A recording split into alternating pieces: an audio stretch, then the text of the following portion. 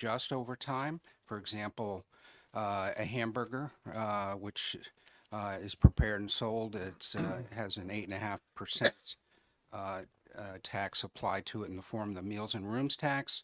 As the price and inflation take a hold, that amount we collect actually goes up automatically. I call that an auto adjustment. That doesn't happen with tobacco. So unfortunately, it has to be considered periodically of whether the per pack fee is appropriate given inflation and other factors.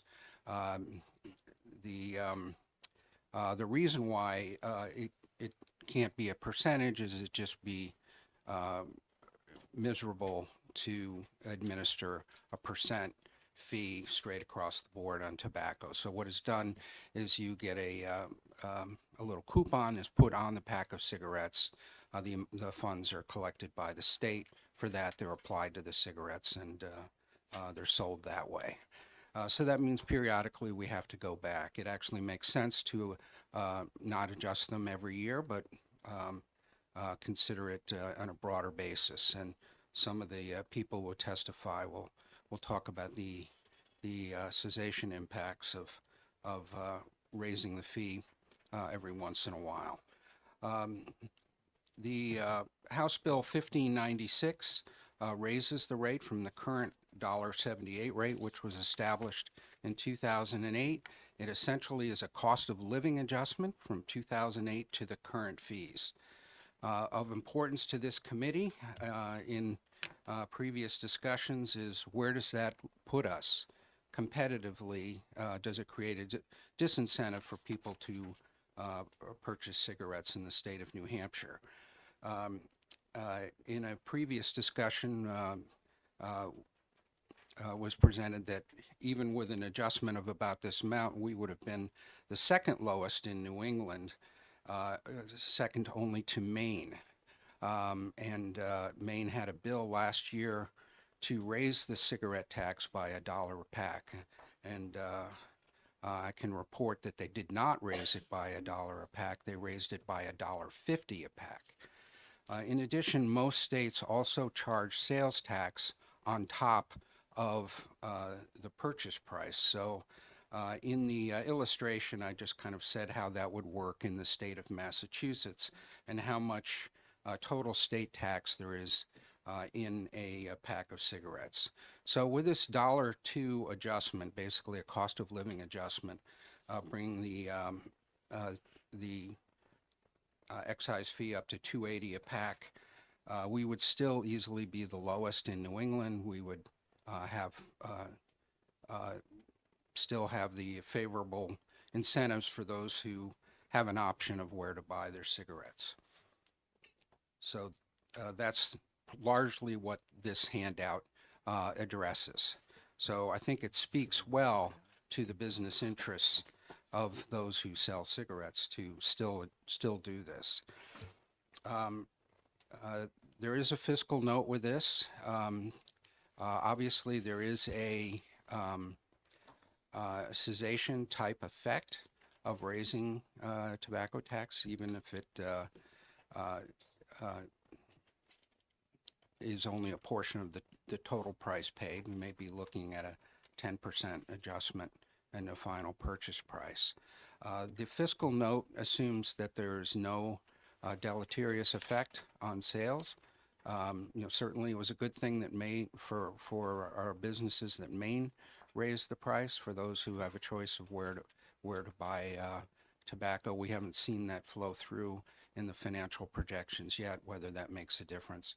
I do think that if we don't adjust this, some of the other states in our region may consider bringing them back. So this is the right time to do it, to maintain our competitive advantage and not stimulate any further action. There's two other important aspects of this bill. In the recent budget, we applied a income-based premium tax to certain individuals who are in the Medicaid program. Some of them are in the CHIP program, the childhood program, and others are in Granted Advantage. So it's an income-based fee. It originally was specifically 5%, but it became kind of a fixed amount. But some people will have to pay up to $270 just for their coverage under Medicaid because their incomes are higher than the threshold, but still below the threshold where they have some eligibility. This has not been implemented yet.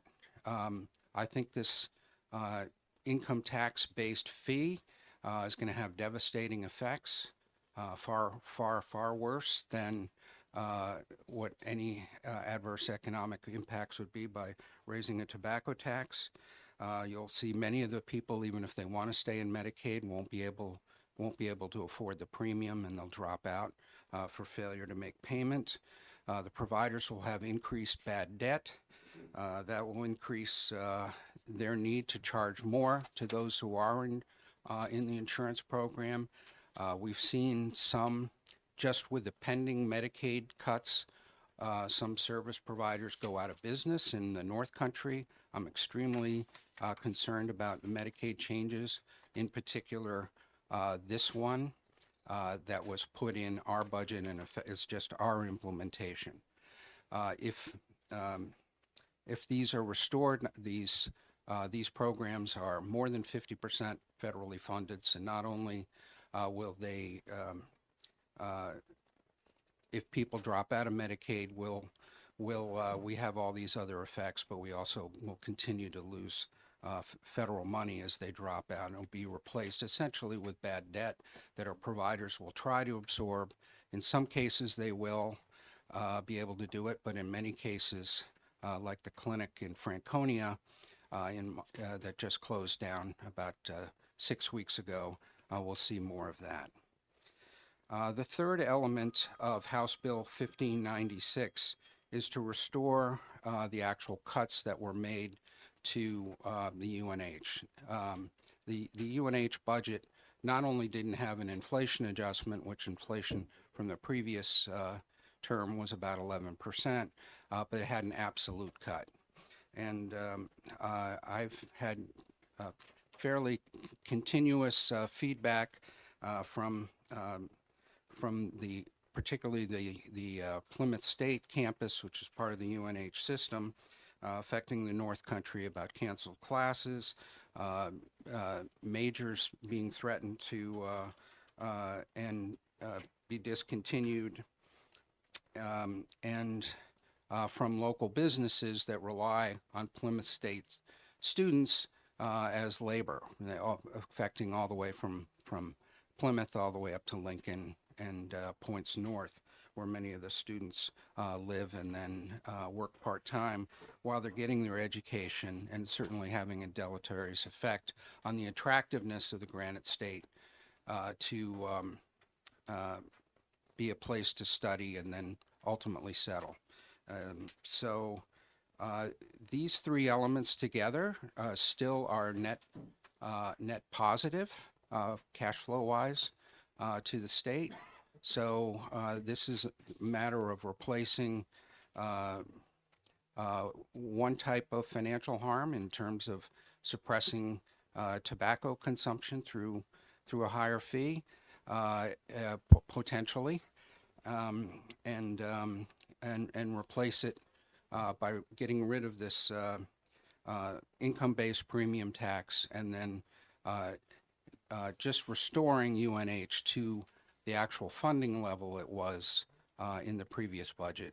Still not inflation adjusted. It's still a lot for them to manage, but this at least reduces that harm.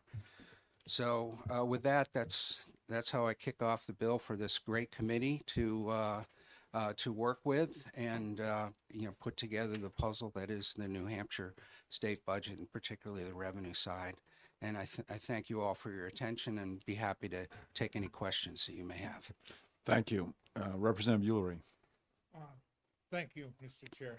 Representative, when you mentioned the, Turn it on. oh, that thing, yeah, got to remember. Yeah. Thank you.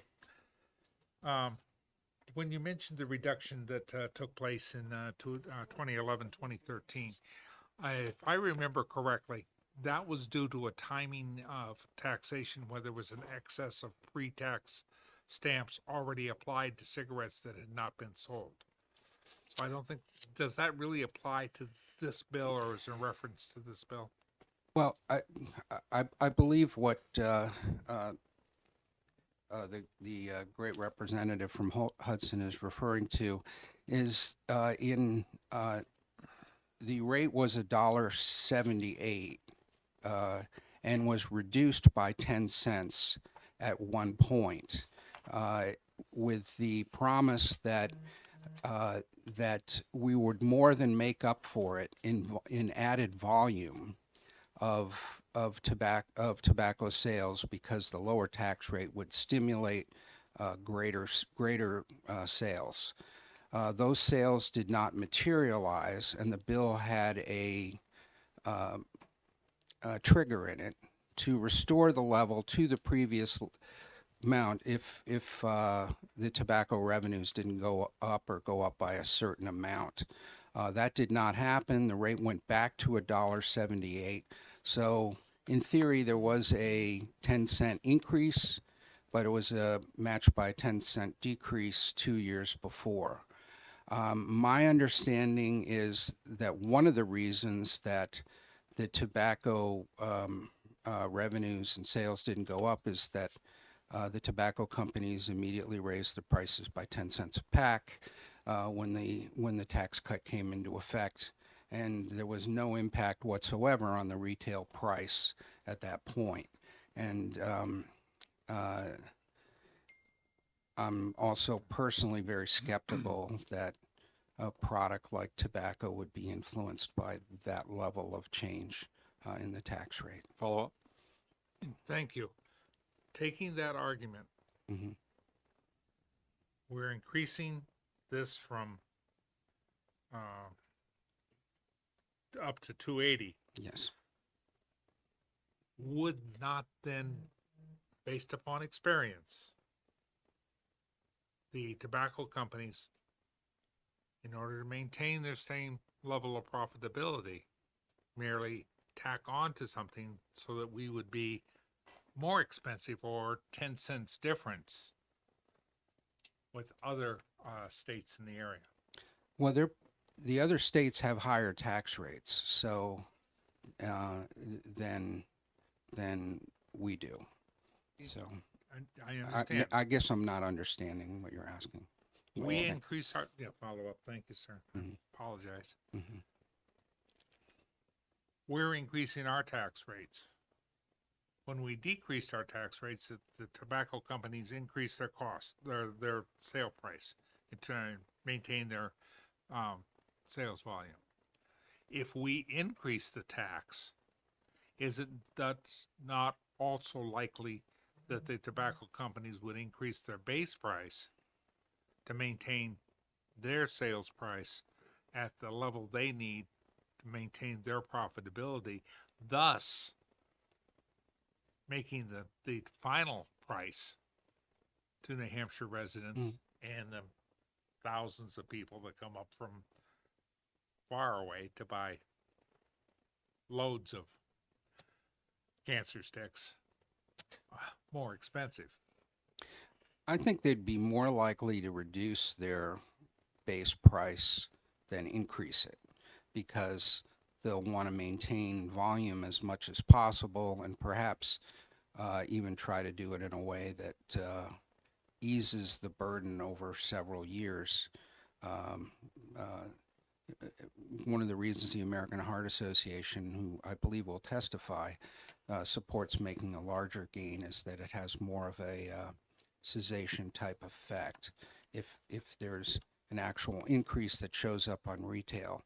So the tobacco industry's natural play would be to try to have it go up, like turning up the temperature of the water with a frog in the bucket. Just increase it slowly so you don't really notice it has gone up as much. By doing an adjustment only once every 15 or 20 years and doing it more this way, it'll have more of a positive health effect, which is, have a major impact on reducing Medicaid costs and other health insurance costs in the state.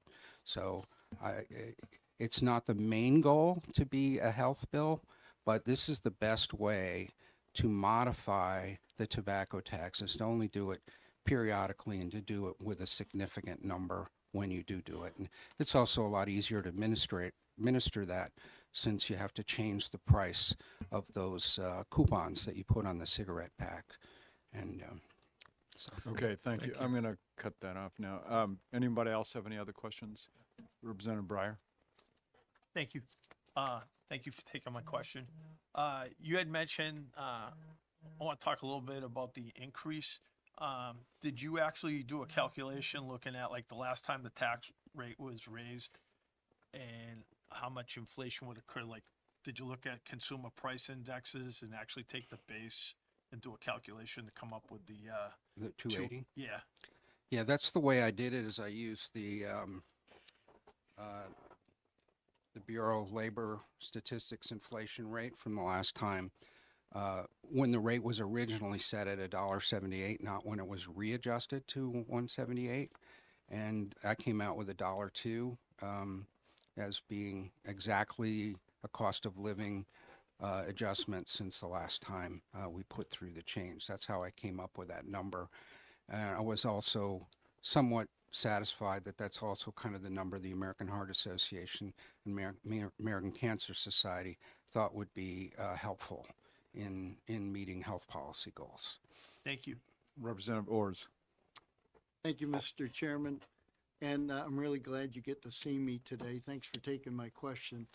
Would you consider amending that cigarette tax to 20 cents, 22 cents instead of $1.02? You might get a lot more support for it. You can think about that. Thank you. Thank you.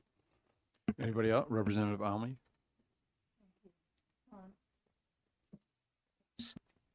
Sorry.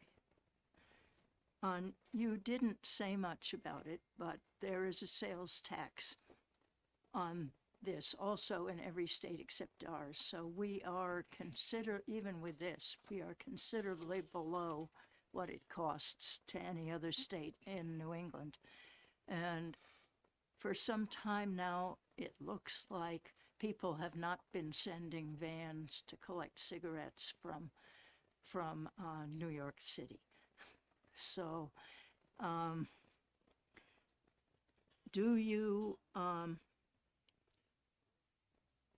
why don't you talk about the sales tax advantage?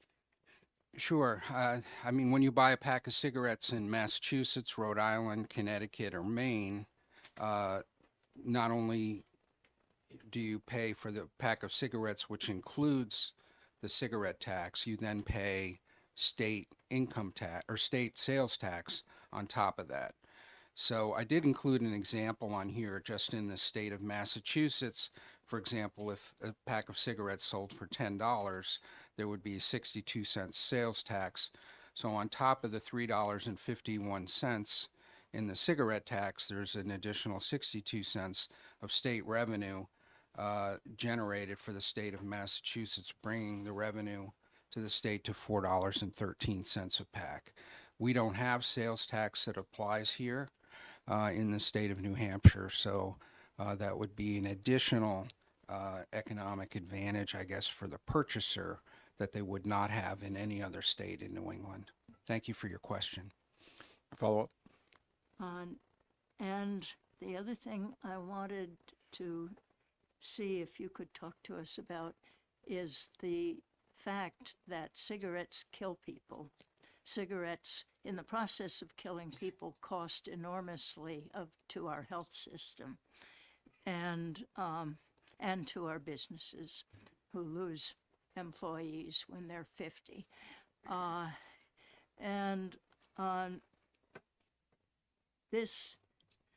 The long-term effect of this, which is long-term, and we will be dealing with what we've got now for quite some time. The long-term effect of this seems to me to be a major economic cost to the state and the businesses in the state. And I wonder if you could elucidate on that. Yeah, thank you for your question. I was quite persuaded as a member of the Ways and Means Committee in hearing a testimony from the American Heart Association and American Cancer Society of the health benefits to our citizens of adjusting the tobacco excise tax, enough so that I have continued to consider what's the right time and right amount to make those adjustments because of the substantial health effects. And I think one of the nice things is this bill not only,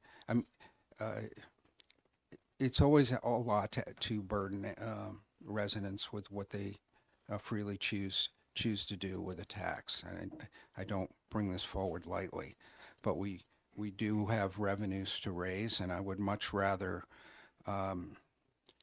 make this adjustment at this time and get rid of the Medicaid premium, income-based premium tax that we have, and still have extra money left over by doing this.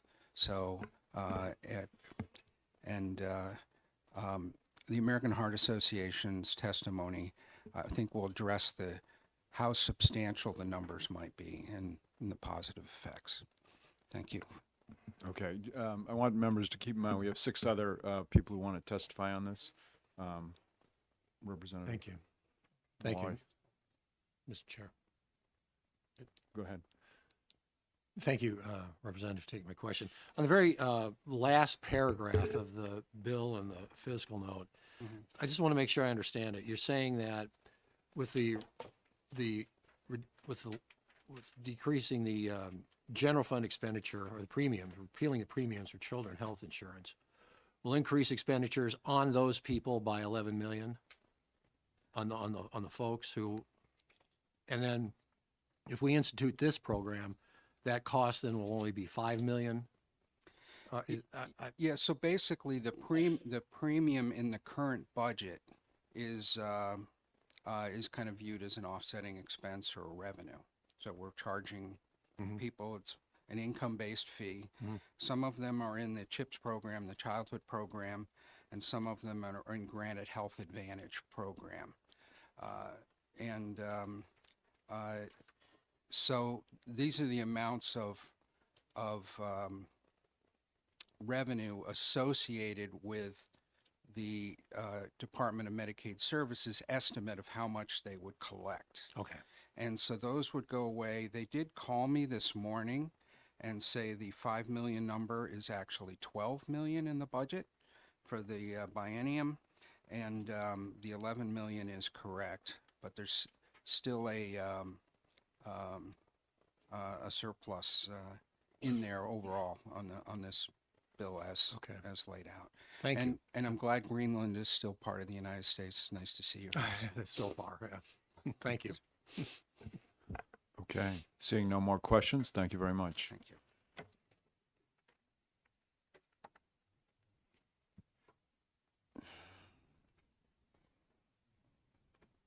Next, I have Anna Betancourt. Yes, please. I notice you've got 5 minutes here. If that's what you need, great. If not, if you can make that shorter, we appreciate it. All right, good morning. My name is Anna Betancourt. I am a resident of Londonderry, New Hampshire. I recently moved back, originally from Massachusetts, and lived in New Hampshire for about 2.5 years before that. Went back to Mass and came back here, and I think the greatest thing about New Hampshire is simply it is not Massachusetts. We are known here to live free or die. One of the reasons I am speaking on my personal opinion as well as a business. I work for a company called Yatco Energy. I am their director of category management. So I started for this company on October 1st, 2024 at 9 a.m. By about 9:30 that same day, I was preaching we need to go into the New Hampshire market. And we currently have 2 properties under agreement in New Hampshire. I can't speak on record as to where they are, but I would be happy to let you know where they are off the record. One of the reasons is the tax advantages to New Hampshire. I realize that nobody likes tobacco use. If you don't use tobacco, you shouldn't start, and if you do, you should quit.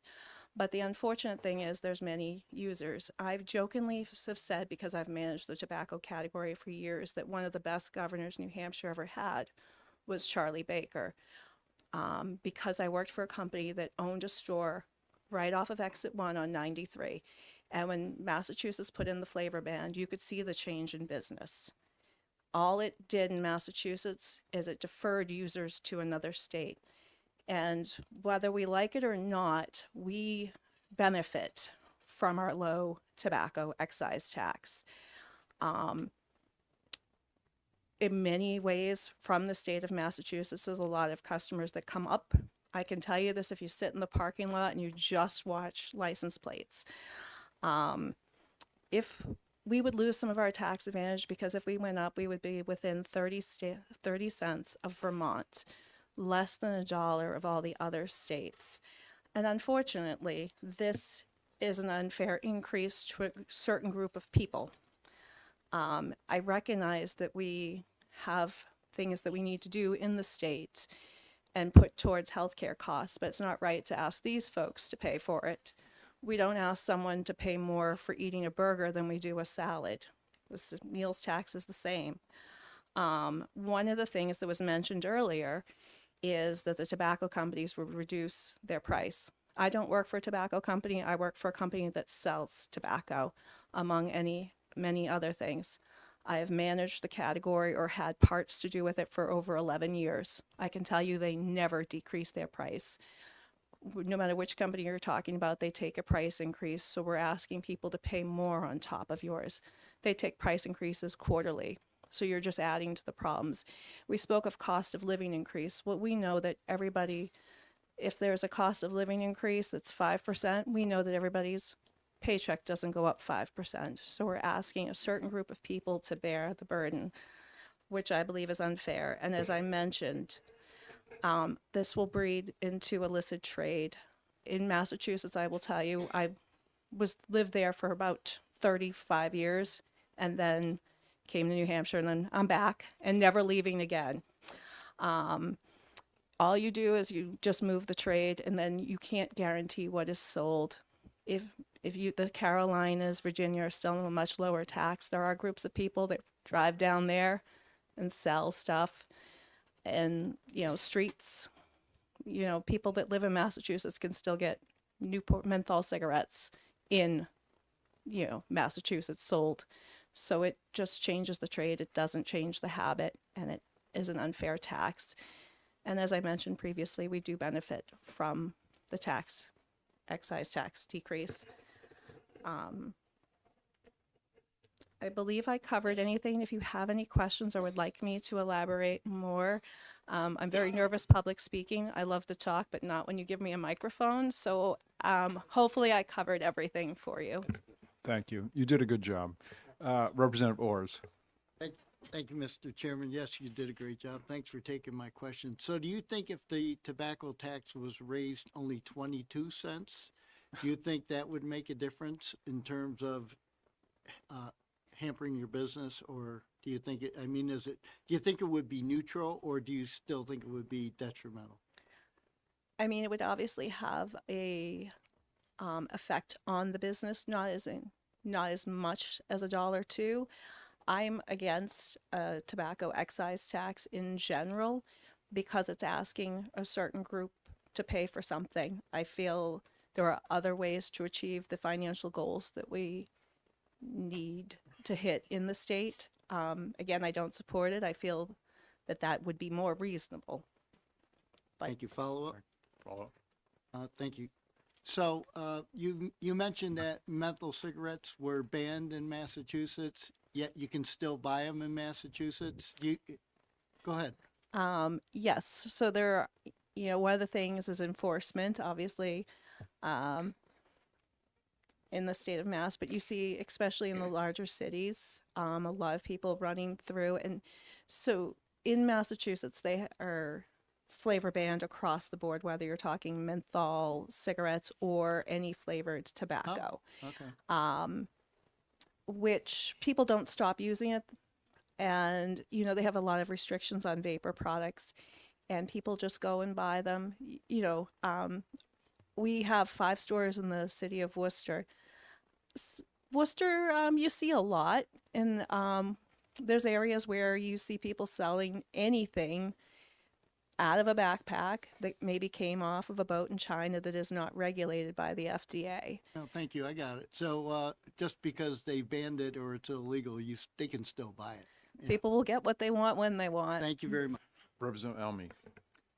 Thank you. You seem to have forgotten that the sales tax exists in Massachusetts. If you add the sales tax on, it'd be something over $4 a pack. Do you really think that people would come from Massachusetts would not come to New Hampshire to buy when the difference is actually more like $1 something? Well, sales tax is different than excise tax. I have not forgotten. Believe me, we didn't get the nickname Taxachusetts for nothing. One of the things, though, that I would point out that has not been mentioned is the federal government already has $1 per pack tax. So that's not mentioned. So our customers that are buying tobacco in New Hampshire now at the 178 is really paying 278, but only 178 of that is going to the state of New Hampshire. Again, I think it depends on how far they are.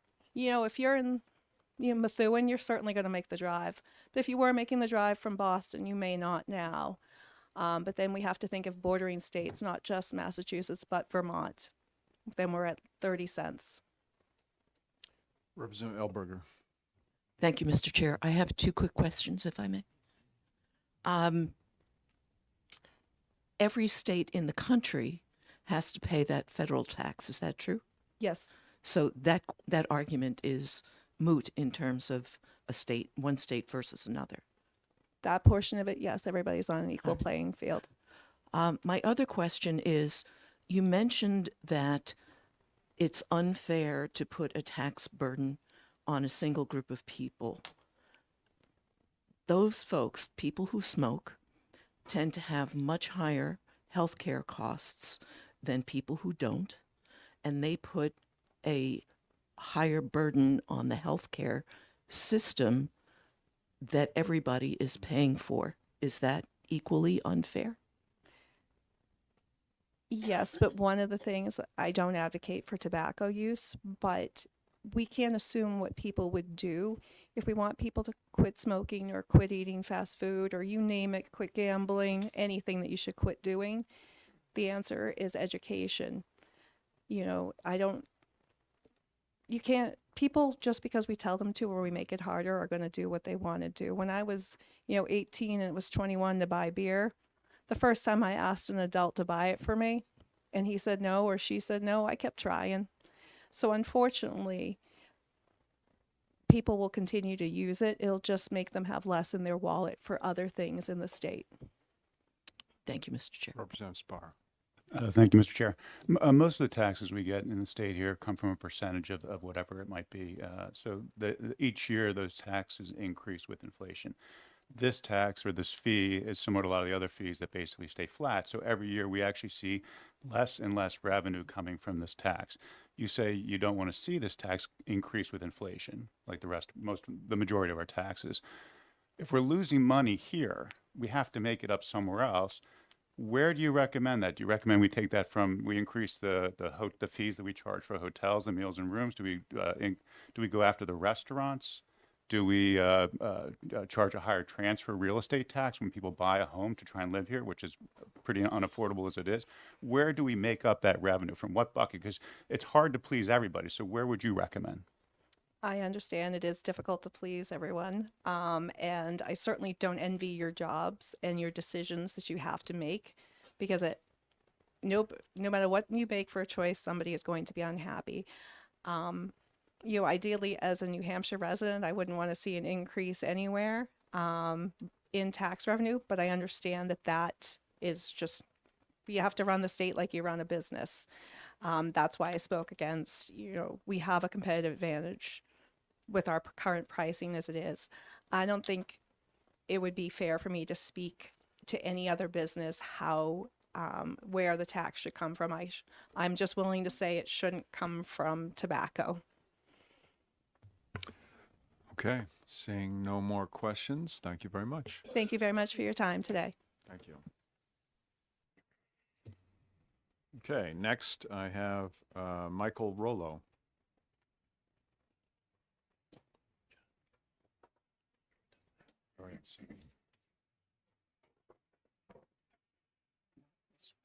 Okay.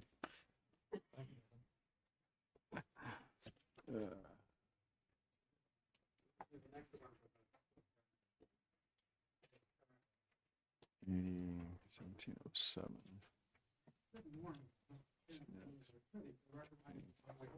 We can't hear you. That's it. It's only been 15 years. Thank you, Mr. Chairman. For the record, my name is Michael Rollo. I'm the Director of Government Relations for the American Cancer Society, Cancer Action Network. And it was ironically 15 years ago that I started with this organization. And it was 15 years ago, the very first bill that I worked on was in this committee. And it was a bill to reduce the tobacco tax by 10 cents because it was going to be manna from heaven. We were going to make so much money. But guess what happened? We didn't make a lot of money. We lost $12 million. Tobacco industry raised their price 10 cents within days of the state of New Hampshire reducing their tax. It was negated. And a few months later, because of the good work with this committee, it would have been better if he hadn't done it to begin with, obviously, but there was a trigger. The tax went back up. So here we are. We have not raised the tobacco tax since in New Hampshire. But why does the American, and I should say the American Cancer Society is in full support of House Bill 1596, the tobacco tax portions. I would say we'd probably also support the repeal of the collection of certain healthcare premiums. We have no position on whether or not the university system should get additional money. As an alum, I guess I may have one, but I don't have one as a Cancer Society employee. What does this mean? So in the state of New Hampshire, you have my testimony in front of you rather, and I apologize, the estimates for 2026 for cancer facts and figures, it comes out tomorrow actually. So I can't tell you what the new estimates for 2026 will be, but I can tell you in 2025, approximately 10,290 granite staters were diagnosed with cancer. 2,980 of them would die from the disease, and that 30.6% of all cancers in the state of New Hampshire were attributable to smoking. That's not all tobacco use, that's just smoking alone. There's quite a few people in the state of New Hampshire that will lose their lives every single year to tobacco use. Now, this is the Ways and Means Committee. That's an argument more for the Health and Human Services Committee, I understand. So let's talk about finances. Smoking is estimated to cost the state of New Hampshire $847 million in direct health care costs annually. $847 million. Of that, $149.7 million is in direct Medicaid costs. So you ask why an excise tax on the previous speaker asked why an excise tax on these products, because it's costing the state of New Hampshire $847 million in healthcare costs. 149.7 of that is just in Medicaid costs. Additionally, for those of you that care about the businesses of New Hampshire, $1.5 billion in lost productivity every single year to the businesses of the state of New Hampshire are lost due to smoking. Estimated $1.5 billion. It's a lot of money businesses are losing because of smoking-related issues. So, why raise the tobacco tax? We will be at a disadvantage to our neighboring states. Well, unfortunately, that's just not true. We have the state of Maine, as it was mentioned, has raised their tax after 20 years to $3.50. Massachusetts at $3.51. Vermont is at $3.08, and there is a bill that I cover Vermont also. On Wednesday, they're looking at increasing their tobacco tax. potentially by $1, but we'll see. More than likely, they're going to do it by a percentage on what type of nicotine it has. It's very convoluted. New Hampshire has much more easier to understand tobacco taxes than the state of Vermont, for sure. And where we are in New Hampshire, we're at $1.78. And we don't have a sales tax, as it's been mentioned.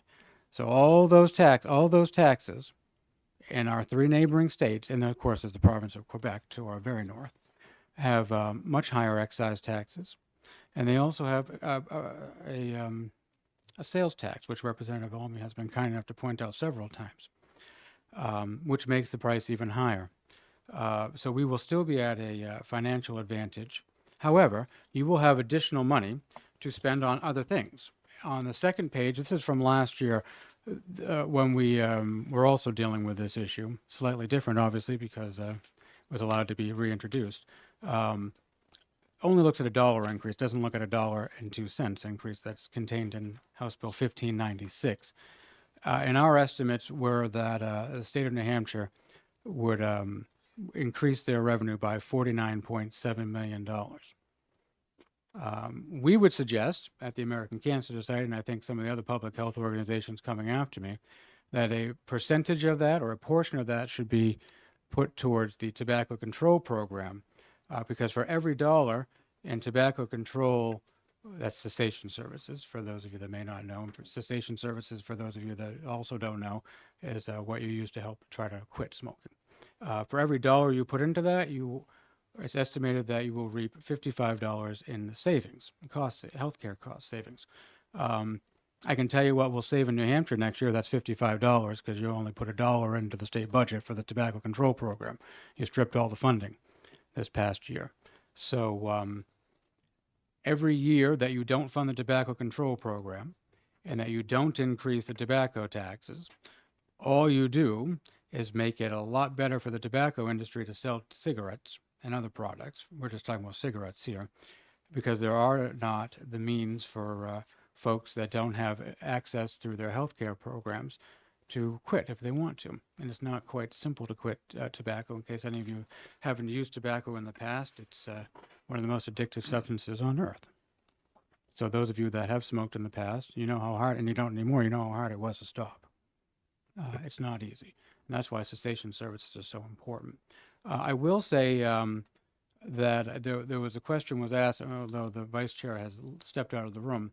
The question was asked, well, the industry will, I think the representative mentioned that maybe the industry will lower their costs so they don't lose volume. The tobacco industry raises and lowers their costs to retailers constantly throughout the year. You've seen coupons, you see the posters in the windows of their stores.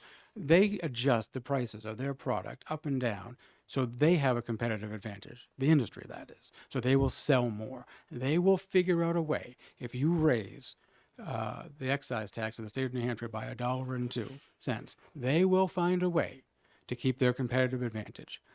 You need to remember, this is a product that we all know, maybe some people in this room don't want to acknowledge it, but we all know will potentially kill you. It's an addictive product that has no positive health outcomes to using this product.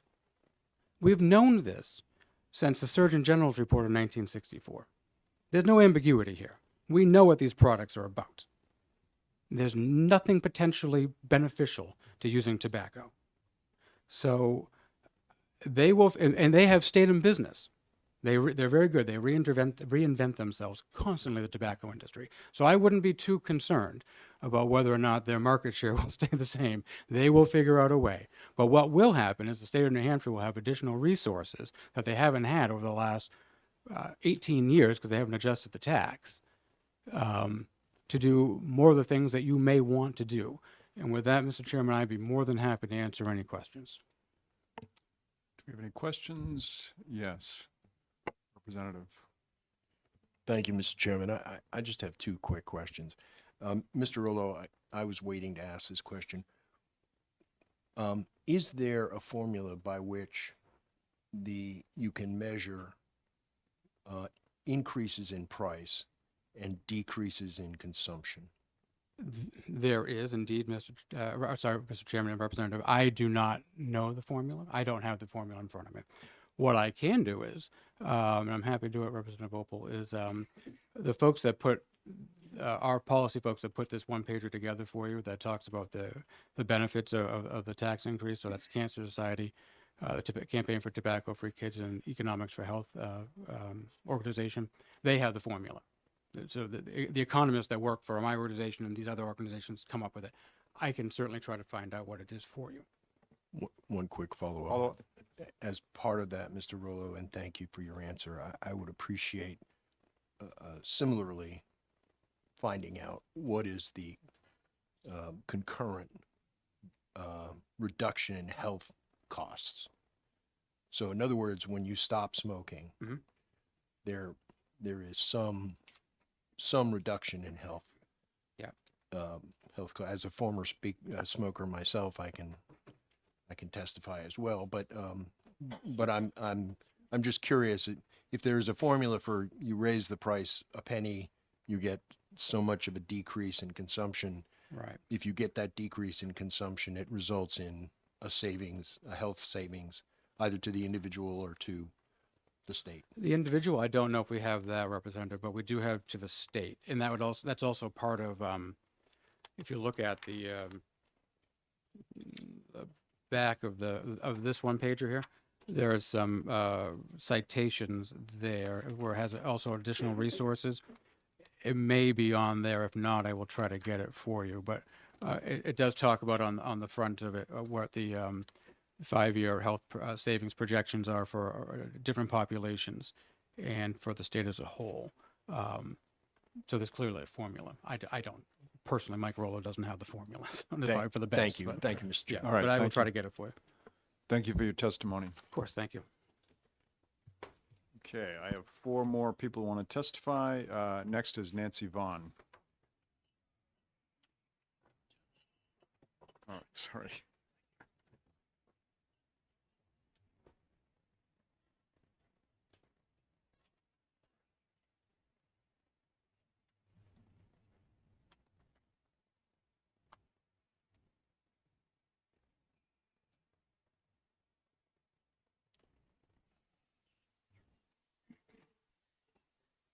Good morning. For the record, I am Nancy Vaughn, Government Relations Director for the American Heart Association in New Hampshire.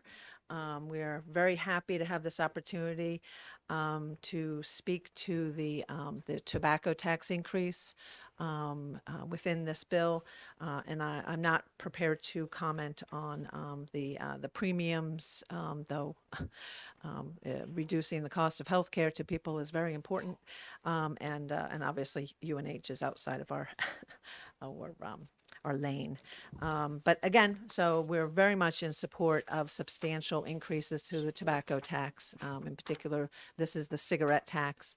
$1 per pack is kind of our minimum when it comes to looking at the public health impact.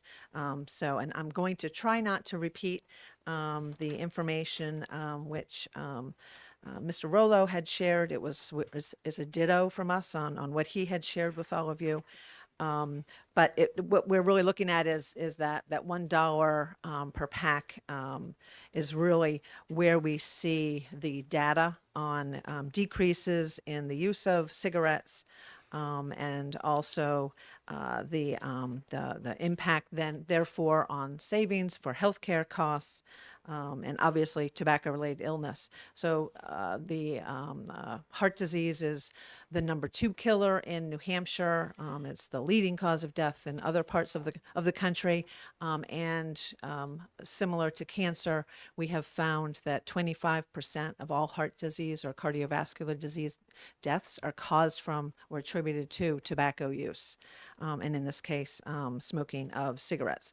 We would also recommend when a state increases their cigarette tax to also have a complementary increase to other tobacco taxes to avoid switching.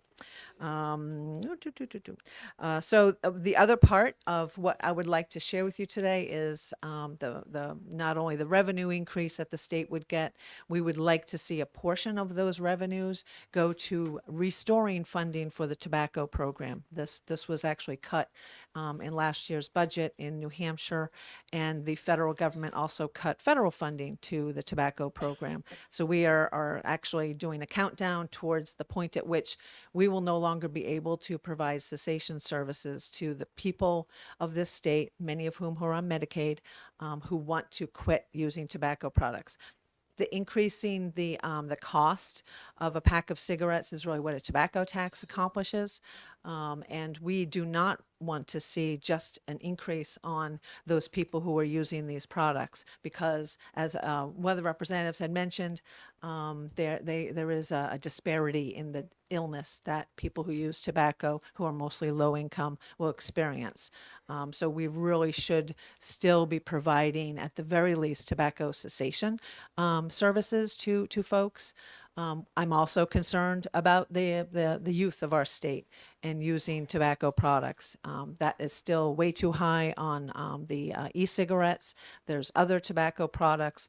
And most of these products also contain nicotine, which is the addictive. So it's not an easy thing to quit. It's actually very difficult to quit tobacco use. And it is the nicotine in these products that is the big impact on one's cardiovascular health. For those reasons, we would recommend, and again, this is probably more in the finance committee, but to ensure New Hampshire has at least $2.4 million for their tobacco program, so that it can help people quit and not use tobacco products. So in that, I think I will close. My written testimony that has been turned in has information again on that's already been mentioned by others, but I'm willing to take any questions. Thank you very much. Seeing no questions, thank you. Thank you very much. Next, I have Mark Hinckley.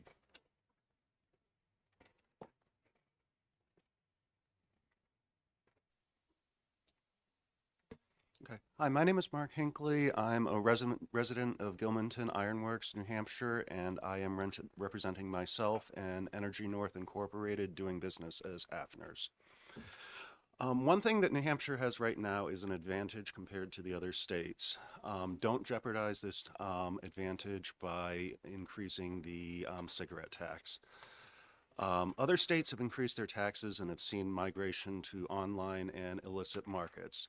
The latest example is Rhode Island. Effective October 1st, they put an 80% wholesale tax on oral nicotine pouches. Since then, sales have gone down 23%, and neighboring counties in Massachusetts and Connecticut are all up significantly.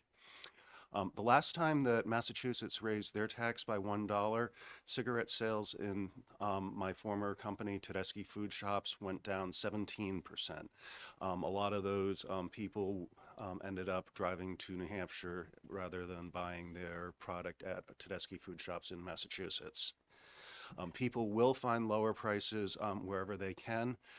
Some of these products that they find will be illicit, imported from places like Pennsylvania, Virginia, and the Carolinas. New Hampshire has already seen over $1 million of increased revenue collection from e-vapor enforcement. The Liquor Commission, through the new licensing and reporting requirements, is cracking down on e-vapor tax avoidance. This is the best way to raise revenue, not by increasing taxes and encouraging consumers to find cheaper products. There's a massive illicit market for cigarettes, as I believe Anna mentioned earlier. They will bring cigarettes from lower tax states and sell them illicitly here if we do raise the cigarette tax. And most importantly, our small businesses. We have a number of small businesses in some of our border communities, Nashua, Hudson, Pelham, who depend on cigarette sales to Massachusetts residents. These businesses will be greatly impacted by the dollar increase. While we still will have an advantage over Massachusetts, that advantage will be much slimmer than it is right now, and it could put off people from wanting to do the drive up to New Hampshire to buy their cigarettes. When people do drive to New Hampshire to buy their cigarettes, a lot of them are shopping at grocery stores along the border. So not only are we gaining the revenue from the cigarette tax, we are gaining revenue, and our businesses are gaining revenue from out-of-state residents. Thank you. Thank you. Yes, Representative Elberger. Thank you, Mr. Chair. Along with the decrease in revenue from sales, have you gotten the parallel decrease in healthcare costs for the state and for the employers whose health insurance costs may have been going down as a result of fewer people smoking? I am not qualified to speak on that. Okay, seeing no more questions, thank you very much. Yeah, thank you. Okay, next I have Drew Klein.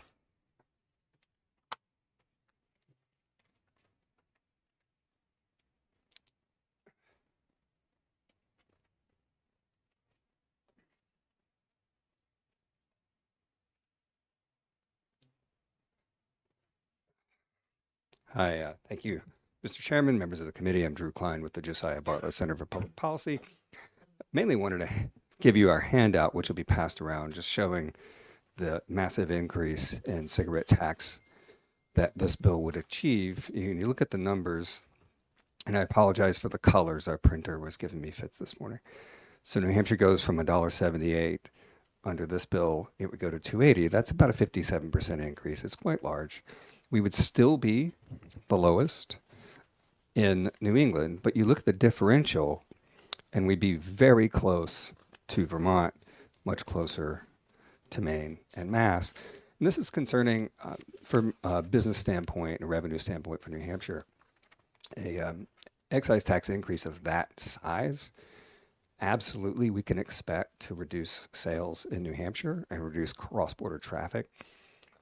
The Tax Foundation, and there's been a lot of research on excise taxes and the effect on cross-border sales.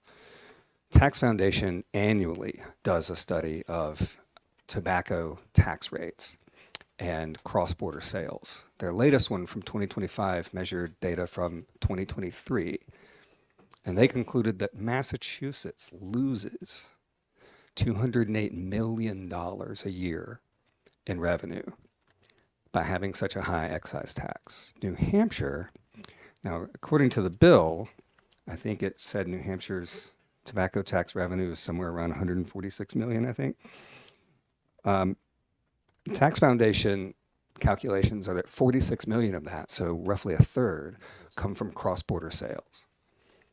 So raising the excise tax 57% to make it pretty close to Maine, rather Vermont, would absolutely have an effect on our cross-border sales. Now, when you look back at, a lot of folks talked about that 10-cent change, like $1.78 to $1.68 and vice versa. That marginal change was so small, you wouldn't necessarily expect that to change a lot of people's behavior going across the border, but an increase of this size will absolutely change behavior. So I think it would be incorrect to look at these numbers and not assume a change in behavior. So I would suggest that the revenue estimates that we would see here for increase in revenue are wrong. You're going to see a pretty sizable decrease in cross-border sales, not only from people who come from Maine, Vermont, and Massachusetts. So you're going to get drop-off there, even from Massachusetts, which you can see is, and Maine now have a very high tax. We would still be significantly lower than them, but you've got to factor that differential into people's daily commutes, daily behaviors, so it becomes less advantageous to drive across the border. So you're going to see fewer of those trips, whereas somebody might come across the border every week now, maybe they will come fewer times in the future. What I suspect this will do is send a lot of people south. The first speaker who spoke here is absolutely correct, and this is very well documented in the tax literature on this. You see massive cigarette smuggling from low tax states to high tax states. if we were to increase our excise tax on cigarettes by this much, you would see a decrease in sales from New Hampshire, but I suspect you would see an increase in sales in Virginia and North Carolina. Their excise taxes in North Carolina's is 45 cents a pack. Virginia's is 60 cents a pack. The math becomes a little better for going down there and bringing cigarettes up if New Hampshire's tax rate goes up this much. So I don't think you can say that you are going to just A, make as much revenue as you think, because people will absolutely change their behavior, and B, have a health impact that you think you might have, because you're going to shift cigarette purchasing to other locations.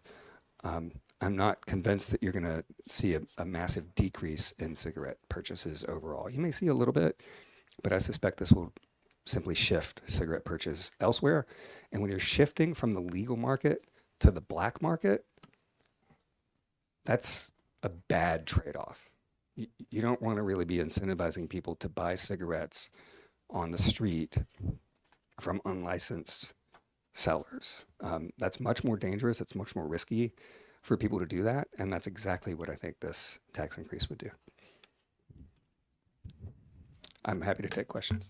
Thank you. Okay. Just- Representative Elmy. One question. Sure. Aren't you assuming that New Hampshire also has a sales tax? Yes, of course, but the sales taxes are, so we don't assume that New Hampshire also has a sales tax. It's all things being equal, right? So if you raise it by this much, people make those calculations. So you're going to see a $1 or $2 increase, and you're going to just do the math on your own. So yes, Massachusetts has a sales tax, but this large a jump will absolutely change people's behavior. And we see this every year. Again, the Tax Foundation has looked at this for decades. They do an annual report in conjunction with the Mackinac Center on this, and you can go to the Tax Foundation website and look up the research on this. The other thing, just to add as a holistic view here, is there's been a lot of talks about health impact, and our view at the Bartlett Center is we don't think you should use the tax code to manipulate people's behavior, but we also don't put these kinds of sin taxes on donuts or other fatty foods or other things that create much larger long-term health impacts than tobacco does. So just something to consider. If the argument for tobacco tax is that you want to change people's behavior, we don't do that with other things that people do that are unhealthy. Okay. Thank you very much. Seeing no more questions. Thank you. Thank you. And for the record, I forgot to mention, we haven't done the math on this yet, but we will be doing a piece on the cost sharing for the healthcare portion of this as well, which we also think is a mistake. Okay. Thank you. Last, I have Jennifer Ramsey from DRA.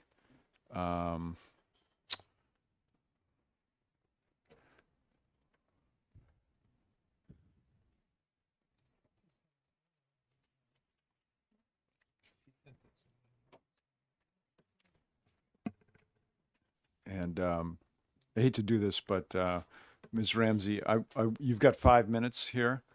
I want to. I'll give you most of that back. Okay, I want to minimize that because you'll certainly be here when we have a work session. Absolutely. I have just handed around a bill analysis that we also circulated to everyone this morning by email. We have no position, obviously, on the policy in HB 1596. My interest in talking to you this morning is simply to talk to you about our role in administering the tobacco tax and how this bill would be implemented. This bill currently has an effective date of July 1 of 26. And we would not be able to implement the bill that quickly. Our agency administers the tobacco tax by selling stamps. We work with a vendor to have those printed and make those available to wholesalers. And then we also administer the tax with respect to other tobacco products by receiving tax returns from the distributors. With a simultaneous effective date and an implementation date of July 1, 26, we would have no time to make the changes that this bill would require. So I'm simply before you today respectfully suggesting that we put maybe 6 months between the effective date of the legislation and the date that the tax rate changes occur, July 1st of 2027 date for applicability, distinct from the effective date. would give us the time to implement the legislation. Great. Thank you. Thank you. Appreciate it. And we'll definitely have more questions for you later on. Oh, Oh, I'm sorry. I'm sorry. We do have one quick question from Representative Almy. quick question. Notice how I Yes. added Well, the adjective. this is something that hasn't come up before. On the tax stamps that are put on the cigarettes, I believe are unique to New Hampshire, are they not? That's correct. Every state has its own Yes. stamp. And we also have an aggressive policy of going to the stores that sell tobacco and checking their inventories. Correct.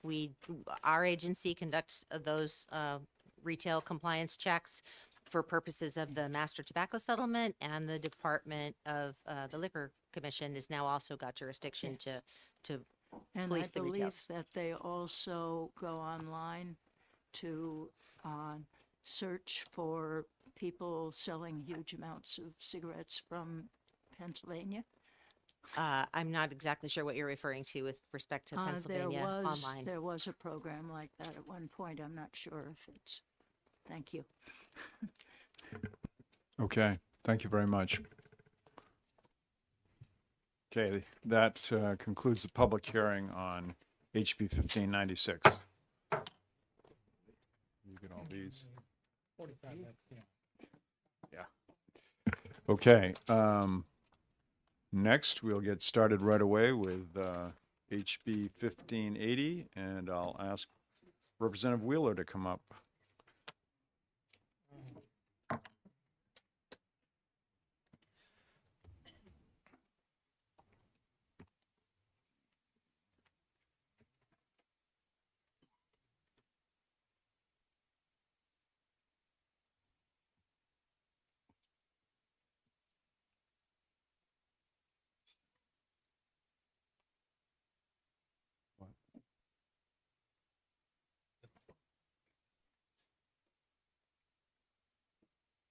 Against.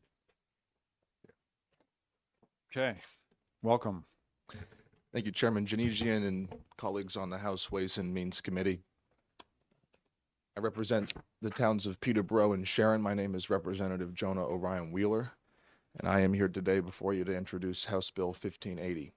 House Bill 1580 is legislation which would impose a 0.75% surcharge tax on any non-primary residence valued over $500,000 in the state. That isn't, now non-primary residence is defined in statute as a residence that isn't occupied more than 180 days out of the year. So any home in this state that isn't occupied more than 180 days out of the year that's valued at over $500,000 would face a 0.75% surcharge tax. So a home at $500,000 would pay $37.50 in this additional surcharge tax. The reasoning behind this is, as I'm sure you will all hear a lot over the course of this next few months in this 2026 session, the rising property taxes.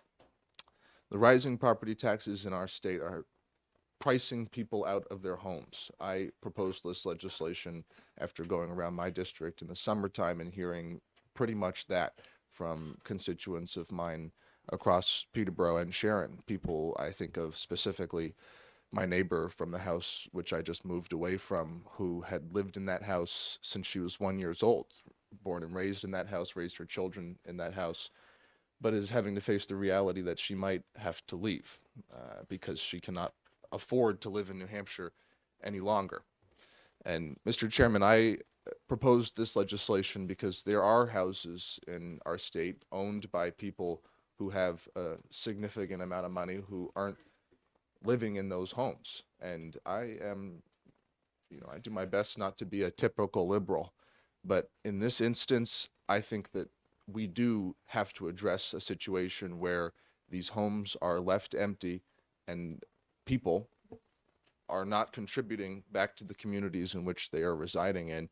At the same time, while the people who spend 365 days out of the year are having to be priced out.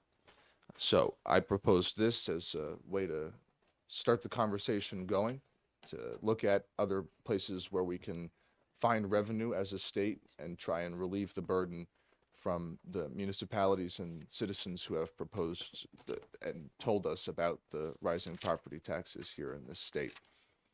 So all money raised under this bill, I have earmarked to go back to the municipality in which it was raised. I didn't want any games to be played with the money raised by this tax if it were to be signed into law. I didn't want any general fund games to be played. I wanted this money to be used directly for what the intent was for, which is relieving our citizens of the burden that they're having right here today. So you have a lot of testimony before you. There's a lot of people who have signed up on this piece of legislation to talk in opposition to it, and that's good, and I'm looking forward to hearing from it. So with that, I will leave you as brief as I could. Thank you, Mr. Chairman. And another quick question from Representative Alman. Very quick question. What is an SRTR? Short. It's Yeah, a short-term rental. Is that in the bill? short-term rental. Thank you. Representative Schamberg. Thank you, Mr. Chairman, and thank you, Representative Wheeler, for taking this question. When you mentioned the 183 days, does it have to be consecutive days? As far as I understand, and it's 180, I do not believe that it does. No. Representative Spar. Thank you, Mr. Chair. There are communities across our country where we're seeing the challenge of residential housing because they are being sucked up by investors who are using short-term rentals, or they're being bought by second homeowners who leave them empty for 8, 9, 10 months a year, use it for a few months. I see it all along the coast. We see it in a lot of the ski areas. And one of the things that was interesting is the Supreme Court upheld a law where the millage that is charged along the coast, and this is in the state of Maine, they can charge more to coastal properties than non-coastal. So if you're inland, your millage is different. So there is a difference there. And this sounds like it's very similar to that. Instead of being able to say by location, you're saying by the use of the property. So it's creative. And I guess my question to you is there any issue with being able to make sure that that's used for that purpose for second home? That's essentially what you're doing, is for second home people. Is there any sort of problem there as far as you see?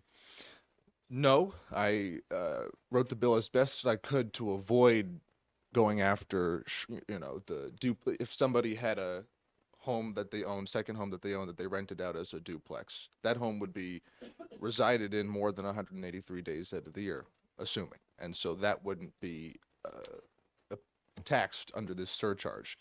The intent of this legislation was exactly that. I mean, we're looking at a situation where all these homes that are being bought up are being left empty, and that home could be used for somebody who could purchase a $500,000 home and use it as their primary residence. And as I said in my testimony, if you can afford to have a second home over $500,000 that you don't reside in more than 183 days out of the year, then I think you can afford a 0.75% surcharge tax on that home, because the people who spend 365 days of the year here in this state can't afford to spend time here in this state. So,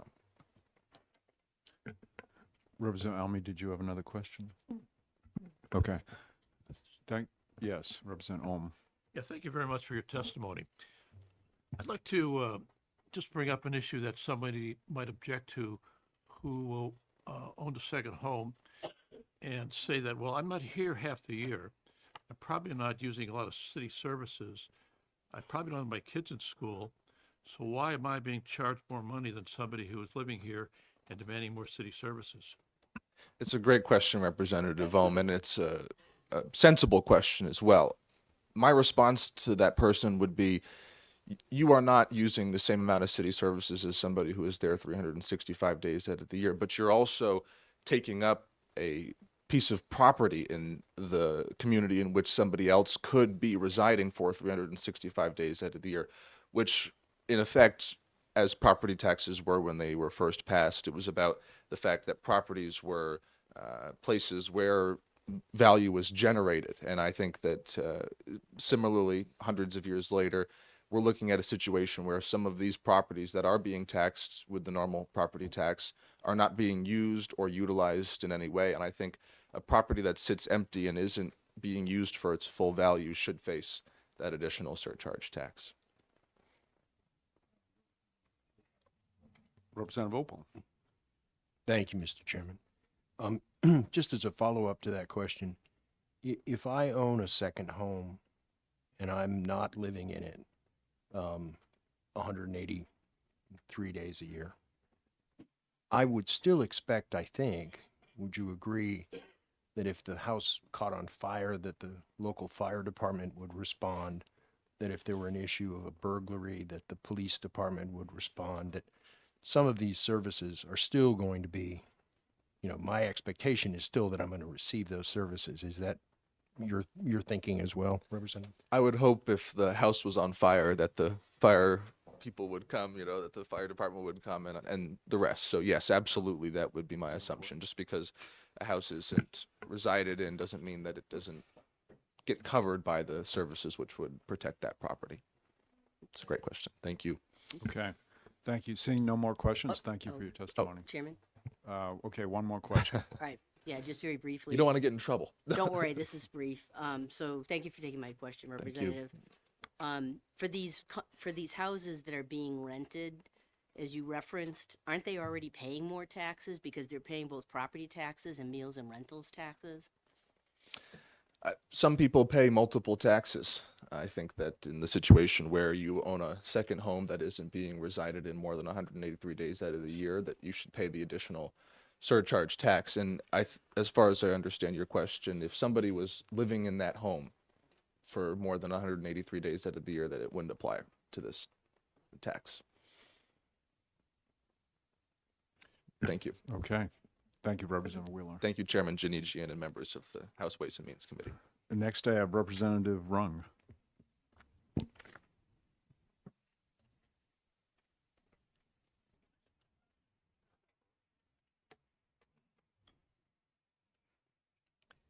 Thank you, Mr. Chairman and Committee. For the record, my name is Representative Rosemary Rung, and I represent Hillsborough 12, which is the town of Merrimack.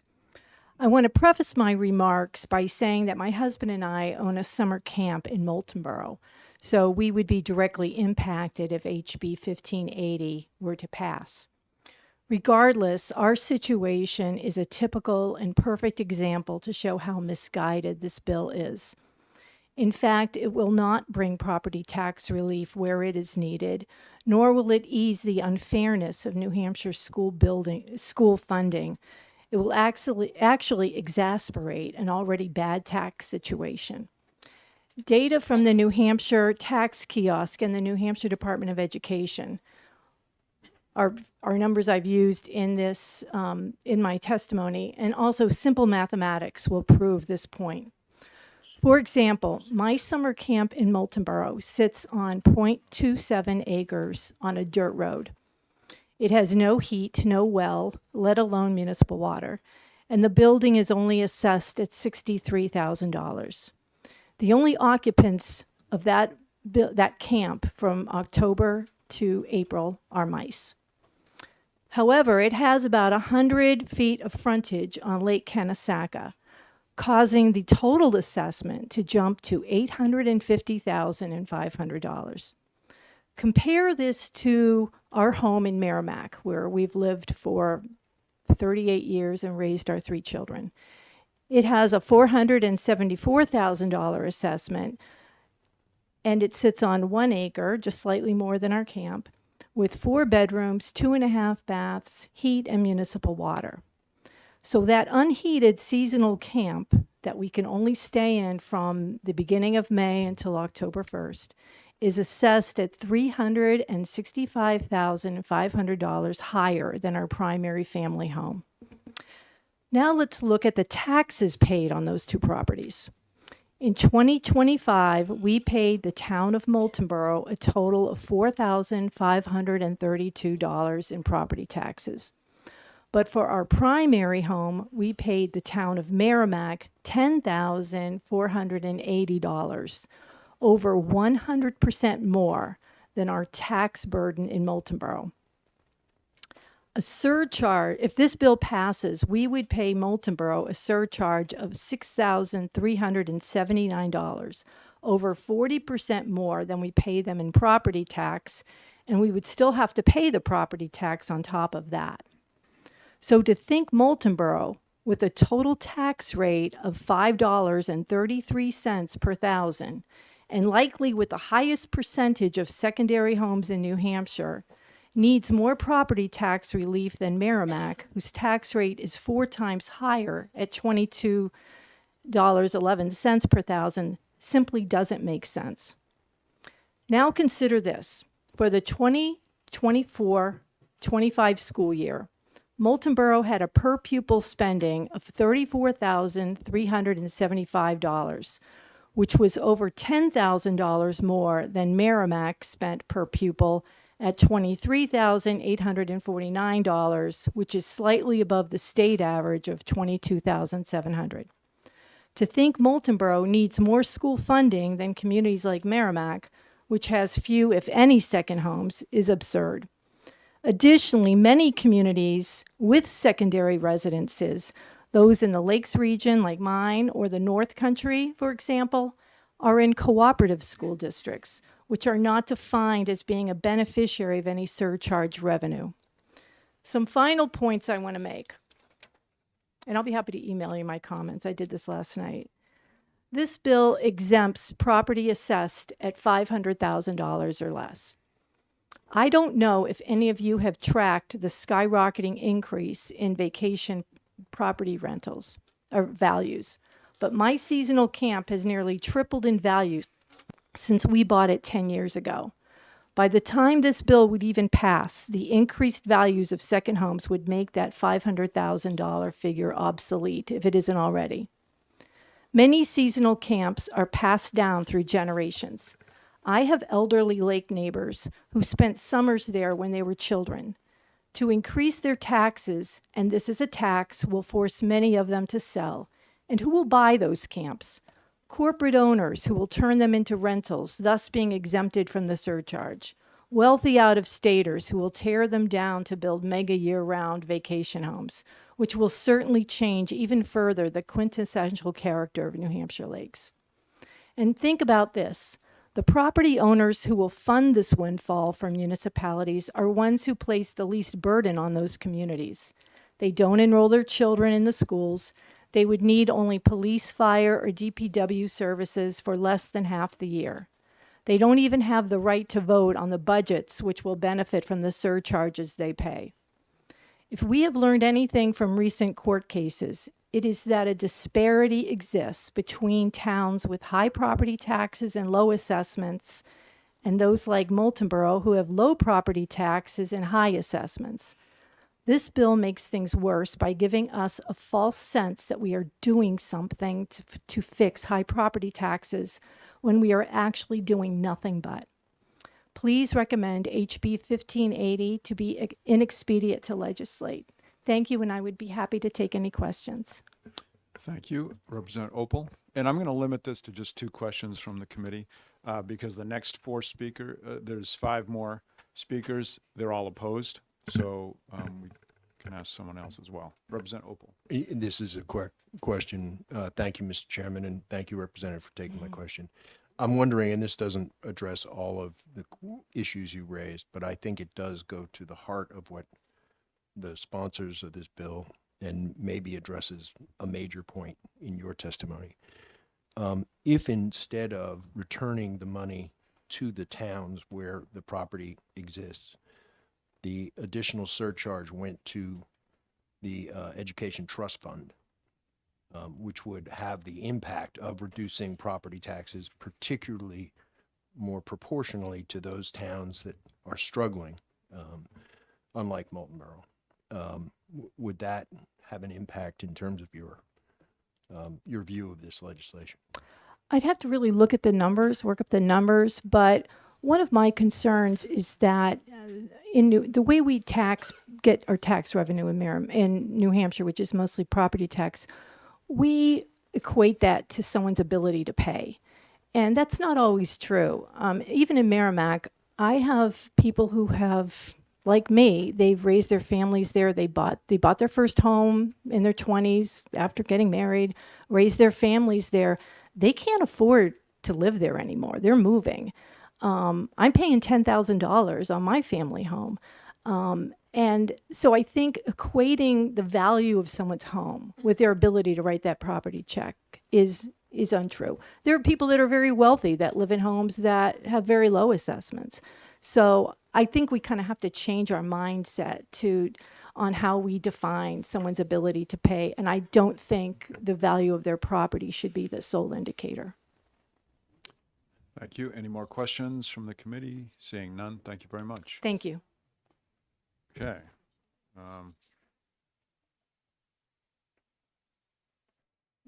So I've got, it looks like 4 more testimonies, all opposed, all needing about 5 minutes to speak. I would ask you, okay, I would ask that you only add something new to this discussion, because I think we get the idea of why people are for or against. And this is another opposed. Okay. Paul Hazelton. Chairman, I'll save you some effort here.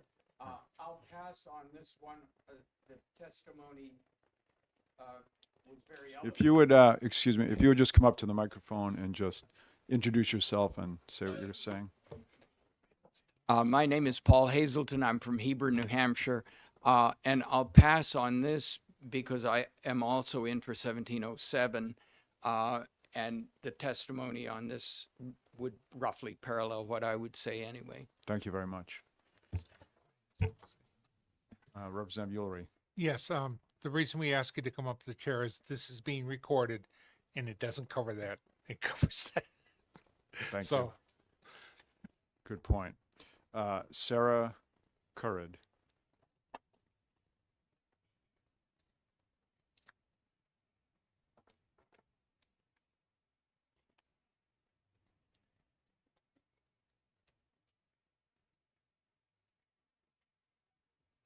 Good morning. My name is Sarah Currid. I am a New Hampshire resident, born and raised, and also the owner of several rental properties, including a property used as a short-term rental. I respectfully oppose Bill HB 1580. HB 1580 imposes a new surcharge on so-called non-primary residences, which directly target short-term rental properties. While framed as a tax policy, this bill functions as a punitive measure against lawful property use and small-scale housing providers. Short-term rentals are not vacant or speculative assets. They are actively used properties that support local economies. Guest spending at local restaurants, shops, service providers, and attractions, often in rural and seasonal communities like Moulton Borough, where tourism is a primary economic driver. Penalizing these properties discourages tourism investment and reduces our local economic activity. This bill also disproportionately harms small local owners. Many short-term rentals in New Hampshire are not owned by corporations, but residents who rent out a second home, an inherited property, or seasonal home to offset our rising property taxes, insurance, and any maintenance costs. HB 1580 increases operating costs substantially and may force owners to sell or convert properties in ways that do not benefit our local housing supply. HB 1580 will not meaningfully improve housing availability. Short-term rentals are often located in seasonal, recreational, or rural areas where year-round workforce housing is limited. Converting these properties to long-term rentals is often impractical due to location, design, and seasonal access. For example, Moulton Borough and many places on the lake, those are all on islands. You can't access it when the lake is frozen. So that is something to consider as well. This bill risks reducing available lodging without producing the housing outcomes in proponents suggests. The bill also adds administrative burden and uncertainty. Annual certification requirements, unclear enforcement standards, and penalty provisions create compliance risks for owners and municipalities alike. This complexity invites disputes, uneven enforcement, and further discouraging responsible participation in short-term rental market. Finally, Our state of New Hampshire has long valued property rights, local control, and predictable taxation. This bill moves away from those principles by singling out a lawful use of property for additional taxation based solely on how often an owner sleeps there. For these reasons, I respectfully urge this committee to find HB 1580 inexpedient to legislate. And I appreciate your time. Thank you. Will you take questions?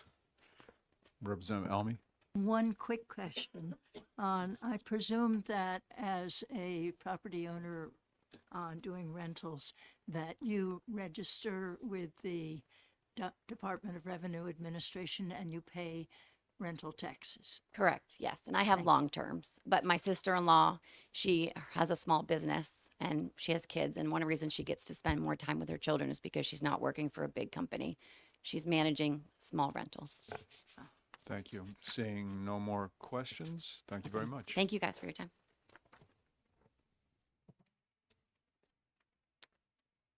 Next, I have Marilyn Curtin.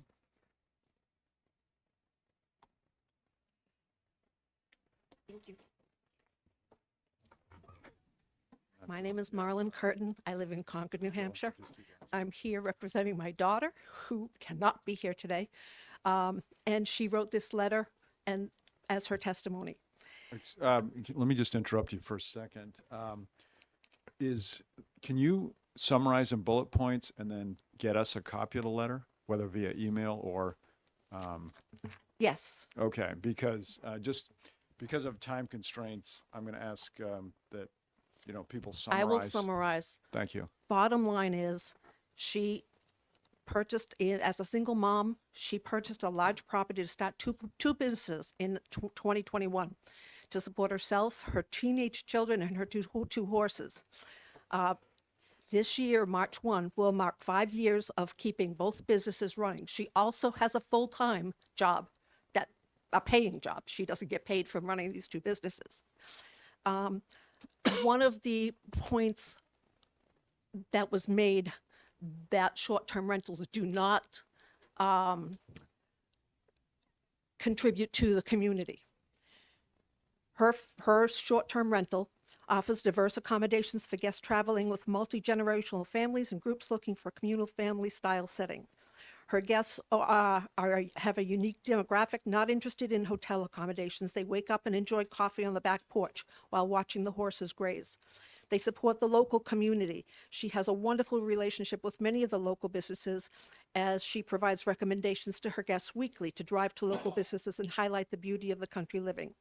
She's also established strong relationships with all of her neighbors to ensure that her guests are welcome and respect their community. She was also able to purchase in '23 a small house on the current property, so that it's a shared driveway. She lives on the property to ensure everybody's needs are met. The point is, this is not a passive income business for her or the family. Creating Wind Hill Farm, the equine, the estate, the short-term rental, and the equine facility has been a lifeline for her family, created with over 5 years of financial and sweat equity. She is not a wealthy investor or a financial mogul. She's a hardworking mom who has created an agricultural oasis to offer the best of New Hampshire. So please, I ask that you do not support this bill. Thank you. Thank you.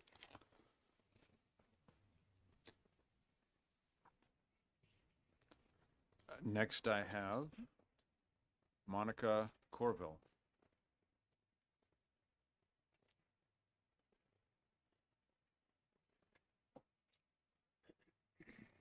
Hi, my name is Monica Corville. I live in North Conway, New Hampshire. My husband is a police officer in Bartlett, New Hampshire. I have 2 degrees, as a bachelor degree and 2 master degrees. Since I moved to the U.S. and I was never able to get a job, my husband said, his wise words, if you work as hard as you work for Amway, which was the company I work in Costa Rica, you will be able to grow our business. It's just him and I. We don't have kids.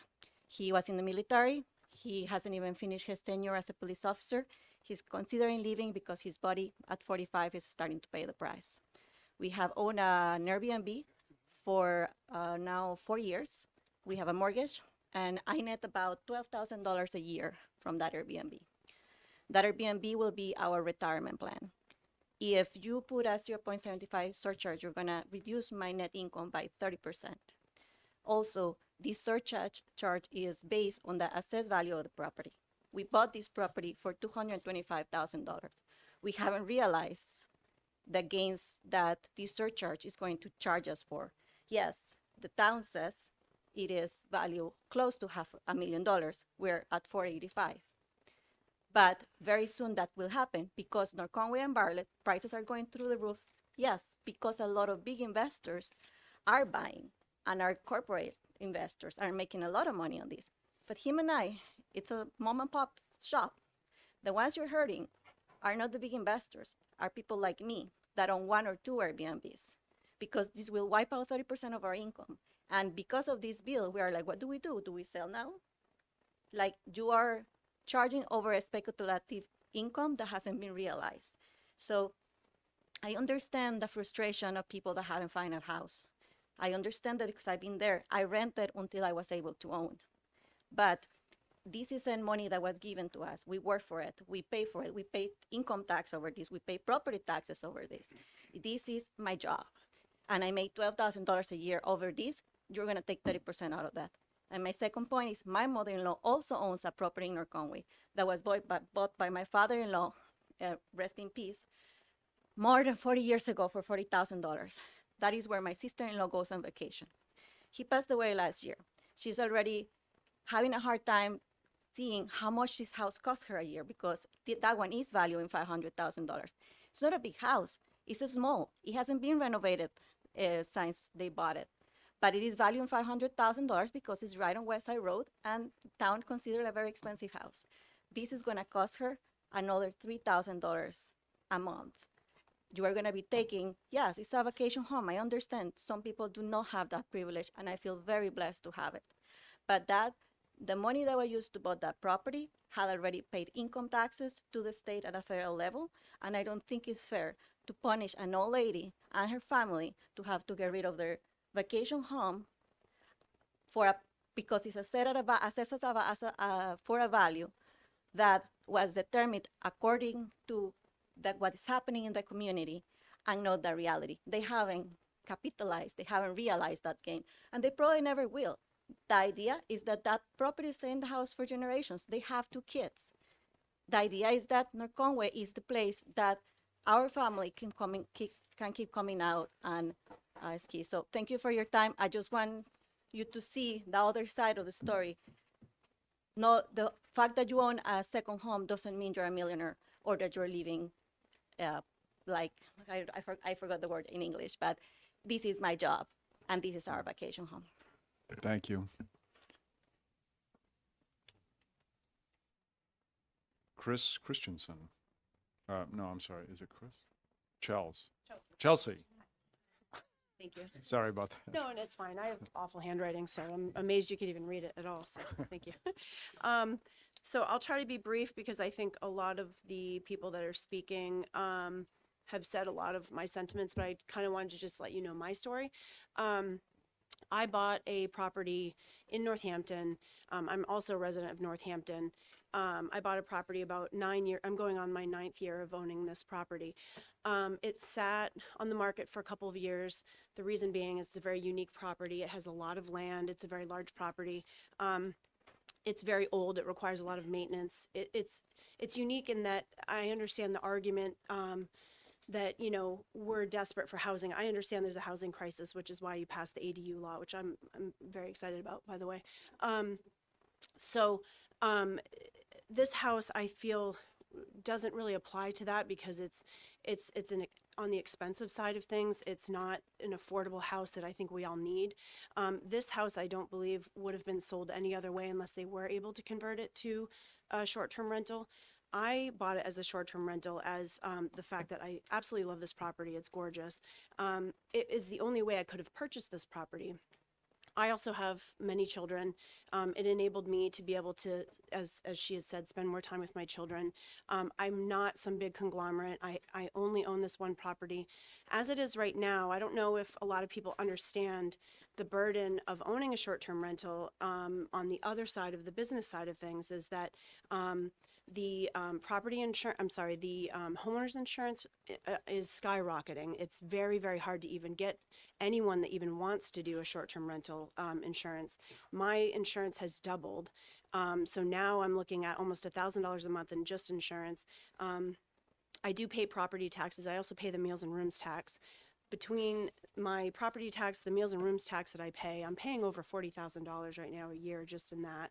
So the utilities go up, everything goes up, guest expectations go up. There's a lot more competition. I can't raise my rates. So I'm holding on to this property by a thread as it is right now. The reason why I want this property is, as she had mentioned, this is also my retirement plan.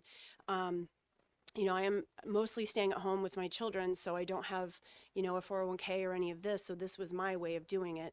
And what I'd like to just kind of put out there is if this tax, which I view as almost like a penalty for having the ability to own a second property, which I feel like is a right. Anyone should be allowed to have a second home. And I feel like this is a penalty punishing us for having a second home. And I want you to consider that if we were burdened with additional taxes on top of all the other rising costs that we have as homeowners, it's going to put me in a position where I may have to sell it, where I'm already contemplating that right now just because of my insurance is going up, everything's going up. And would the state rather lose the meals and rooms tax it's already receiving, because I am paying about $15,000 a year in my meals and rooms tax to the state? Would you rather lose that or gain this penalty tax? And it's basically just burdening everyone, so it's becoming really impossible to own a second home. And I don't feel like that we should be punished for having a second home. I feel like it's something that, you know, at least I understand.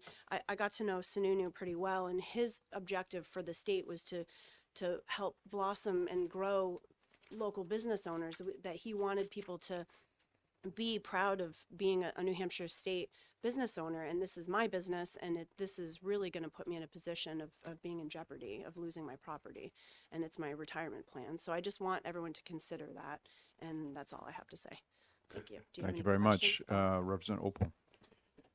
Thank you, Mr. Chairman, and thank you for taking my question. Just a quick question.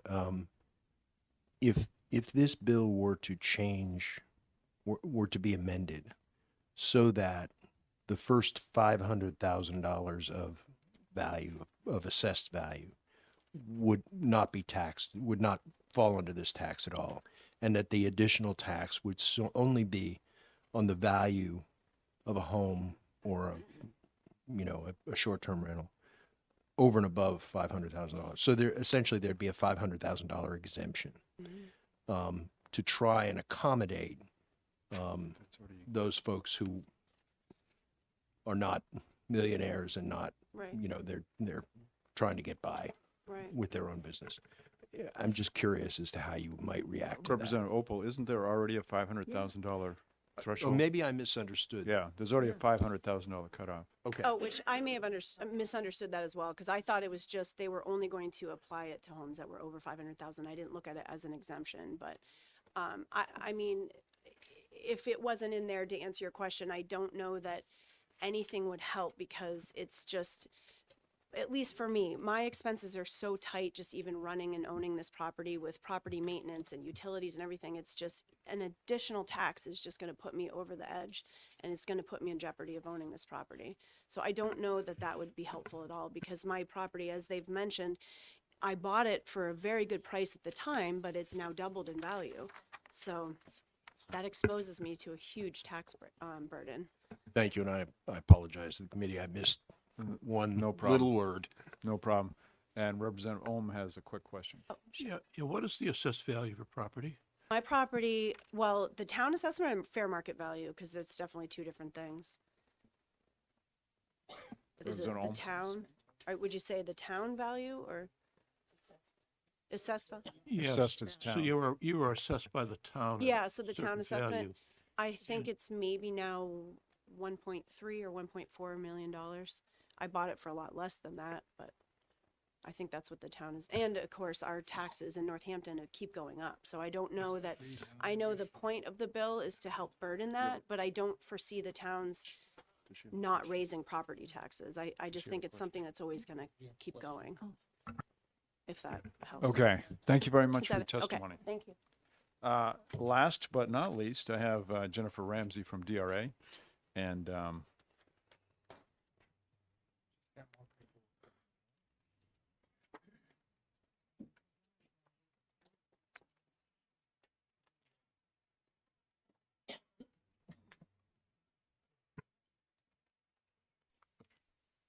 Thank you, Mr. Chairman.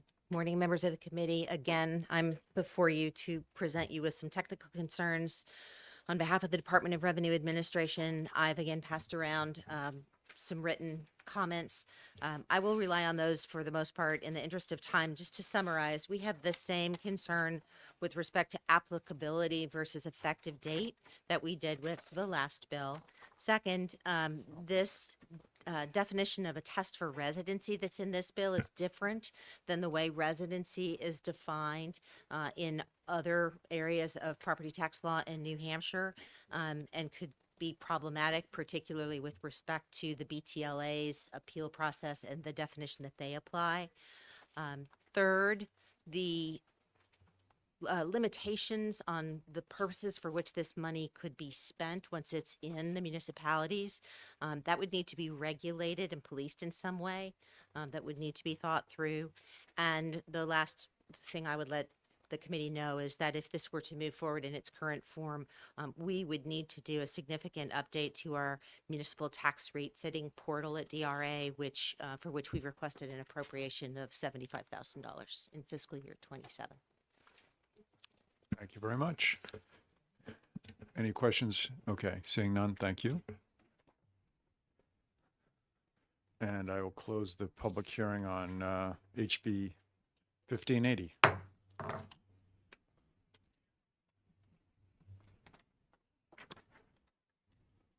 Let's see. 11, now we're only 50 minutes behind.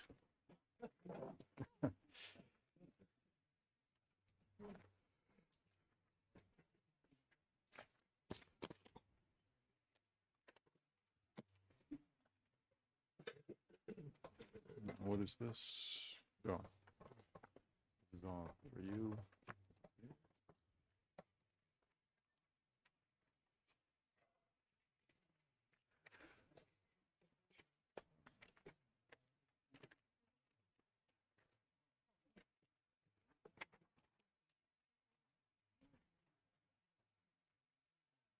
I'm going to open the public hearing on HB 1707 and ask Representative Reed to come forward.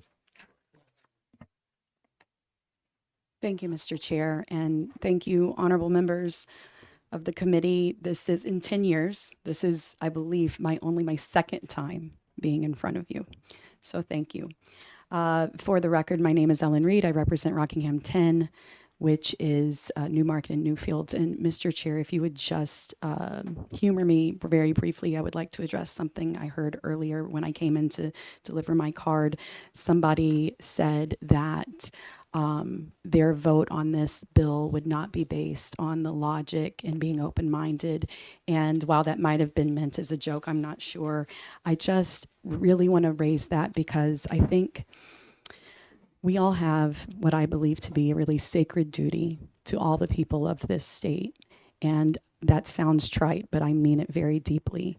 And it's easy for us to get desensitized here with the number of bills that pass through our hands and the machinations of people with their egos and the high school drama that sometimes happens. But it's really important to remember, in my opinion, that every single piece of legislation that passes through our hands has the potential to either benefit or deeply harm 1.3 million people. So thank you, Mr. Chair, for humoring me. I just wanted to kind of address that because I take my duty to serve very seriously. And if people think it's okay to vote because they don't like the sponsor or they do like the sponsor, or, you know, maybe some leadership member is telling them how to vote, I find that to be deeply unserious for our duty. So now onto the bill. As you know, we're in a housing crisis. I don't want to, because I know that you know that we are, but I'm going to go over just how bad of a housing crisis we are in. And there's a lot of themes that are going to be similar to the previous bill, but there are some major differences I want to highlight. The vacancy rate right now is around 0.6%. In order to have a healthy market, we need about 10 times that. About 5% to be considered a healthy market. We also have the fastest rising homelessness rate in the country. With the exception of 2023, where we experienced a very slight decline, we've experienced about 50% increase every year since 2019. We have quadrupled the number of homeless people that we had in 2019. So, in addition, when I first came to the body, we would talk a lot about the crisis of the graying of New Hampshire, which is in fact the housing crisis. We just called it by a different name because we have a very rapidly aging populace. But the reason we have a rapidly aging populace isn't because New Hampshire isn't desirable to move to. It very much is. It's because people even then could not afford to move here and buy a home. And we cannot expect to have the propane truck drivers and the school teachers and the police officers and the fire chiefs and all the people we rely on and not make room for them to live in our communities. So it is estimated that in about 20 years, we will have too many people in nursing homes in this state because of the graying of New Hampshire and not enough nurses to take care of them, not even remotely, because of the fact that the workers can't afford to live in this state. Now, what has been a popular solution is to build more supply, which is definitely something I have fought for over the last several years of working on housing. But there is an immediate source of supply. Without putting one brick down, you can create supply overnight. And that is because, and I'll start with 2019 numbers. In 2019, across the entire country, there were 33 vacant homes for every single homeless individual, not a homeless family, an homeless individual, meaning you could give every homeless person in the country a free, unoccupied home and still have 32 homes for that individual left over. In New Hampshire in 2019, that number was 74. COVID. Representative Yes, Reed, sir. I just want, on your pink card, you didn't specify how long you were going to speak. Because I didn't time myself, Mr. Chair. Okay, because the concern obviously is we're almost an hour behind, so I just, in order to manage this, and we have several other people who want to speak. I Can will. you do it in? I will try to expedite. I've Within- been setting the stage, but I will start to go through in detail. Thank you. Thank you, Mr. Chair. Right now, the number, because COVID has impacted this nationwide, is 38. We have 38 empty, vacant homes in New Hampshire for every homeless individual that we have. So why aren't these homes, since we have so many vacant homes, being considered when we say we have a 0.6% vacancy rate? And that's because they are not in supply. They are seasonal or short-term rental vacation homes. They are not considered on the rental market. So my bill consists of two parts. The reason these two parts are joined is because one is taking away revenue, one is increasing revenue far more substantially than the revenue that was taken away. So I'm going to deal with each piece of the bill separately. The first is an exemption for low to moderate income people on the state transfer tax. The state transfer tax is the 3% tax that you have to pay when you purchase a home. It makes closing costs prohibitively expensive. This provides a one-time, and I will clarify, it's one of the things the DRA once clarified, that one-time here is intended to mean per year, not per individual. I do want to also clarify that while it's my intention in having it drafted, and we all know that OLS was running against deadlines and we were running against deadlines, but it was supposed to be for the household size, so the income for the household size according to HUD is the qualifier.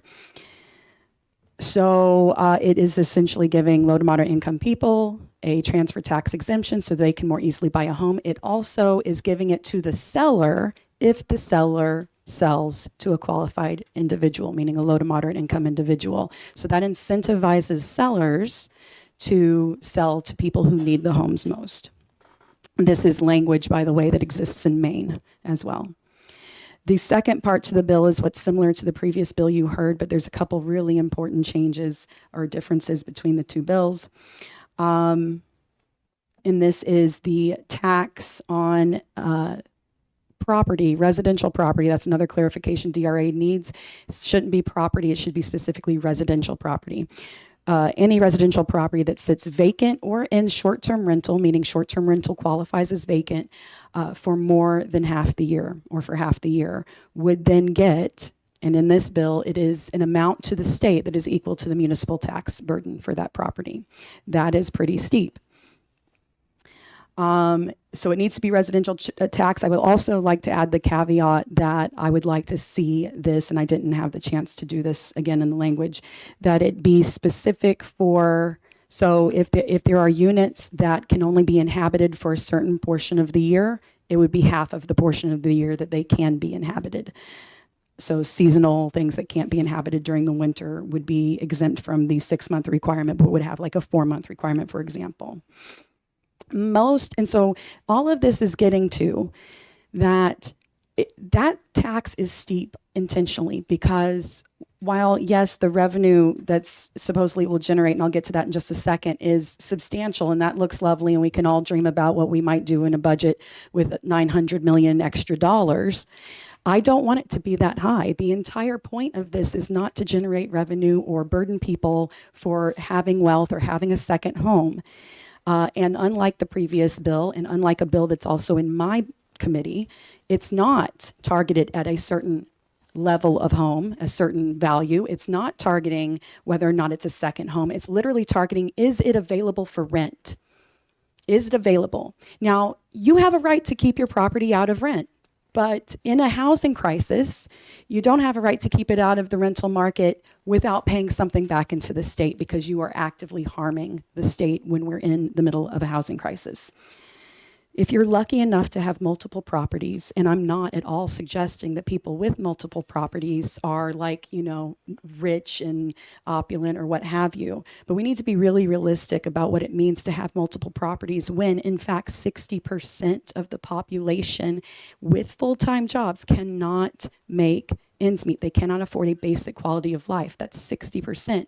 It's easy for us to be insulated in this room because I imagine most of us bought houses years and years ago when prices were very different, the market was very different, and we've been surrounded by people who are like us.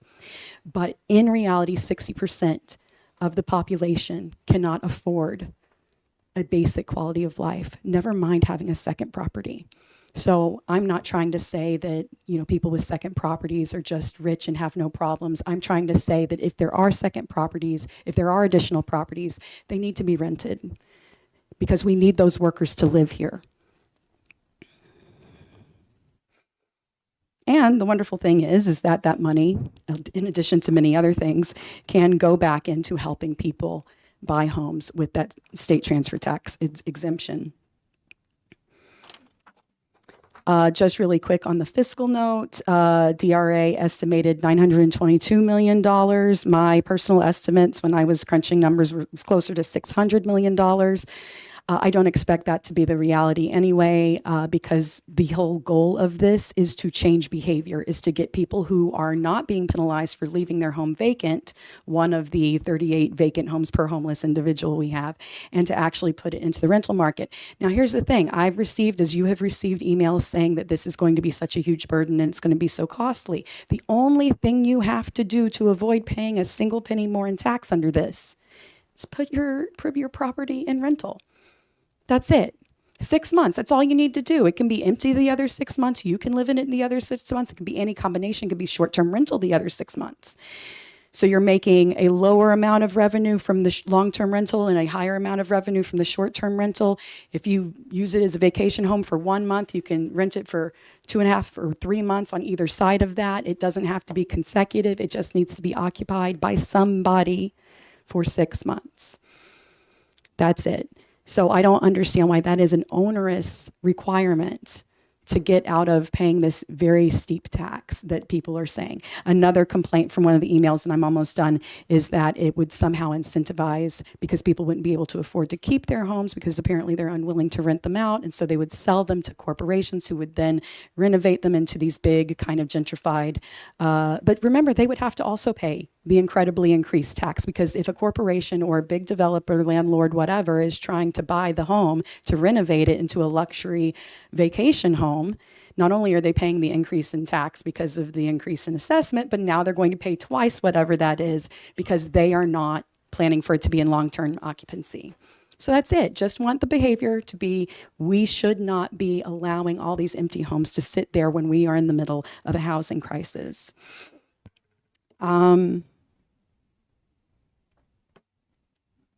I think I'm ready to take questions. Thank you. Thank you. Do we have any questions? Representative Opal. Thank you, Mr. Chairman. Thank you, Representative Reed, for taking my question. I'll ask you the same question I was asking before of was it 1580, because the language was not clear to me. You, I think, accurately explained that the penalty you're proposing is a pretty stiff penalty, and I'm wondering how you would feel about proposing an exemption for the first, say, $500,000 of value. We've heard some testimony from folks who are, so that hopefully that would still contribute to the change in behavior that you're seeking, but would also ease the penalty on those folks who are sort of smaller business owners, if you will. Sure. Yeah. So there's that, but the whole point is to get them to rent. So yes, I'm happy with setting some sort of minimum value on the unit in order to receive that extra tax, or to be taxed at that extra level. I want to caution that may not get to the point, because if the point is to simply rent it out, we actually want more affordable rentals than more expensive rentals. And so if we're only taxing the $1 million rentals, we may not be getting the workers that we need to have the housing that they need. So, and just to be clear, because I know this was an issue on the last one, there is a difference between setting that minimum threshold and then saying it's an actual exemption. The first $500,000 of house is exempt. So, that would be for the committee to decide which way they want to go. I'm supportive of something to happen, but I just want to caution that if that's a tack that you want to take, then realize then you're not kind of incentivizing the owners of the more affordable properties to rent out. Okay. Yes. Thank you, Mr. Representative. Chairman. Thank you for taking my question, Representative. In reading this, I see no out for municipalities. Can you explain? Municipalities take houses for back taxes. Mm. Municipalities don't rent them. Why? Because they do not want the liability for tenants in there. Many houses, at least up in the North Country, that a town has taken, many times stay empty for a very long time. Okay. Because for a long time, it was very difficult to even get the amount of taxes owed on it. Folks thought they were bargain basement deals. Where's the out for the municipality? Because I don't see one. So as I've brought up several different things that I would like to see an amendment on the language, that is something I am going to 100% admit I did not think about. And I'm happy to see that exemption for municipalities that have taken property due to back taxes. Okay.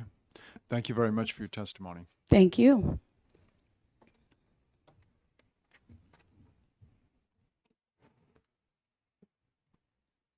Paul Hazelton.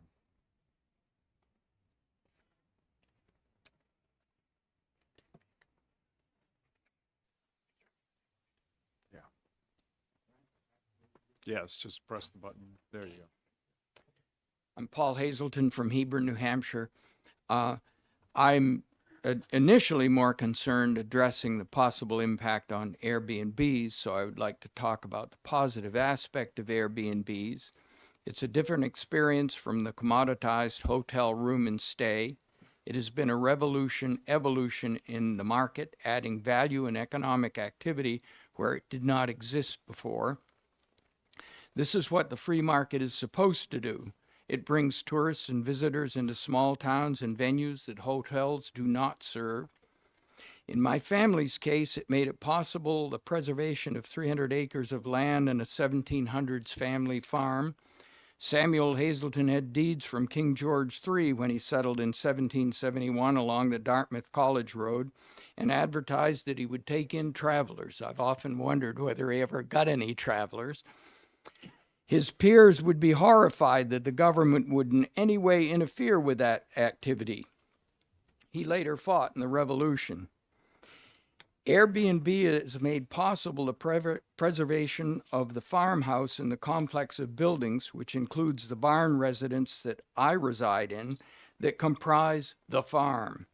It is a space for family and friends to gather on occasion, and in the interims, the revenue from the Airbnb help put roofs on barns, repair foundations, mow fields, and in general keep the place from sharing the fate that so many farms have had.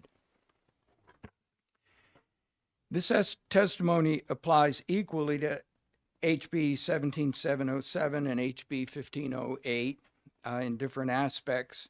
It is unclear whether they are a sop to the hotel lobby, a misplaced attempt at unconstitutional double taxation, or poorly thought out attempt to improve housing inventory. They fail on all counts, inexpedient to legislate. And I would just add that it boggles my mind that I sat in earlier where we were looking at revenues from cigarette smoking and were hesitant to tax it for fear of a drop off in revenues. And then we look at a good to the community and think we want to tax it. It just simply doesn't compute in my mind. Thank you very much. Thank you. Not seeing any questions. Thank you very much.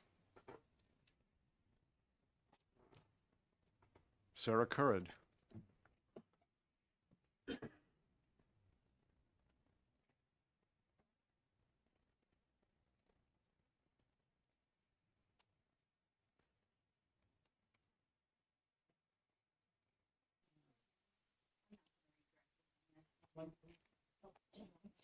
Hi, sorry about that. My name is Sarah Currid. I'm from Amherst, New Hampshire. I'm not going to read directly from that.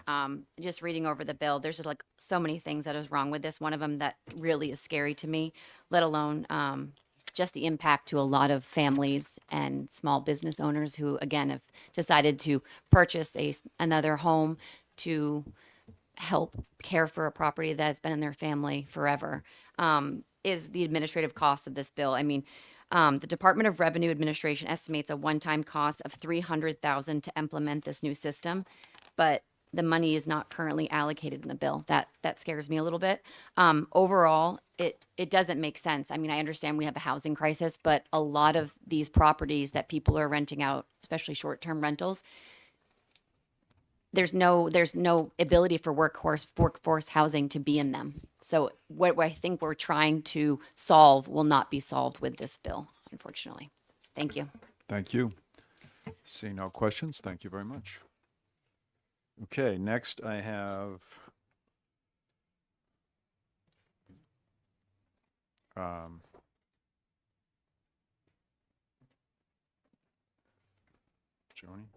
Joni McIntyre.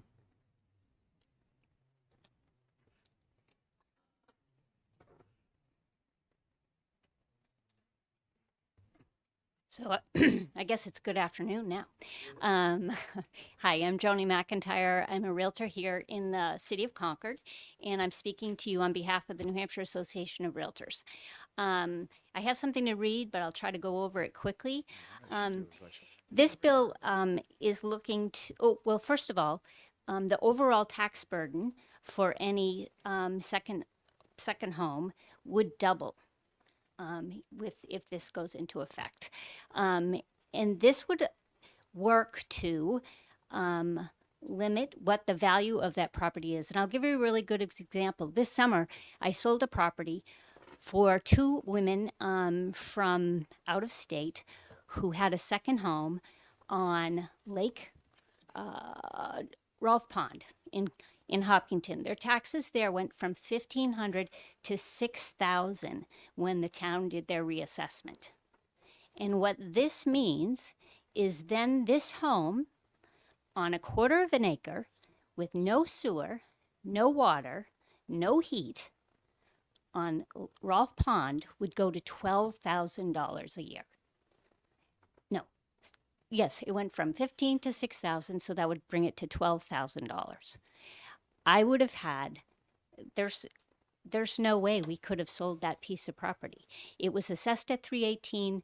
They went into an abatement, got it to 288, and we only could sell it for 230, partially because of the taxes. And at 12,000, I don't know that we could have sold it. So what this bill is doing is trying to discourage second homes, but also discourage short-term rentals, which bring tens of millions of dollars to the state of New Hampshire every year in revenue. We also have questions on how this will be enforced. Who will check to make sure it's being lived in 183 days a year? Who will certify that? If there's question, who will listen to an appeal?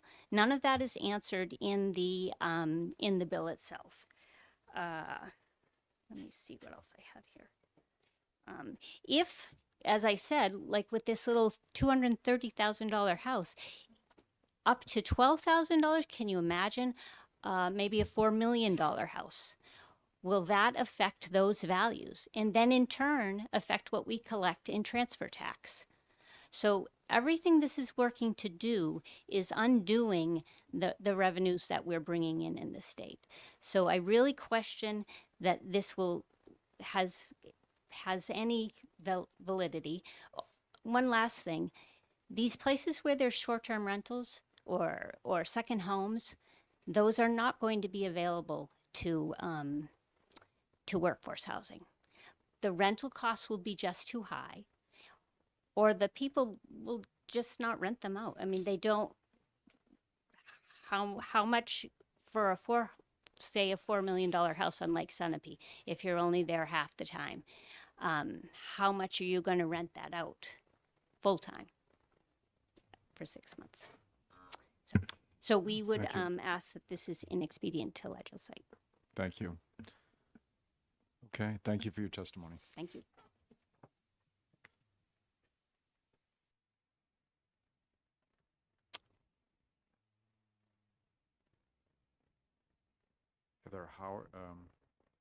Heather Howard, or Heath Howard, I'm sorry, or.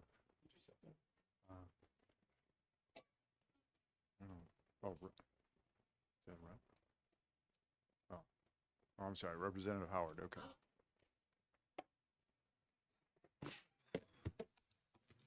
Fine. Advanced printing.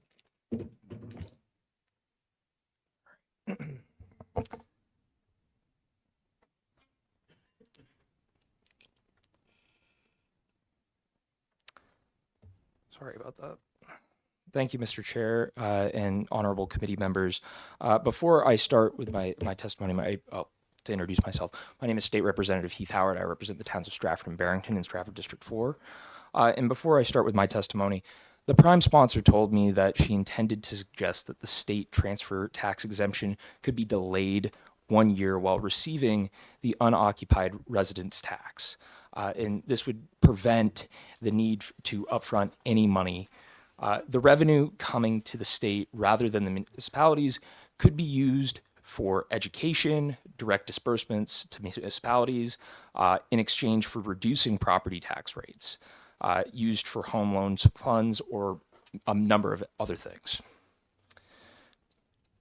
Property taxes are crushing working class people here in New Hampshire, and every year residents who live here have asked us, or live here full time, have shouldered the burden to fund our schools, roads, local services, while a growing number of homes are sitting empty every year. HB 1707 is about fairness. This bill creates a supplemental tax on residential properties that are unoccupied or used as short-term rentals for at least 6 months of the year, requiring these owners to pay an amount equal to the property taxes already owned on the property. In other words, if somebody benefits from owning a property in New Hampshire without contributing to our communities year-round, they should help carry their fair share of the cost. We are already seeing private equity firms and large corporations purchasing these single-family homes just to leave them empty to artificially decrease supply. Just last week, President Trump stated that he believes that we should ban that practice. This legislation doesn't ban them, it incentivizes them to fill those vacancies. At the same time, HB 1707 provides a one-time real estate transfer tax exemption for first-time low and moderate income home buyers, making it easier for New Hampshire residents to actually buy and live in homes in the communities where they work. This bill does not punish primary homeowners. It does not raise taxes on people who live here full-time. It asks those who treat housing as an investment rather than as a home to contribute appropriately, while giving relief to the residents who are being priced out. If we are serious about addressing rising property taxes and the housing crisis, we must be willing to shift the burden off of working class families and onto speculative and underutilized properties. Thank you. I'm open to any questions. Seeing none, thank you very much. Thank you. Andrew Horn.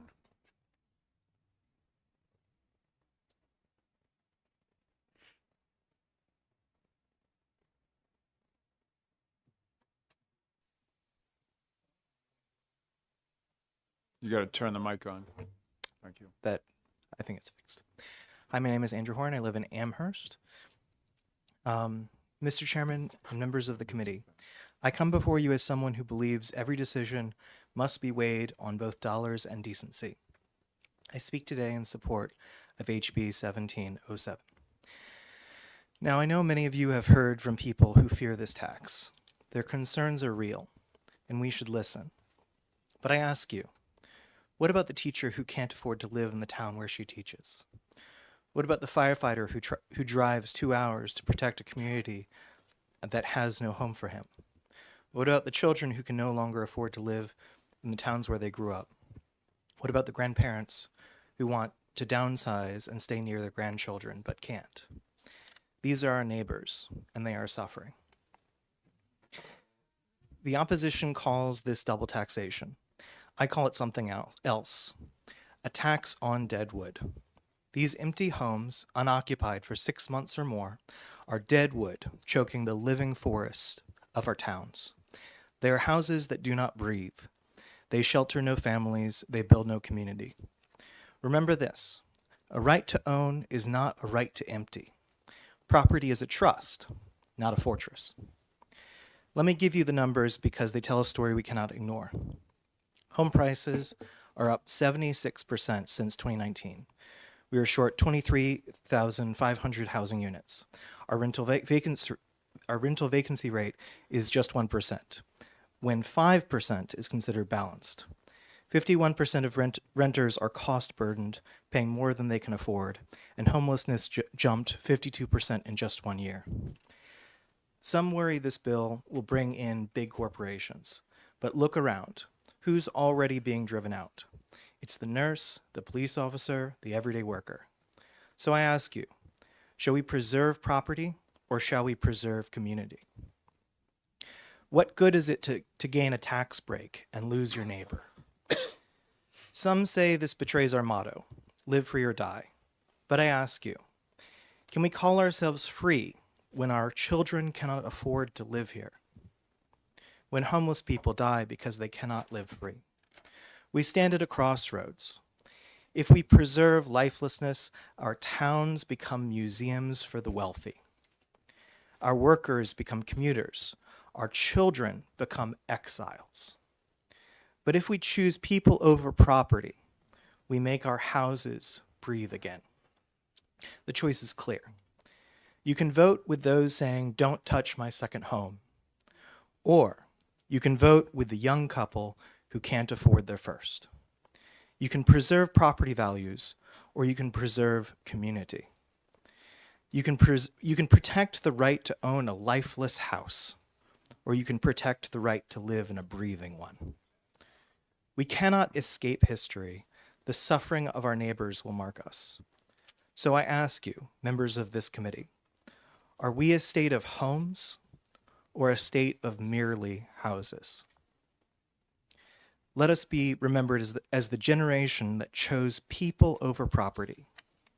I urge you, vote ought to pass on HB 1707. Let our houses breathe again. Thank you. Thank you. Seeing no questions, thank you very much. Thank you.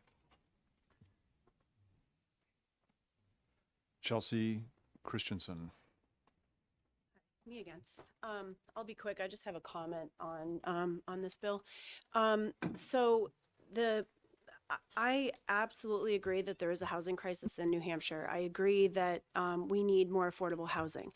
The answer is not to go after the vacation homes. And the reason why is, and she touched on my reasoning, and I'm just going to reiterate it quickly, that most of the vacation rentals are in resort areas, seacoast, mountains, ski resorts, things like that. Those homes, in order to rent them long-term, the cost monthly would be cost prohibitive for your entry-level homeowner. Just look at the rentals in, I'm on the seacoast, so I know what the costs are for just even a 1-bedroom, 2-bedroom home.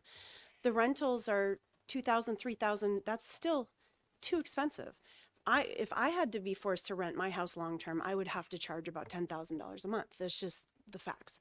That does not cater to this market. The entry level people, workforce housing that can afford a monthly rent is not going to spend $10,000 a month. So my opinion is that's not the answer.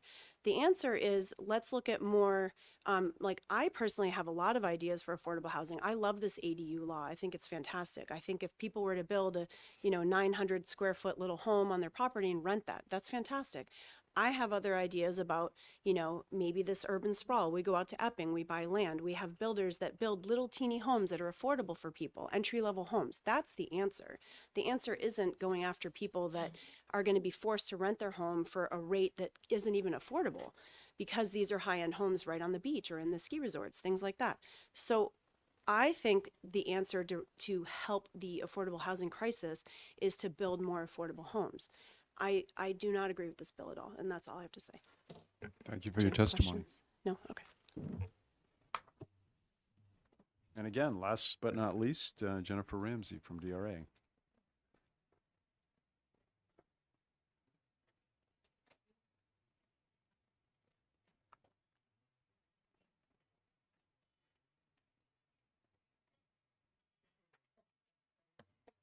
Thank you, Mr. Chairman. Actually, everything I had intended to say has already been said by another witness on my behalf.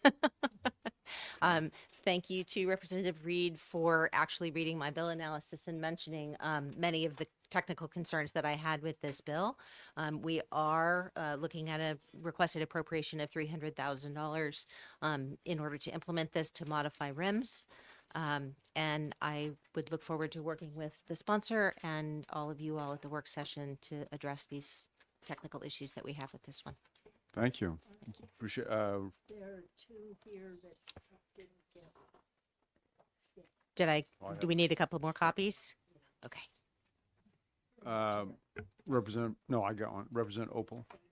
Yeah, thank you, Mr. Chairman. I just have a quick question. And I'm trying to go through this as I'm getting it, so I may have missed something. But it looked to me like in the fiscal analysis on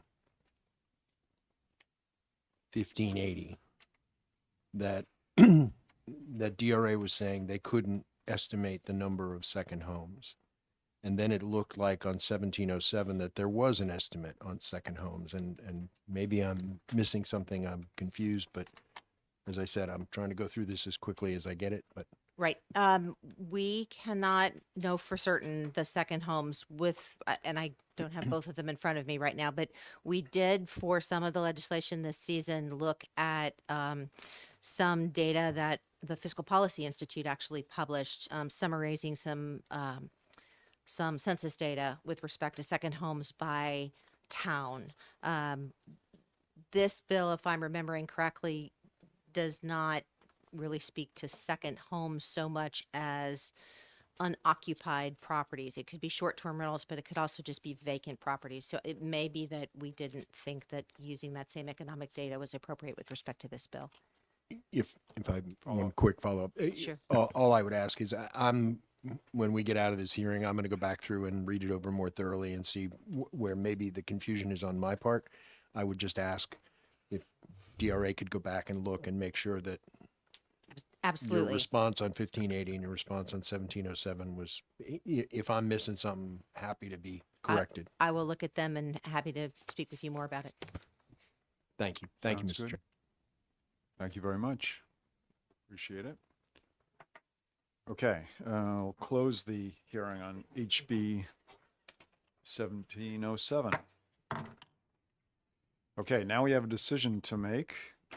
I was going to make the decision for you all, but I'll take your input. So basically, we have one more bill that we were trying to do before lunch, which is HB 1810. So what I was thinking is either we go to lunch now for just half an hour and come back at 1 and do that, or we try to get 1810 done in half an hour.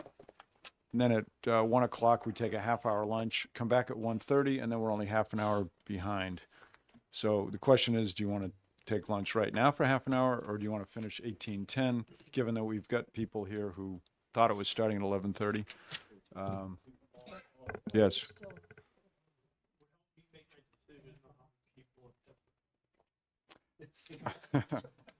Well, I think, okay, 25 cards? there's 5 people plus DRA, so 6 total, but I don't, Maybe just do a hands, I'll vote for taking the break now. To start it and we'll just okay. count up, Hands up if you want to take the break now. Okay. count them up. 1, 2, 3, 4. Hands up if, Keep hands up. all right. How many want to continue? 1, 2, 3, 4. Okay, it looks like I vote for continue too. If you need to take a quick break, take it, but we're gonna get started. What's that? We're gonna do 1810. Well, that's a good point. I'm trying to do a. All right, why don't we take a 3-minute break, and we will start with 1810 at 12:34. So that gives it a 12:33. I hate to tell you, I'm gonna have to leave about 1:50. Okay. I just to let you know, sorry about that. No, it is what it is. I'll listen to it on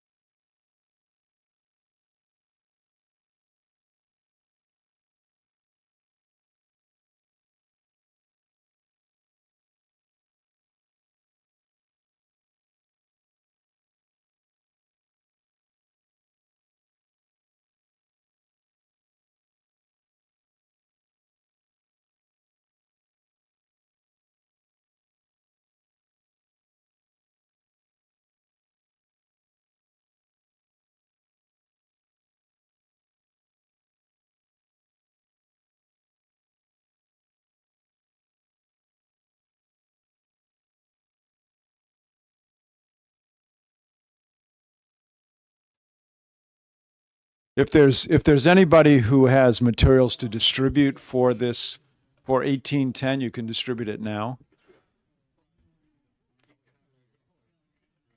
Landry is a fine New Hampshire name. Sister Landry.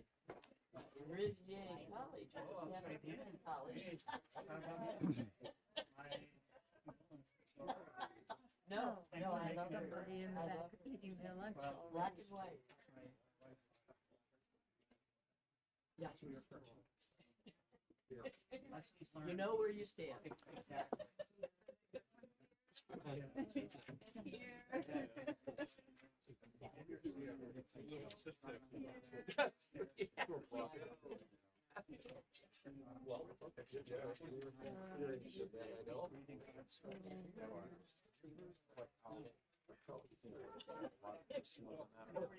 I had to stand up. Shade. Needless to say, it didn't happen again. Hi there, thank you very much.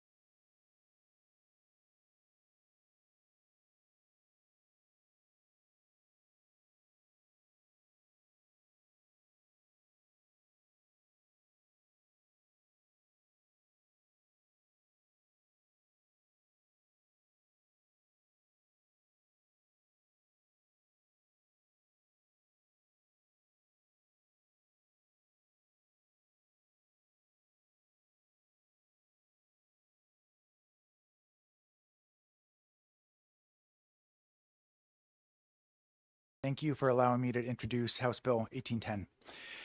For the record, my name is Representative Will Darby. I represent Hillsborough District 11, which is Nashua Ward 8.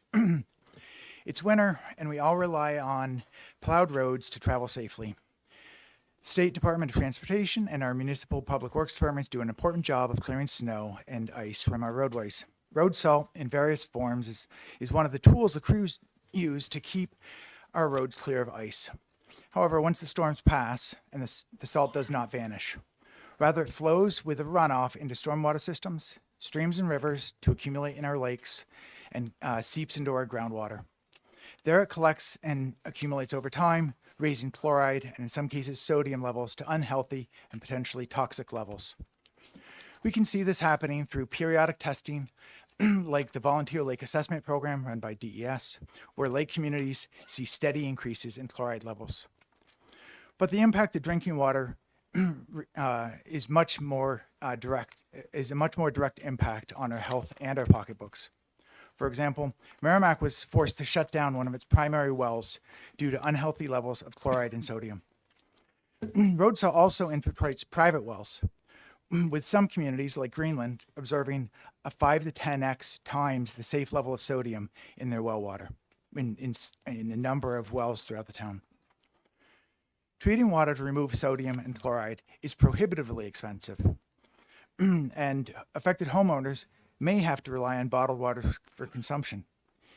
The cost, of course, to municipalities is much higher, where they may have to drill new wells or even connect to external water sources to meet their community water needs. Unfortunately,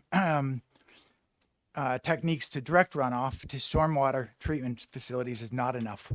One study by the U.S. Geological Survey observed a tripling of sodium in New Hampshire lakes, where 53% of the salt entering the stream where 53% of the salt that entered the lake came from a small stream, which only contributed 3% of the water flow into the lake. And this was in spite of a diversion beam that was intended to redirect the runoff to stormwater treatment.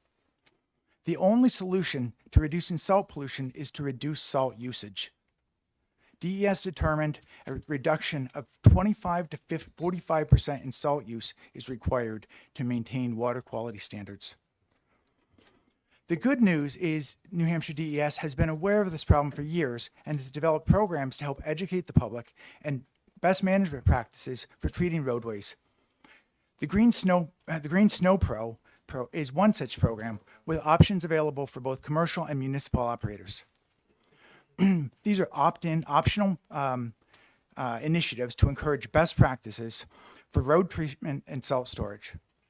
Some municipalities have started to require that commercial plow companies to be Green Snow Pro certified in order to do road maintenance in sensitive areas, such as near public water supplies.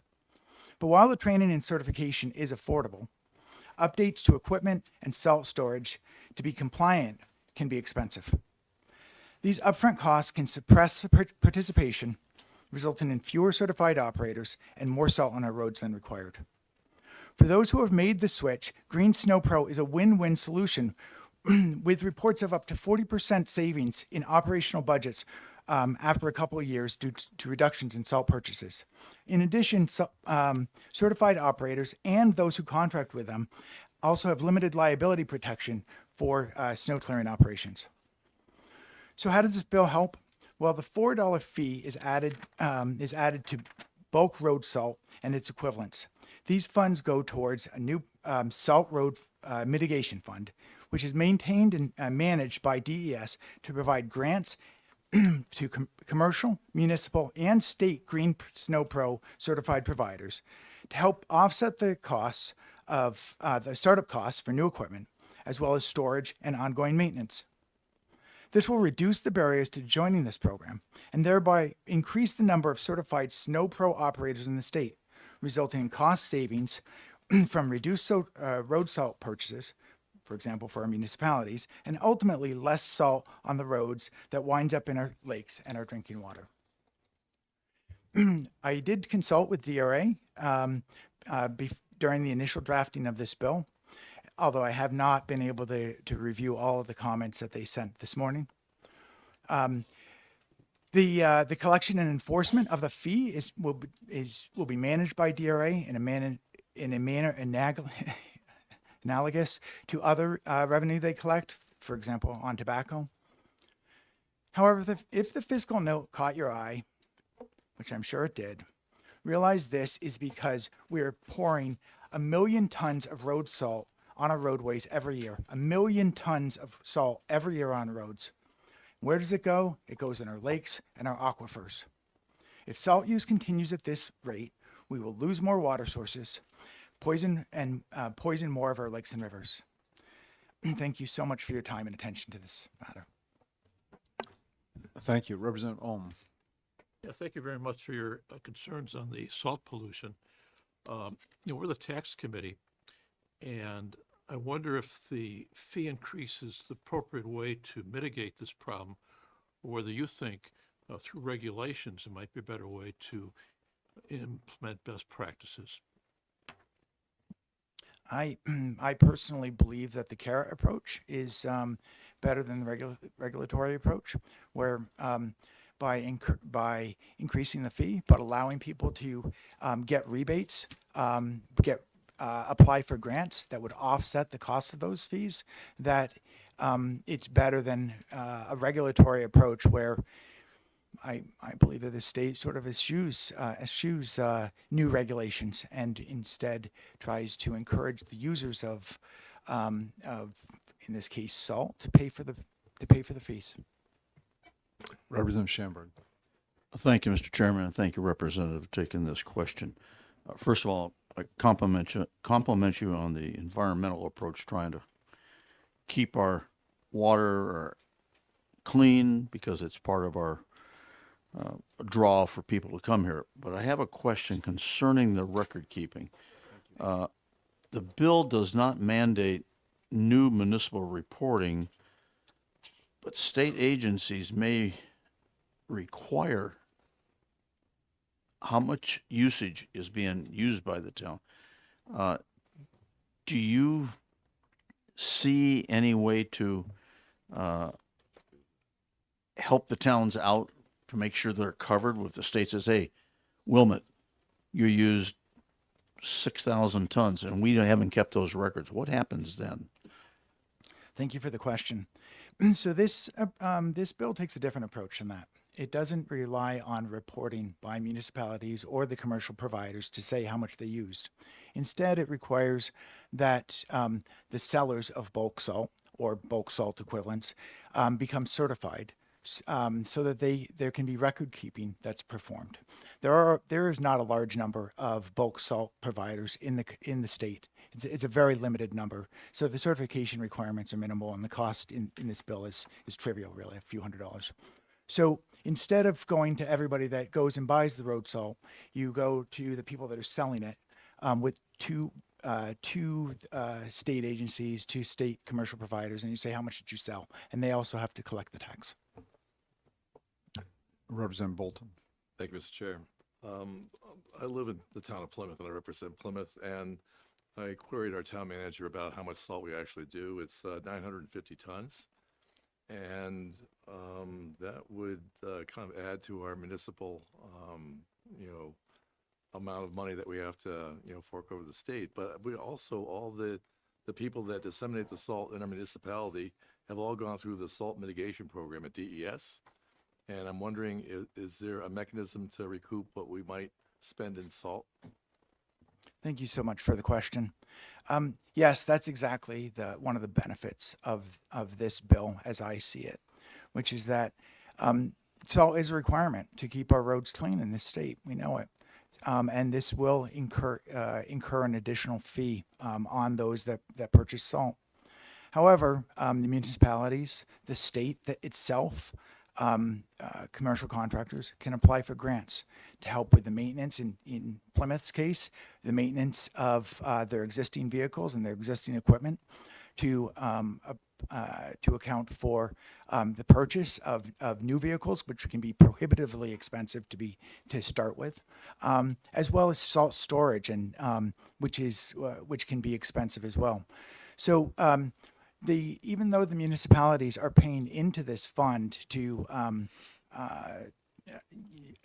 as part of the fee, as part of this $4 fee per ton, they'll get back most, all, or in some cases even more than what they pay in, based on grants to offset their winter road maintenance equipment.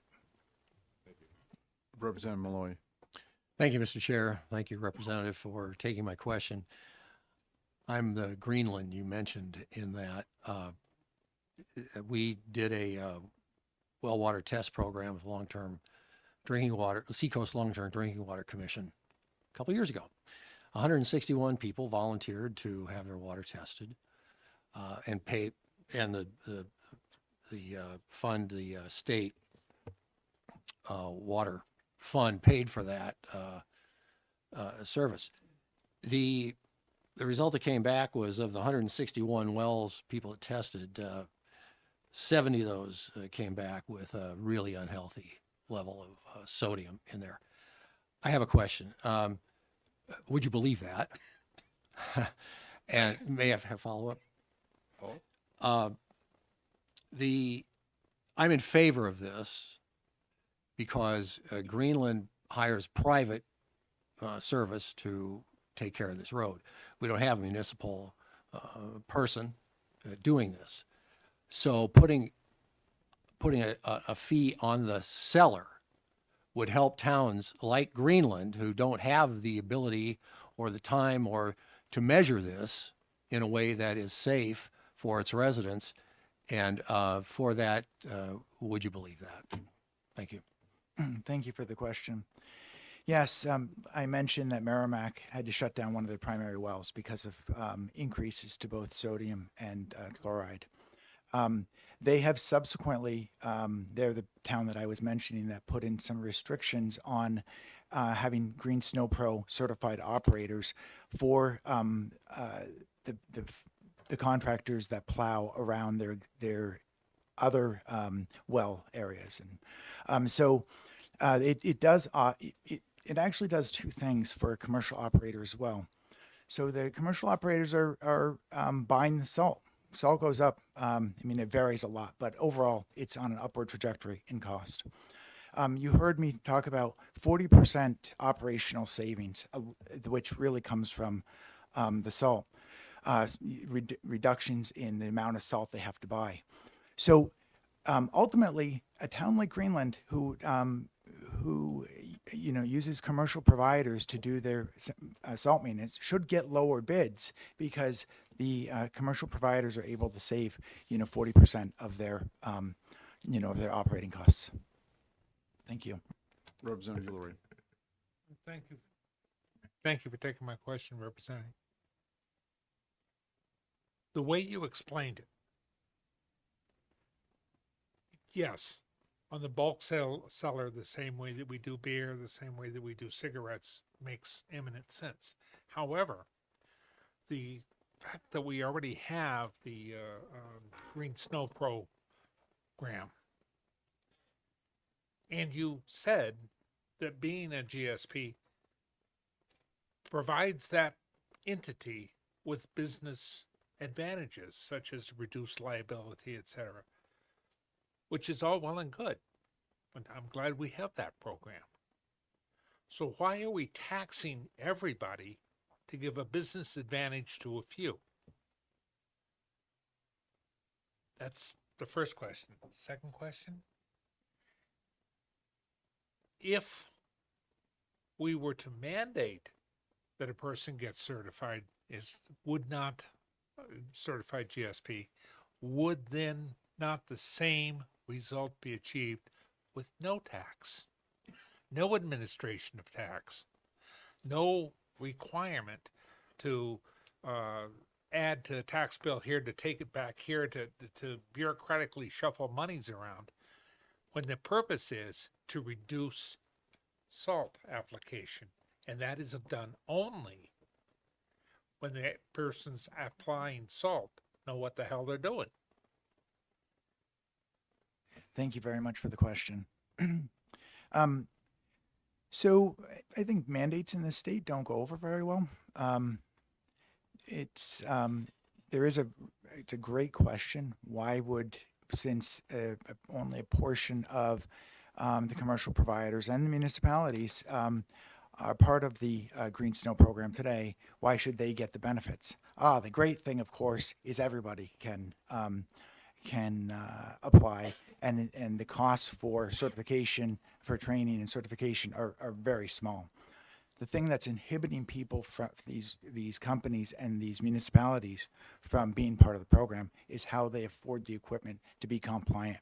If we mandate compliance, we're actually putting an unfounded mandate on the municipalities to upgrade their equipment. So I'd say that we want to encourage compliance, encourage people to participate in this program by having a carrot approach rather than a stick approach. Thank you. Representative Spar. Thank you, Mr. Speaker. Are you familiar with what other states have done? This is a sort of a newer issue that's cropping up. Both, I understand, these elevated chloride levels are not good for people's health, especially people who have liver, kidney, and have blood pressure issues. But I also understand there's additional costs to municipalities and states when it comes to infrastructure, vehicles, the rust and the corrosion, from what I understand, is pretty bad, and it accelerates those things on infrastructure. I'm not aware of any, I haven't done a deep enough dive, I'm not aware of any studies that said is the cost of having to accelerate the, the repairs and replacement of this infrastructure would be greater than or is less than, the cost that we're using with, as far as the benefits that we're getting from the cost of using salt. Thank you for the question. I think you're suggesting that using some of the equipment that is recommended by the Green Snow Pro can accelerate the wear and tear on the vehicles. Is that what? No, I'm talking about just the use of salt Mhm. and its destructive qualities on vehicles, on infrastructure, on roads, on bridges. I've read that's a real challenge, and it's accelerating the cost of those things for municipalities and states. And I'm wondering if the cost of that is greater than, I need to do more studies on this, but I'd like to see if the costs are greater than the actual use of the salt and or the benefit that we get from it, which is clearer roads, which helps with fewer accidents, I would assume. Thanks very much for the question. I do think that DES, who I believe is going to be testifying, may have other insight into that, because they, I know some members of DES have talked to other states about their approach, since salt usage in northern states is a nationwide problem. But very much to your point that the benefits of reducing salt go beyond, reducing a reduction in expenditure on the salt itself, in that your equipment lasts longer. You don't have to do repairs on, other infrastructure as often. So I imagine, I'm not an expert there, I haven't researched it myself, but I imagine that there would be other tangible benefits to the municipalities. Thank you. Okay, thank you for your testimony. Representative Brung.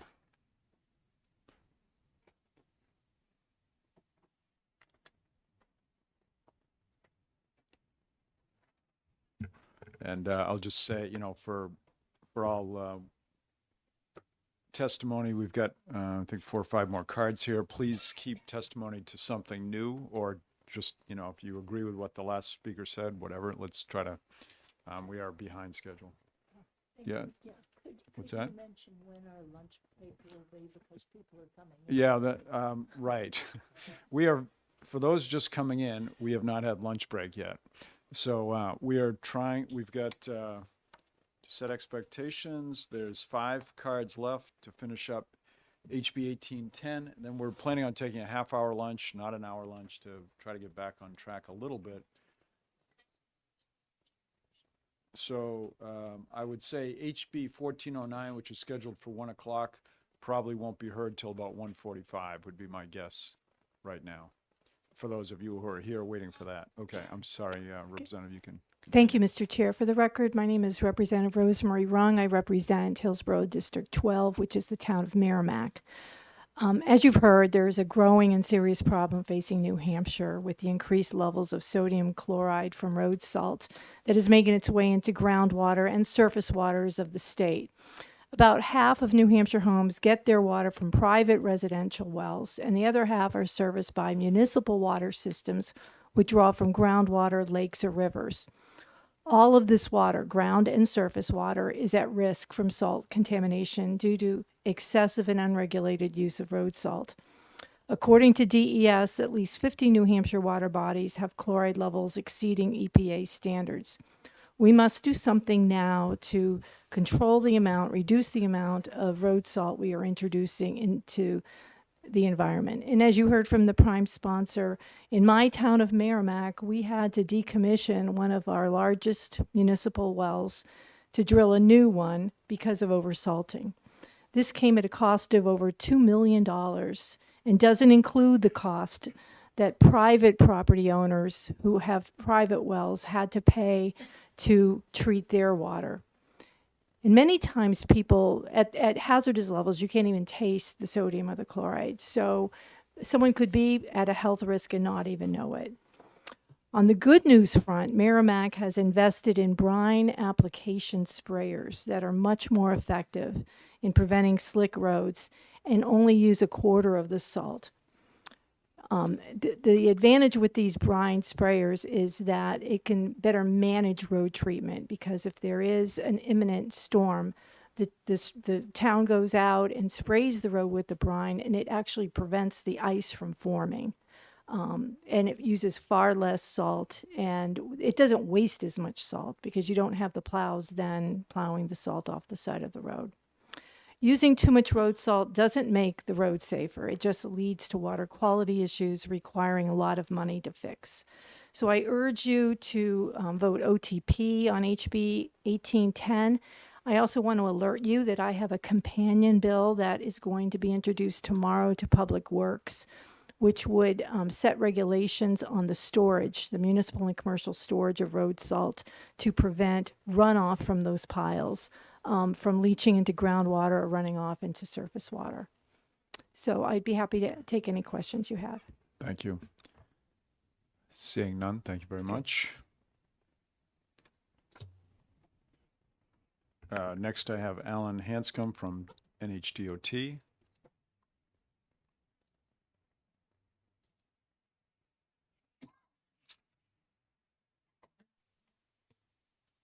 Hi, good afternoon. My name is Alan Hanscom. I'm the State Highway Maintenance Engineer for the Department of Transportation. I just wanted briefly, from a financial point of view, that the impact of this bill could be in the order of $785,000 or $800,000 a year for the winter maintenance effort that is done on state highways. The cost of our salt on average per ton is about $82 a ton delivered in statewide.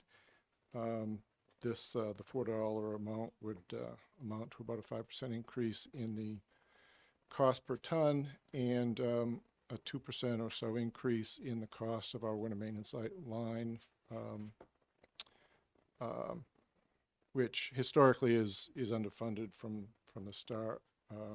And requires additional transfers during the winter.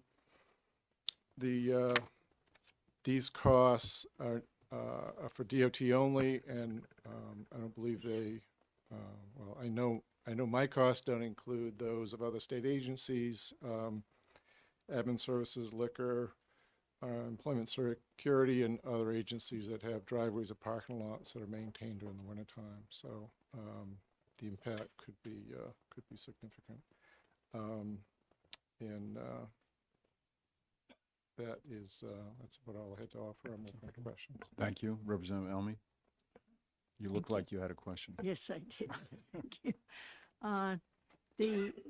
The bill provides for funds back out of the funds that went into it as grants. And I was a little confused about how this worked, particularly considering that most of these costs are for the state government. If you look at the breakdown that was in the bill, do the state government? Do you know if the state government also can get grants from this program?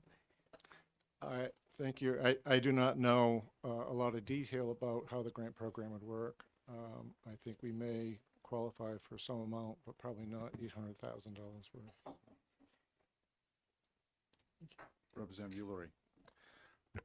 To DOT, since they would be the ones collecting and then distributing, presumably under this scheme, what would be the cost to administer this in addition to the tax?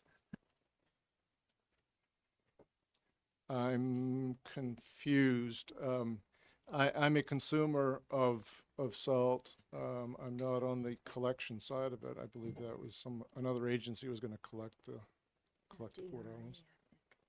Yeah, okay. I'm on the paying out side of it. I'm not on the receiving inside of it.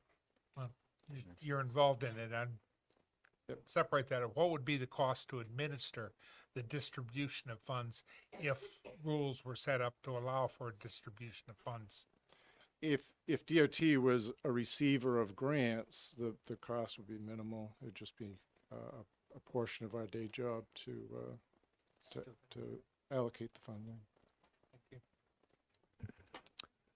Okay, seeing no more questions, thank you.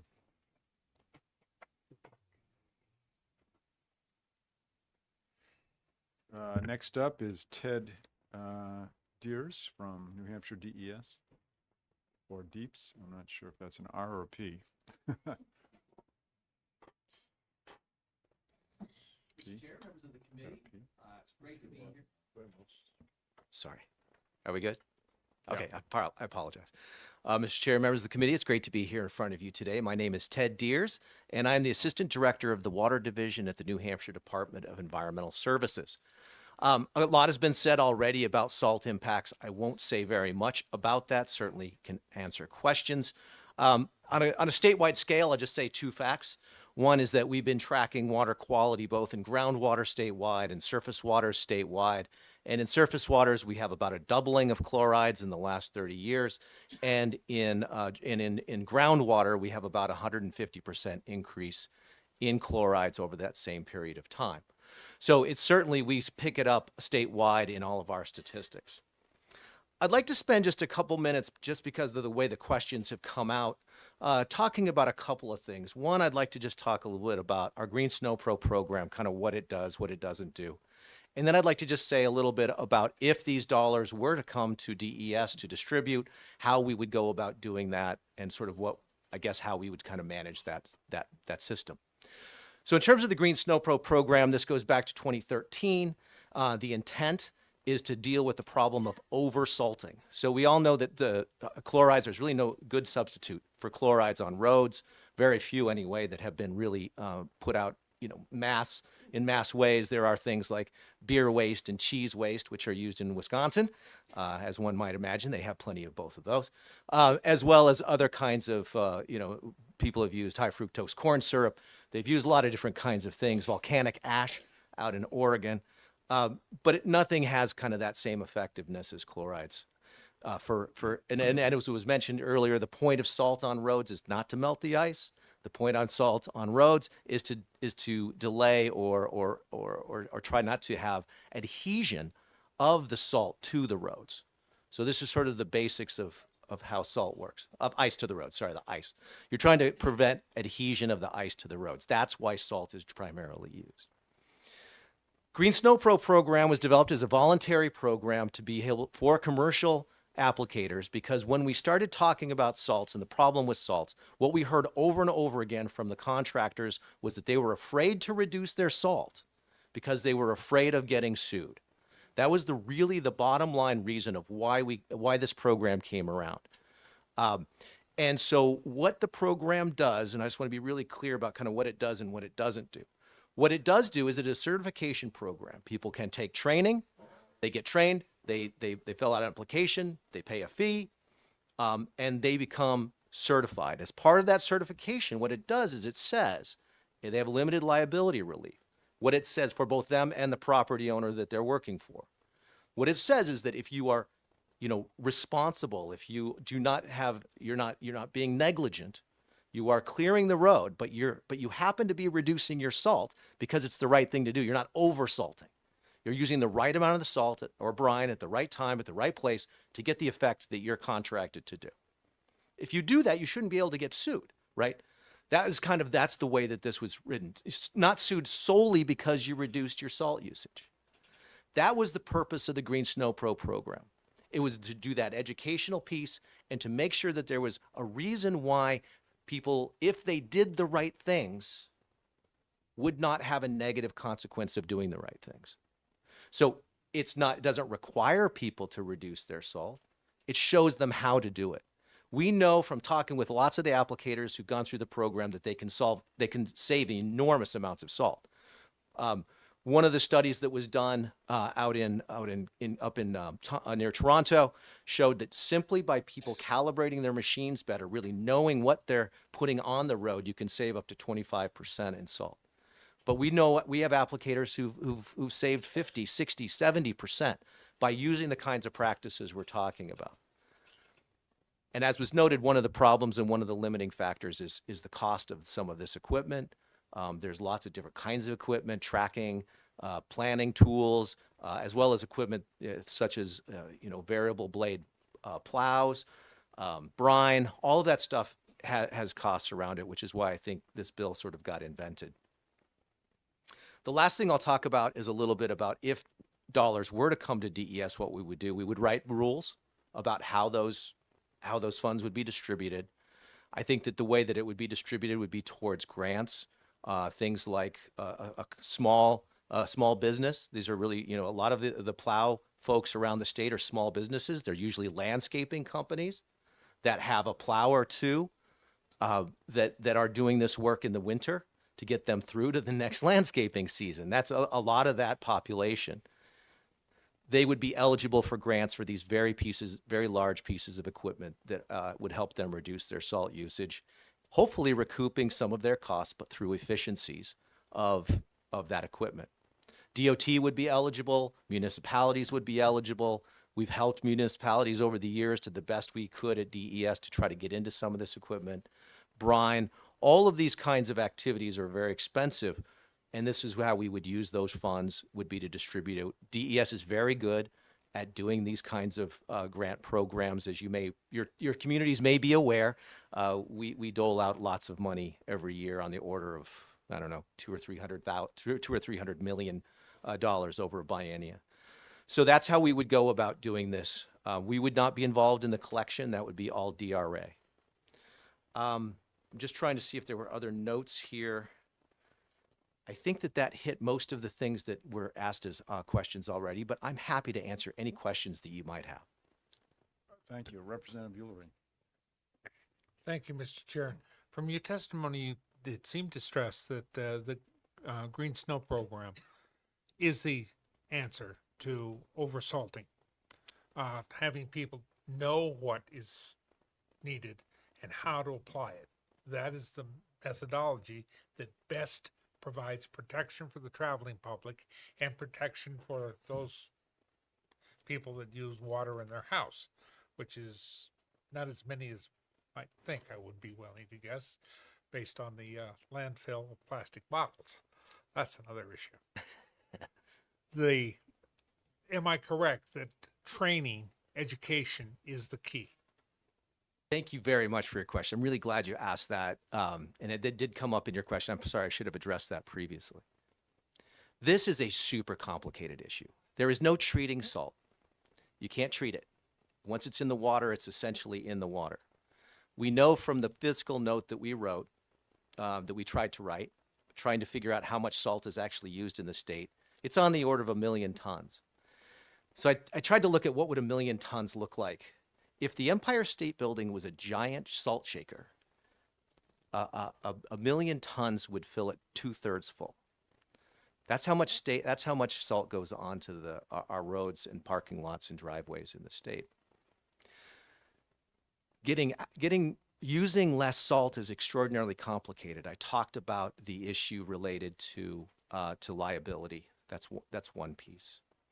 The other piece is that there's expectation of the public. We've come to expect that when we walk into a building in the wintertime, we're now accustomed to our feet crunching as we go through. If your feet are crunching, that salt actually isn't doing anything. It's just more salt than was needed in order to treat that surface. That's a societal issue, not a best management practice issue. Best management practices also, you actually have to implement them. And then the final part is that we also have fluctuating weather more and more each year. So we have more storms that sit right at that freezing, thawing. And so there's a lot of noise in trying to understand what to do and how to do it. So this is a societal problem, and can be, but the way that the tools that we've had to address have been training, have been looking at what are the best management practices, creating documents that can help people to understand what those might look like, and then attempting to control people to reduce their salt use. Does that answer your question, sir? Representative Almy. Thank you. I've been here for a long time. It's good to see you again, by the way. Yeah. And until fairly recently, when I drove to Concord in the winter, I would be going a half speed. sometimes because DOT had stuck a truck in front of me that stopped all of us from going more than 1/10 speed. But now I and everybody else are driving above 70 miles an hour on the same roads. And I'm wondering, what is DOT doing if it is not already using the brine program? Well, I would let DOT answer that. But my understanding, and I can be corrected by Alan, certainly, is that they are using brine on certain sections of the highways where they have that ability. Most of the state does not get brine. But the other thing I think you're just noting is that DOT has become extremely good at clearing our roads. And that's in response to the public expectation. This gets back to this culture issue, is that there's a high expectation that you will be able to drive no matter what speed you want, no matter what time of day, to be able, under whatever conditions are out there. And I think that's part of the nature of this challenge. And if I could also, part of the problem is not the education, but as you said, the money for small businesses and the money for the very large businesses like DOT, Well, and changing the machinery. Somebody did ask a question about other states. I think it was you, Representative Spar, that no state has figured this out totally. New Hampshire is unique in our Green Snow Pro program. That is unique in the nation. Maine has some interesting programs that they're doing up around Portland. Minnesota has had a long-standing training program. In fact, we stole their training program. That's how we started in this business. Ohio now has a grant and loan program that they use through their Small Business Administration for this very kind of purpose. They've done that through that. That's the mechanism that they've used to do that kind of funding, which is based on, I think it's based on state money, bonds and such in some manner. So each state is kind of taking a very different approach. Ontario, Canada has yet a whole different set of approaches that they're taking. Representative Ohm. Yeah, I had a question on the funding of the current program, which seems to be quite effective. Is there money in the current budget for this program, or is this new funding for a new program? Thank you for asking that question. This would be new funding for a new program. The funding that we currently have really just supports the administration of the Green Snow Pro program. And in fact, it's a 3/4 person program. It's not even a full, we don't even have funding for a full person in that program. So that is, so there would be some cost to administer this program, certainly, going from administering a $4 million a year program, ostensibly, would take some staff time to do that. And so there would be some staff required to be able to do that. But again, DES passes through a lot of money. We're pretty efficient at it. So I think those staff costs are relatively minimal. I think that was what you were asking. I'm sorry. Okay, thank you. Seeing no more questions, thank you very much. Thank you. Got 2 cards left, and then Jennifer Ramsey. So next is Andrea Lamoureux.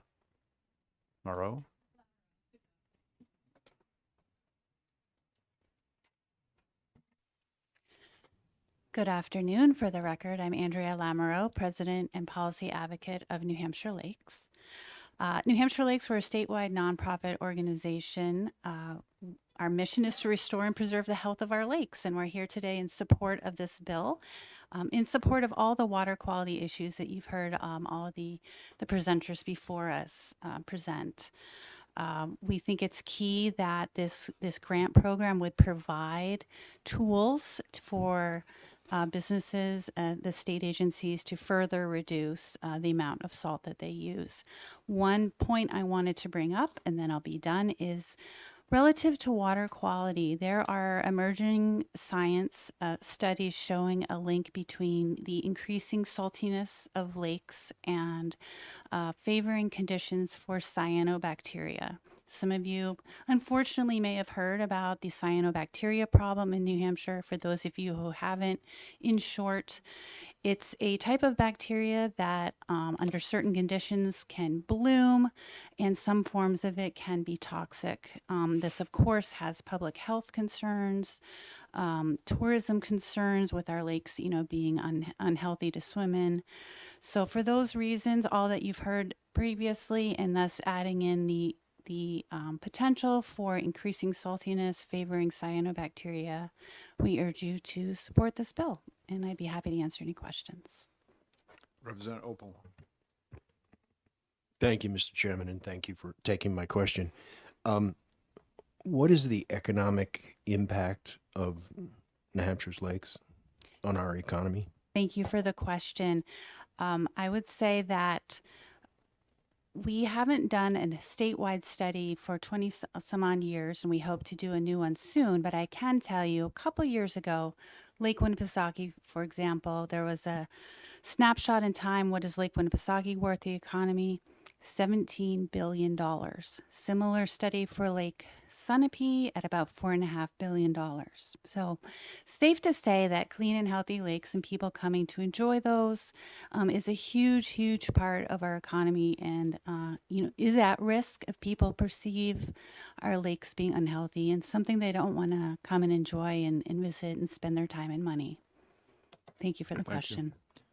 All right. Thank you very much. Thank you.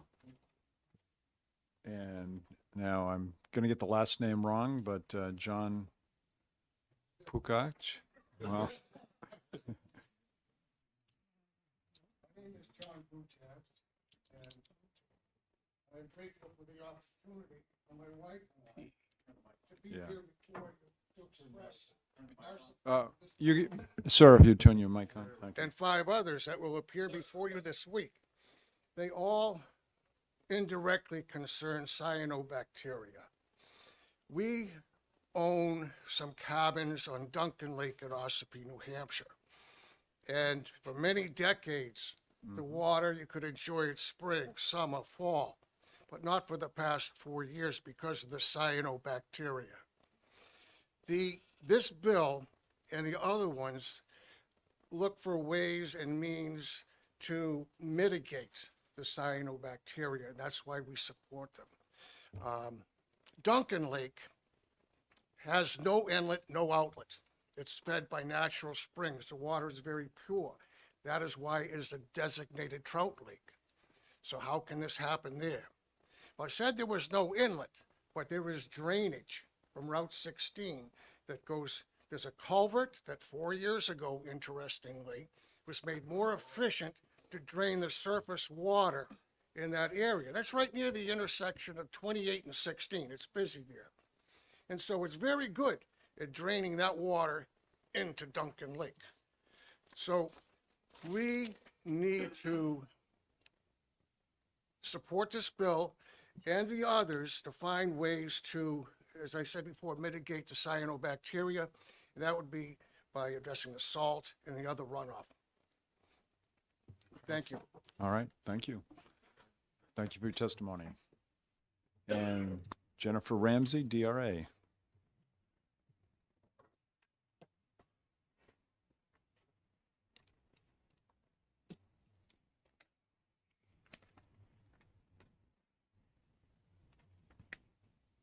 Good afternoon and hello again. Jennifer Ramsey, Tax Policy Counsel, Department of Revenue Administration. Thank you to Representative Darby for the dialogue during the time that he was drafting this bill. This bill represents a new tax that is basically administrable by DRA. We had lots of opportunity to have input on the mechanics of how this would work and are generally able to implement this legislation as drafted. The bill analysis that you have before you has a handful of small technical concerns about the language that we realized when we saw the final draft of the bill. But overall, we have no major concerns with the way that this new tax would be structured. Because it is a new tax, there is significant amount of expense associated with implementing the bill. So we considered whether the existing personnel would be able to assist in the implementation, and we think that we can do that. So that's me and my division directors and our forms committee. There is no cost in the appropriation request for that activity. There is a system cost of $248,000 associated with creating a new tax type in our revenue information management system. That is our vendor FAST that would have to do that work, and that is not a cost that can be absorbed in our existing contract with them. And then we also requested 3 additional positions associated with administering the tax once it's fully operational. So that would be one person in our collections division that would help get bulk sellers registered and renew those registrations. Another person in our taxpayer services division that would process the returns as they come in. And finally, an entry-level position in our audit department that would help to ensure compliance with the tax. Thank you. So you're saying you'd need three new people? We have 3 people in the fiscal note, and when they're all fully engaged, the cost for that is about $244,000 per year in salary and benefits. Okay, thank you. All right, seeing no questions, and I think it's got something to do with lunch. Thank you very much. I'm going to close the hearing on HB 1810. And so, given that it's 1:25, I think our goal would be to come back at 1:55. Because if I say 2, we'll end up starting at 2:05. So let's come back at 1:55 and try to get going. Thank you very much. My computer is hungry. Yeah. Oh, yeah.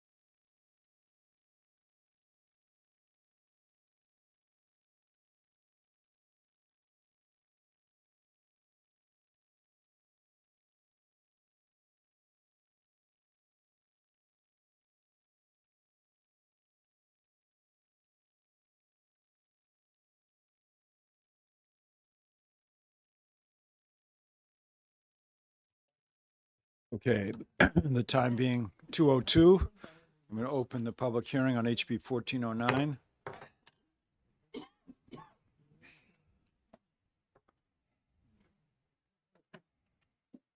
And invite Representative Ames to come up. So do I just? Representative Ames, did you fill out a pink card? Oh, I did not.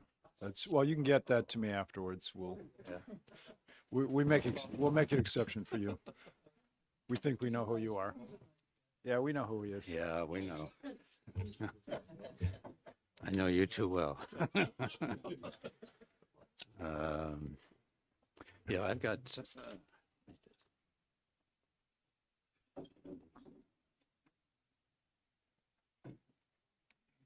AQ. Fantastic.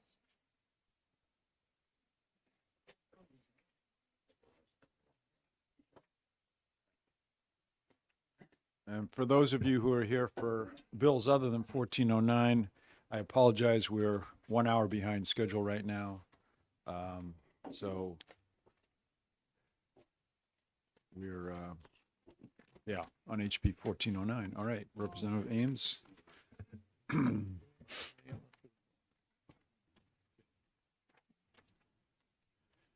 all set? You get three. How's that? Yes, we are ready. Okay. Well, I'm glad to be here with the Ways and Means Committee once again, renew our acquaintance. And I'm here to introduce House Bill 1409, which is an act modifying the deposit of revenues collected from video lottery terminals.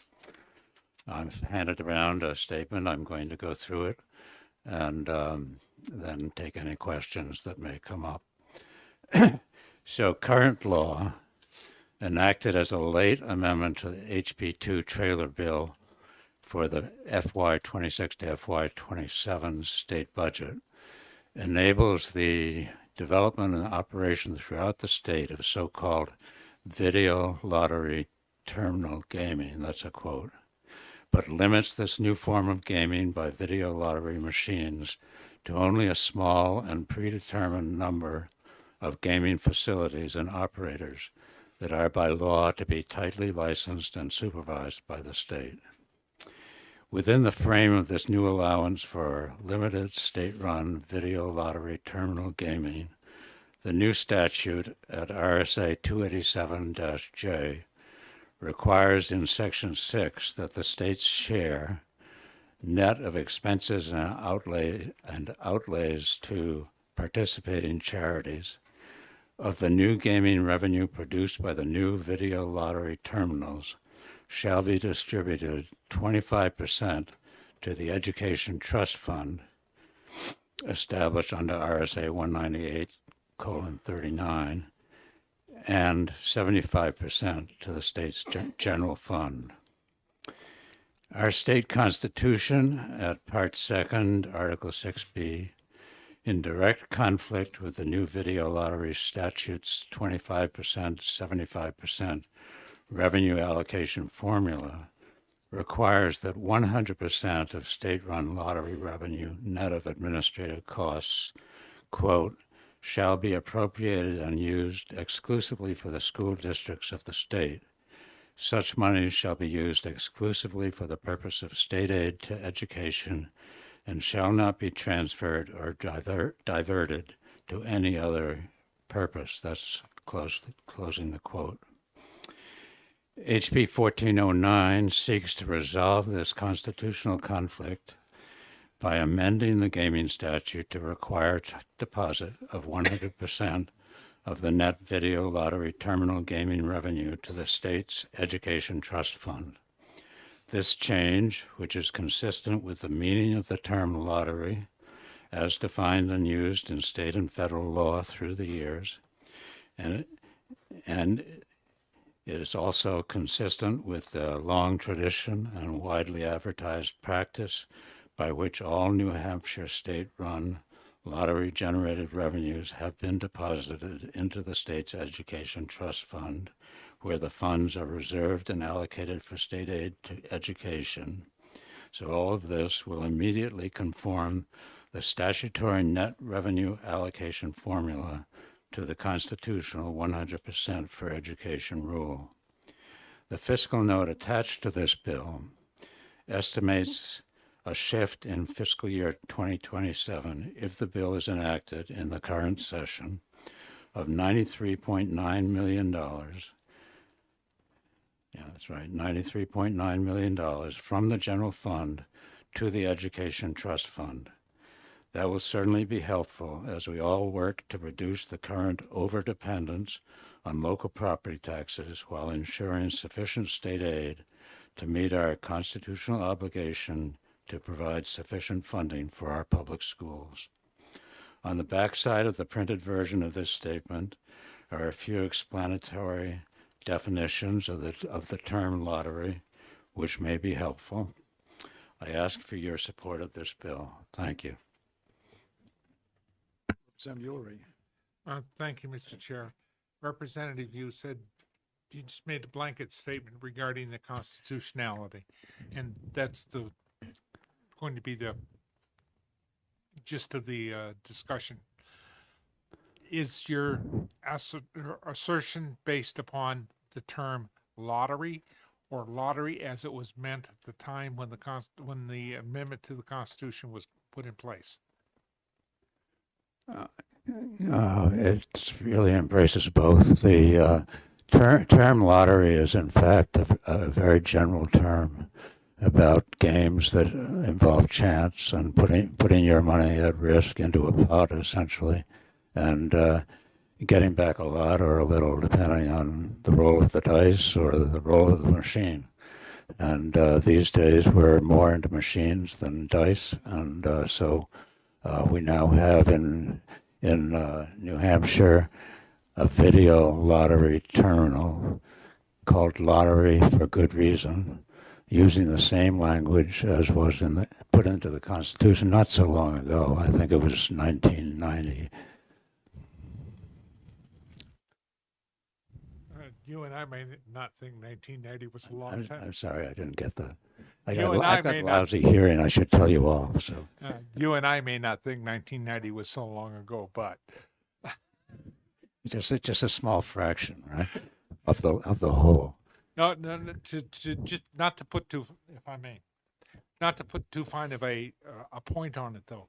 The roll of the dice, if you were talking about to roll up a number for the lottery as it was as the term was originally intended, is far different than a machine operation, whether the machine deals cards or plays horse races or is a slot machine. I need to see that in my mind. I see them as two different things. Why should I not see them as two different things? Right. I share that concern and that effort to understand the, and that's on the back of this. You'll see 3 different definitions of lottery, discussions of the term lottery, Yeah, and maybe they'll help you in thinking about this. It's worth a hard think, I believe, and I encourage you to do that. And it's a very fair question. I do think that the term has embraced the larger evolution of the term. You know, we now use machines in ways we never did before. We are online all the time, and this way of gaming was around probably with more primitive machines back then. I'm sure it was. As a kid, I remember stopping in Reno. So slot machines were there. But now we're here in the present day, and we're still talking about video lottery terminals. We've renamed them a little bit, but it's still a lottery.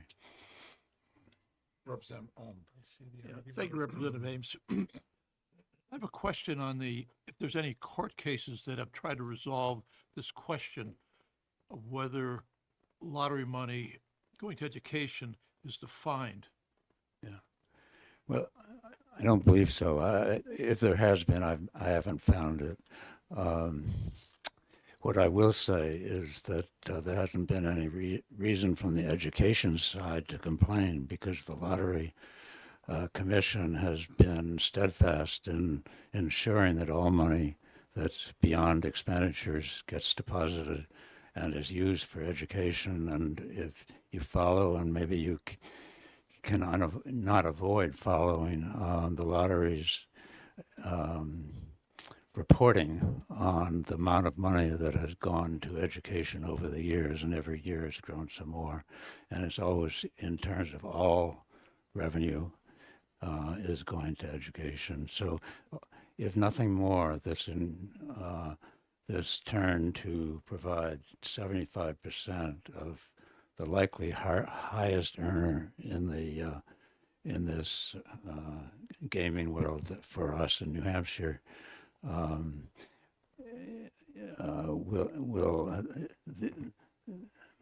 I really lost my train of thought there, but the likelihood is that this very high earning machine money will be significant, and it should definitely continue to go into education, in my opinion.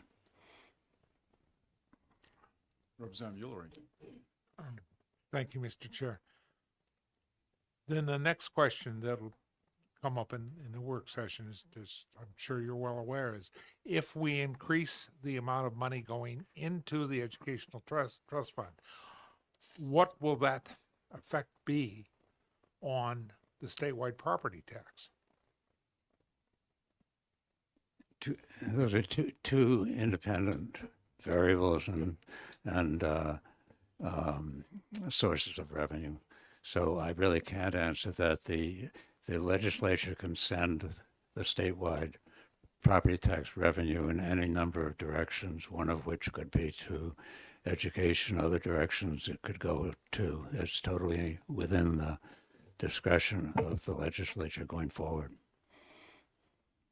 Ed, thank you. I tend to agree with you on that, because SWEPT is set up just merely as a property tax going to the state. Currently, it is going to the Educational Trust Fund. However, if the amount of money raised from SWEPT is offset in any portion by monies raised from the video lottery terminal, there's no reason to expect that government, with its appetite, will reduce property taxes. Yeah, there's a big difference between the lottery, which has a constitutional clause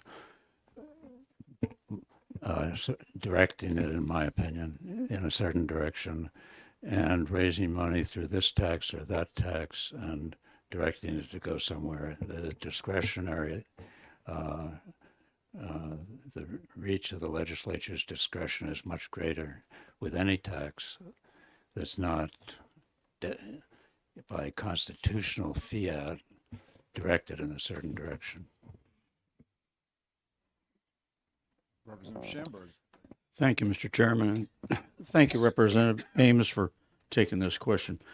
In your opinion, do you see this creating a stable, predictable revenue stream for schools so that they can maybe budget more reliably on what they have to do for education? Well, I would hope that would be true. That's a prediction as much as anything about the success or failure of gaming and its ability to address a myriad of problems that arise as gaming explodes, including the problem gaming. So I can't predict that, but I believe that one of the reasons that the New Hampshire finally went into the traditional lottery, I'll put it that way, that Representative Ulrich was referring to, is to try to find a stable source of funding for education. That was back when, I think, Pickles, somebody who was, there was a guy who was very determined to get lottery going in New Hampshire. And that's what led to the constitutional amendment. Okay, seeing no more questions, thank you, Representative. And if you'd fill out Thank a you. pink card for me and send it up, that'd be good. I have no other pink cards for HB 1409. Is there anyone else who would like to speak on HB 1409? Okay. Seeing none, I will close the public hearing on HB 1409. And that was the first hearing that was shorter than planned.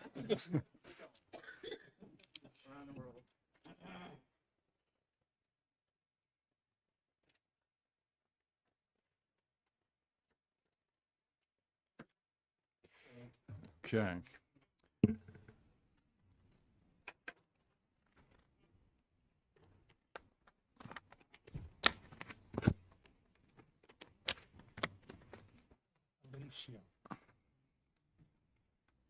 Okay.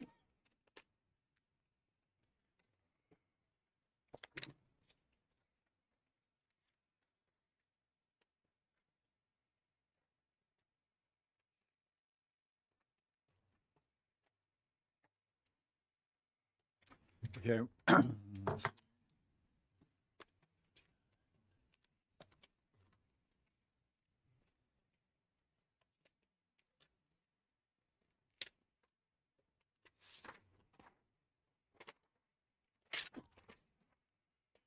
Okay, we'll open the hearing on HB 1559. And is there someone here to introduce the bill? Who's the sponsor?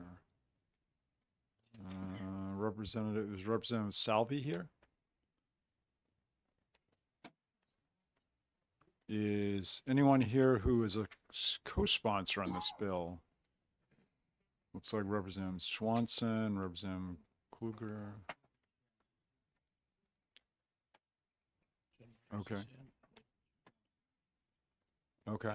Representative Swanson, would you like to introduce 1559?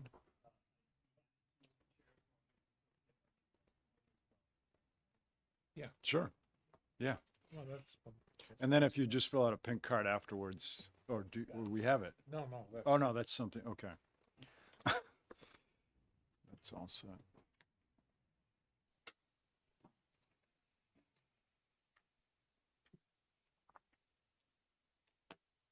Okay. Just turn your, There we go. I'm Dale Swanson, a state representative from Hillsborough 5, Nashua Ward 1.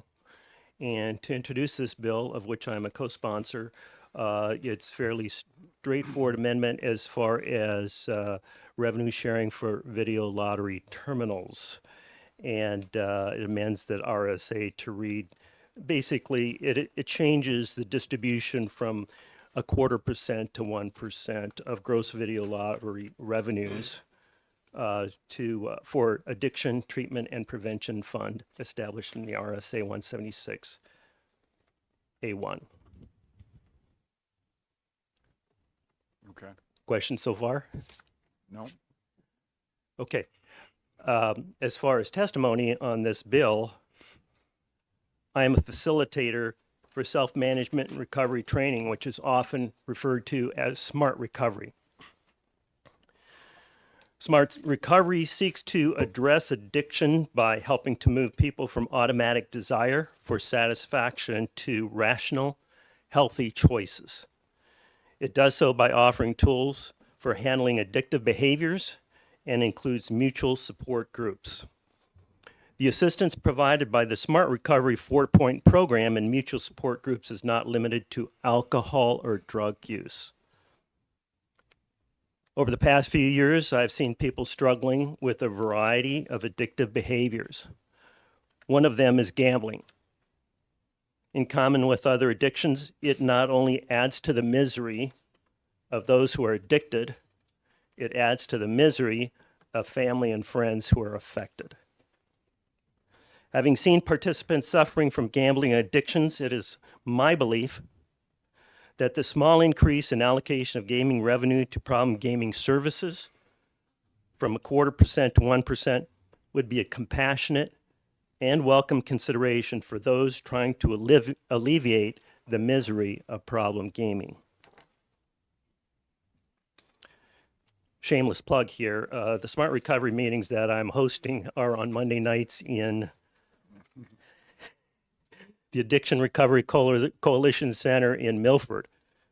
7 p.m. drop-ins are welcome to those meetings. And one other disclaimer, I do not get any compensation for being a facilitator for this. And in fact, I pay for the handbooks that I provide to the participants. Any questions at this time, Mr. Chair? No? Oh, Representative Schamberg might have a question. Yes, thank you, Mr. Chairman, and thank you, Representative. Just a question, does this additional this additional increase, would it help modernize the health behavior funding system for this program? I don't know that there's a system per se, and you would have to, I'm not familiar with the cash flow aspects of this or how the money is provided to appropriate recipients performing these services. SMART itself is a nonprofit. There are a number of nonprofits involved, but I am aware that there are other more medically oriented facilities that could benefit. But and someone would have to do a separate analysis of where the money flows to as far. I don't even know if changing this would benefit Smart Recovery. I do know that there are people with problem gambling, and anything that would benefit addressing that problem gambling is a positive outcome. All right, you may continue. Unless you're all done. Were you all done? I'm With your finished unless there testimony? are other questions. Oh, okay. No, I meant you're all done with your testimony. Representative Ulrich. Well, considering the answer that was given to the good representative, I don't know if you can answer this or not, and it's one that's been bothering me.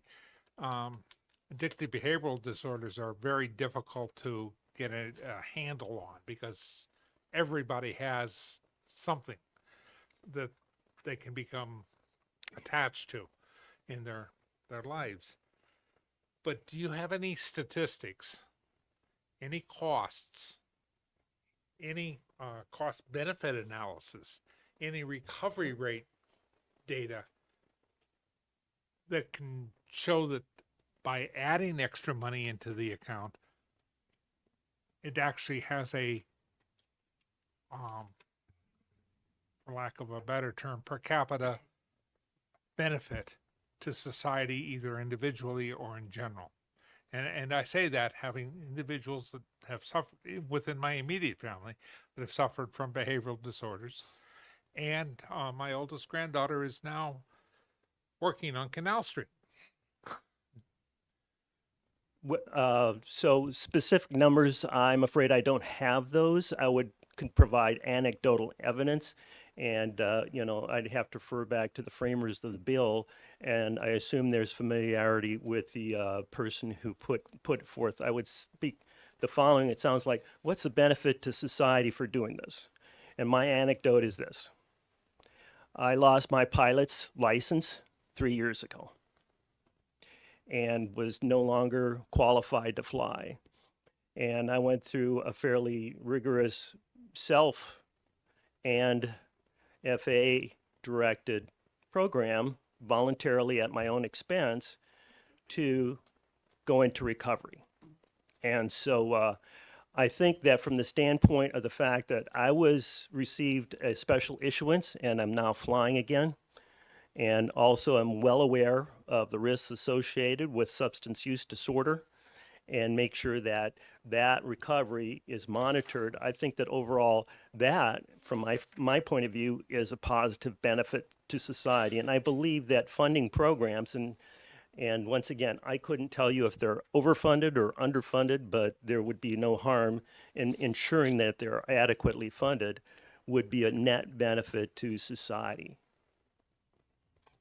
Thank you, sir. I guess I have a question. So the 0.25% tax was instituted in HB2 recently. And it's only been a few months. So wouldn't it be better to kind of see how the 0.25% tax pans out and then maybe, you know, next year determine whether an increase is necessary? Right now, it seems like if we don't know if the 0.25% is enough, how do we, I guess the struggle of the committee is going to be, how do we know that 1% is the right number? Thank you, Mr. Chair. That's a great question.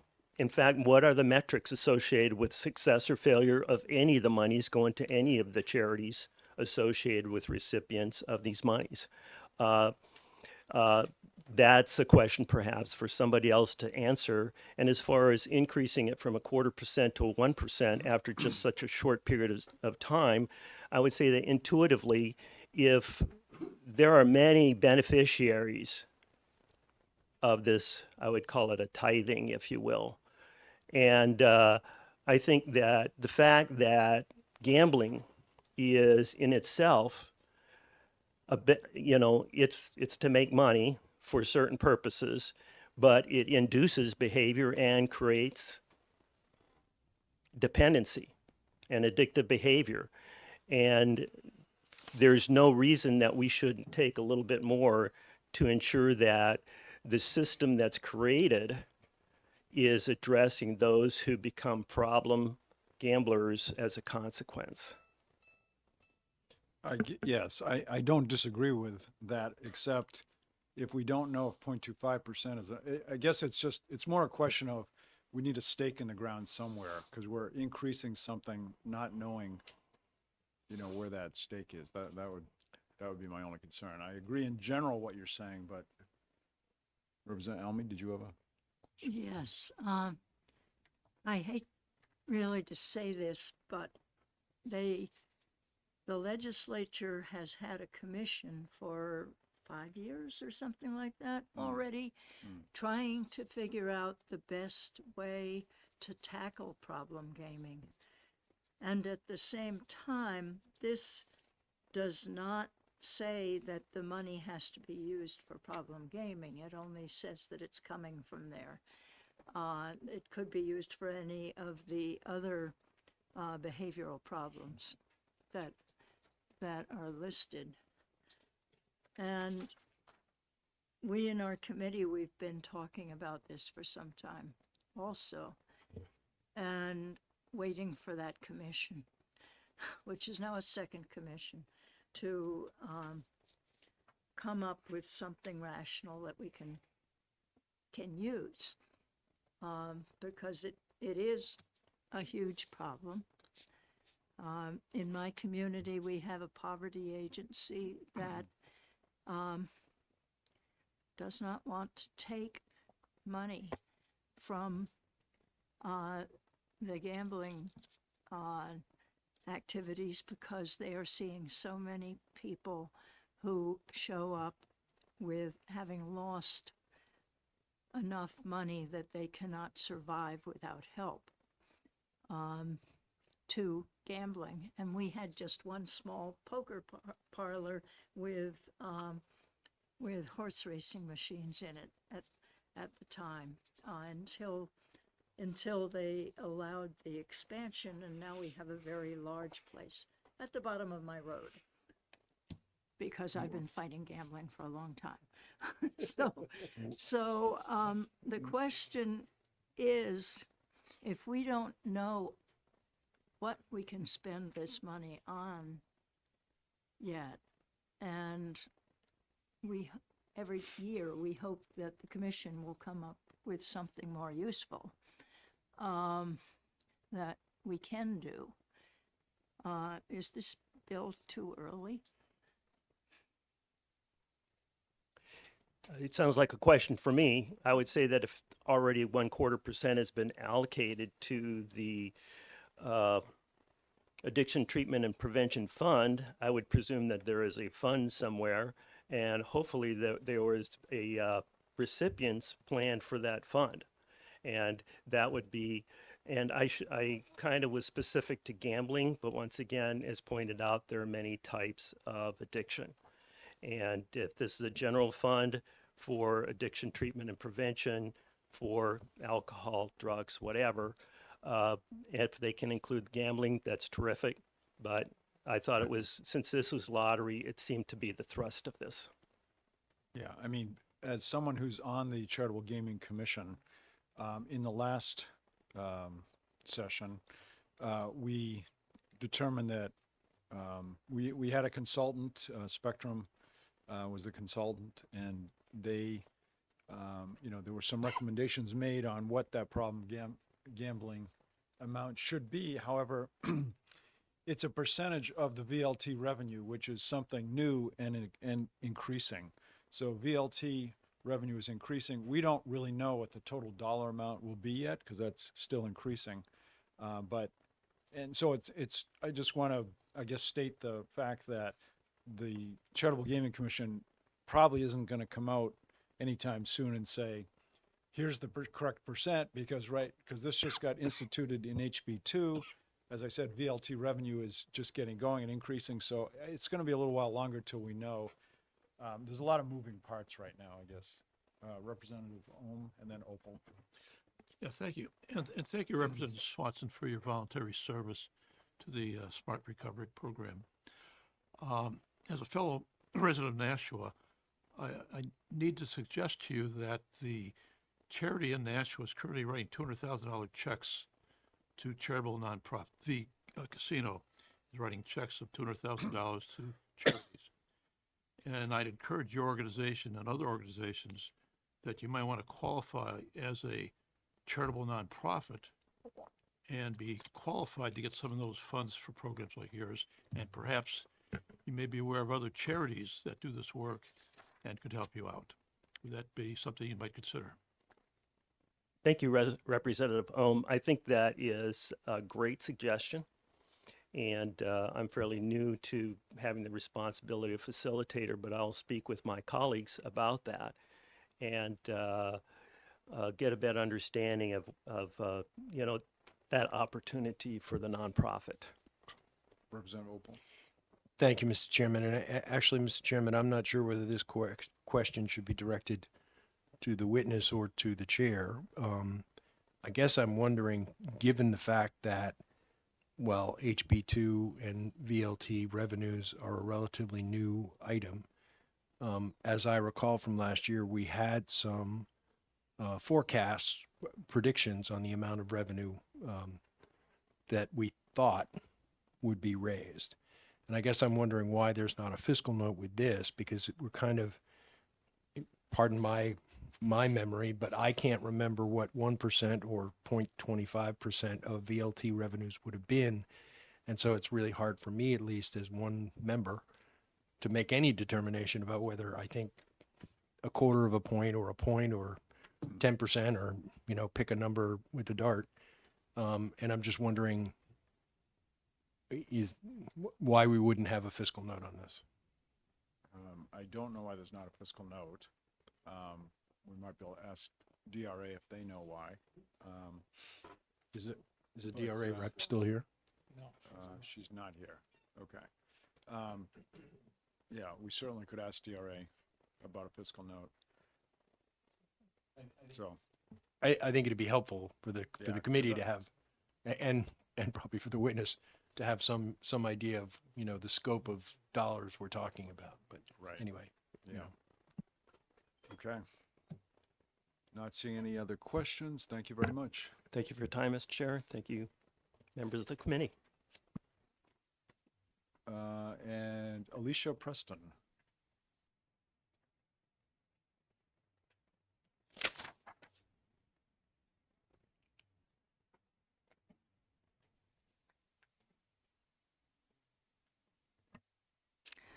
Thank you, Mr. Chairman, members of the committee. My name is Alicia Preston. I represent the New Hampshire Charity Gaming Operators Association, and we're here in opposition to this bill for a couple reasons.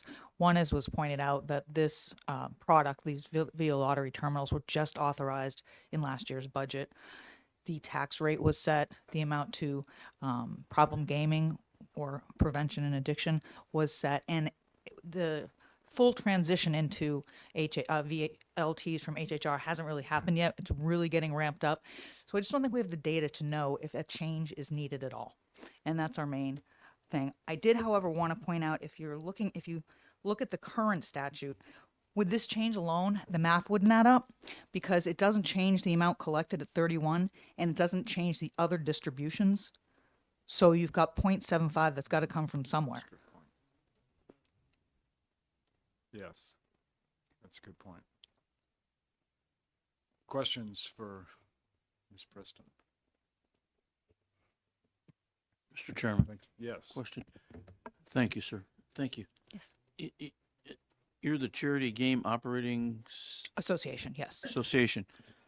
Have they promoted any kind of program toward addiction treatment and prevention?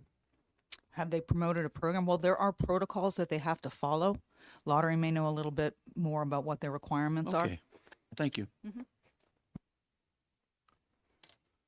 Representative Elmy. Thank you. Could you tell me whether the video lottery terminal gaming is increasing at this point? From what I heard, a lot of the gaming businesses decided that it was not good business for them to switch their horse racing machines for video lottery terminals. So there's a mixture of the various rooms, and some are transitioning as quickly as they can. There is a backlog with some of the manufacturers. It's also, there is a big expense, whether they're buying them or literally altering the historic horse racing cabinetry with different software to make them VLTs. It takes time, and it takes a substantial amount of money. It is increasing regularly, and I think it will continue to do so.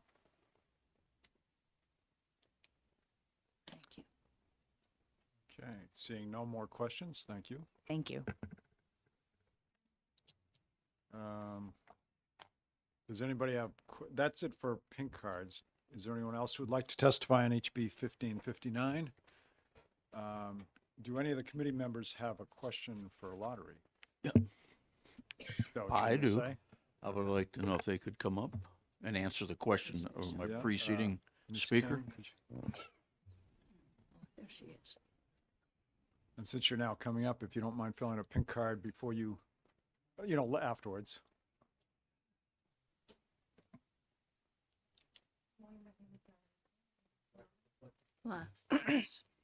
My name's Valerie King with New Hampshire Lottery. Question. Thank you, Mr. Chairman. Thank you. When I asked the preceding speaker, are there any programs that the lottery funds for addiction treatment prevention with lottery monies, whether it's VTL or whatever? VLT, alphabet. That lottery funds or that Uh, the game operators are required to do? What I'm trying to find out is we've gone from 0 to 0.25. What does lottery see? I see advertisements on TV. Lottery puts it on there, and a little script that runs across the bottom talks about if you have problems, contact da-da-da-da-da-da. I'm just wondering if you have any idea how much you're putting into that advertisement program, or No, we don't supply money to the game rooms to do advertisement. I think one thing you may want to know is that the regulations require them to have a responsible gaming plan, which is things that they need to put in place to make sure that their players are being protected. Okay. Representative Elmy? Oh, sorry. I could say something, but I can't ask. Okay. I could give you the history. Anybody else? Any other questions for Ms. King? Seeing none, thank you very much. And if you don't mind just filling out a pink card for us. Okay, That's it. I will close the public hearing on HB 1559. And now we're only 42 minutes behind schedule. Did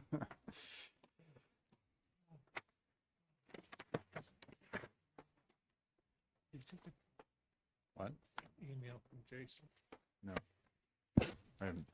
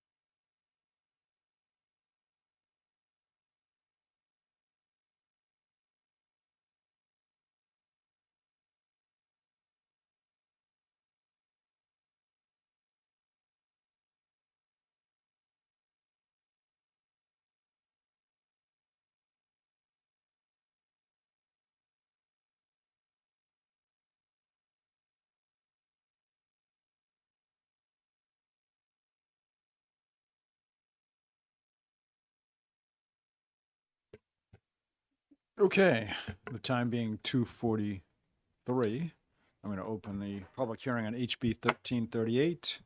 Mr. Chairman, And- Yes, before we start testimony, I have a Yeah. question. yes. I'm trying to understand why this bill is coming before us. There is no fiscal note that's attached to it. It will have no impact on revenue to the state or expenses to the state. So I'm trying to figure out why what looks to be like a policy issue is coming to I us. was trying to figure out the same thing, Representative. I don't understand why it's in this committee either, except that I was told that we deal with all lottery-based bills. So, yes, Representative Ulary. One thing that I think we should be aware of is that if we can regulate or deregulate any specific charity, we can regulate or deregulate all other charities.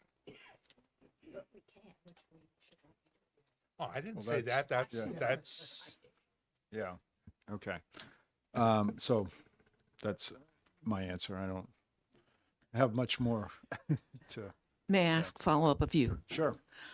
If we wanted as a committee to say that we do not want to take action on this bill, if I were to make a motion to that effect, what would happen to this bill afterward? I'm not sure, Representative Elmy? Yeah, I'd just like to say something. We got this bill. We scheduled this bill. The sponsor of the bill is in front of us. We are not allowed to back out. Okay. And I guess the answer to your question would be, in the future, we have three options for this, right? Ought to pass, inexpedient to legislate, interim study. So, one of those, or ought to pass as amended. Anyways, with that, Representative Sellers, would you like to introduce yourself and introduce the bill? Thank you, Mr. Chair. Thank you, committee members, for allowing me a few minutes to speak today.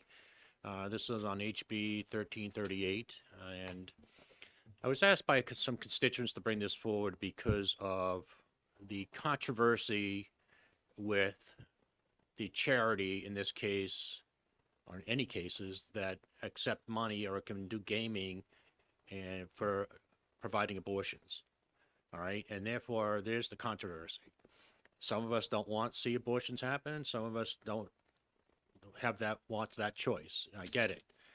So I wanted to say that, this talks about, around consent, and the bill itself, as you can see, is basically one sentence that's been added, and it shall not include an abortion provider. That's, and that's in the definitions portion here of charitable.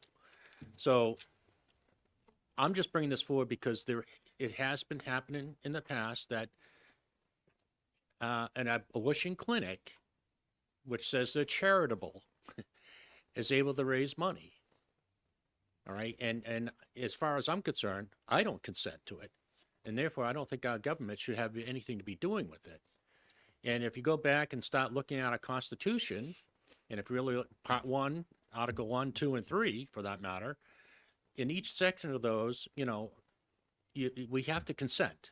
I don't consent, and I know a lot of other people don't consent to this type of gaming going on to allow this clinic or any clinic that provides abortions to be able to raise money this way. And if you look also, at the Constitution, you could look at just different parts and say, what good is this for society? If they're providing abortions, tell me what good that has for society. I mean, that's killing an unborn child. I mean, we won't have a society if that keeps going on. I mean, so I can't see how this aligns with our Constitution at all. And I'm not going to go into the details of that at all, but at this point here, I really believe that we really need to look at our Constitution, especially Part 1, Articles 1, 2, and 3, and just really reread those three and just say, does this really, really align with society and what we want for New Hampshire? Is this right? Does it go along with our Constitution? Because I don't believe it does. Because I'm telling you right now, I don't consent, and I don't see how it helps society. That's what I have. Thank you. Okay, questions? Representative Schamberg? Thank you, Mr. Chairman, and thank you, Representative, for taking this question. Does this, or do these organizations provide any other service besides abortion that they would be eligible for to receive money as a nonprofit? Thank you for that question, sir. Short answer is yes. Longer answer is initially this one company I'm referring to was came into business for the sole purpose of providing abortions. Now, they've expanded. They do other things. They absolutely do. I'm not saying they don't. But if they weren't doing abortions anymore, I'd say they could stay charitable. But they're providing abortions, which is very controversial. And that's what I'm getting at. Representative Elberger, followed by Opal. Thank you, Mr. Chairman. Thank you for taking my question. You said that you don't want funding to go to medical providers that are providing a legally permissible activity. We have no abortion ban in this state before 24 weeks. So this is a legally permissible medical procedure. Is it your belief that what you believe should override what the state laws currently state? Thank you for the question. So doesn't matter really what I believe. What I'm saying here is that we're changing I'd like to see the definition change, that this type of business is not a charitable business. And that's what I'm getting at. Excuse me, may I follow up? Can you please tell me what your definition of charitable is? Well, that's something I just looked up as well, because I'm saying, what is the definition of charitable? And it is those that actually give and help the poor in that aspect, and you can continue on with that for that even more. But I'm saying providing an abortion is not charitable. That's killing a life. One more follow-up, please. So what I think you're saying is that any organization that receives funds should be providing services that help the poor. Assuming that the New Hampshire State Police Bagpipe Band is a recipient of funds, how is that providing services to the poor? And at what point do we intervene and say, we should be going in and making decisions when there is this gaming commission that's supposedly been working on this for several years and we're still waiting for a report from them? I'm just trying to understand how you determine what's providing services to the poor and what programs are not. Thank you again. Again, I used one example of charitable. I mean, there's other examples as well. I suppose I could look it up online just as well as anybody here could. I'm just getting at, as a charitable organization that wants to use gaming to raise their own money, I don't think the state should have any part in any business in. That's all. Representative Spar. Thank you, Mr. Chair. The Secretary of State and the IRS determine what organizations qualify for nonprofit status. It's not, our purview. The New Hampshire Lottery Commission, when a nonprofit is interested in receiving funds from the charitable gaming, they have to apply to the Lottery Commission. Are you stating that with this bill that you feel there should also be moral regulations in determining that eligibility? I'm looking just at this one part of the RSA where it identifies and puts in the definitions what is charitable, right? And then right here, I'm asking for them to not allow any business that provides abortions to Even if it's qualified as a charity? That is correct. Okay, so may I ask a follow-up question? Do you believe then that we should apply such qualifications to other issues that may or may not align with the legislator's beliefs? Like, like homosexuality or LGBTQ matters or climate change, or even how about, religious affiliations like Catholicism, because there are numerous nonprofits in New Hampshire that all focus on those moral issues too, and religious issues. Point of order, Mr. Chair. Yes. One of the instructions that we receive on the floor, and one of the instructions that has been given to the committees by our esteemed House Clerk, is we do not engage in argumentative contact with a testifier and the board or individuals on the board. I appreciate this. I'm just asking if there are these other organizations that do those types of things, should they be morally disqualified as well? I appreciate the question. I'm not focused on them. I'm focused on this one here about abortions. All right. That's what's in front of me, and that's what I've asked by constituents to bring forward. And you guys are in charge of the gaming and what definition should be or shouldn't be there. Representative Ors. Thank you, Mr. Chairman. Thanks for taking my question. I was hoping to avoid this question, but seeing as how we've had a variety of questions, are there any other charities in New Hampshire that are involved or have participated in the 73 million abortions in this country that you can think of?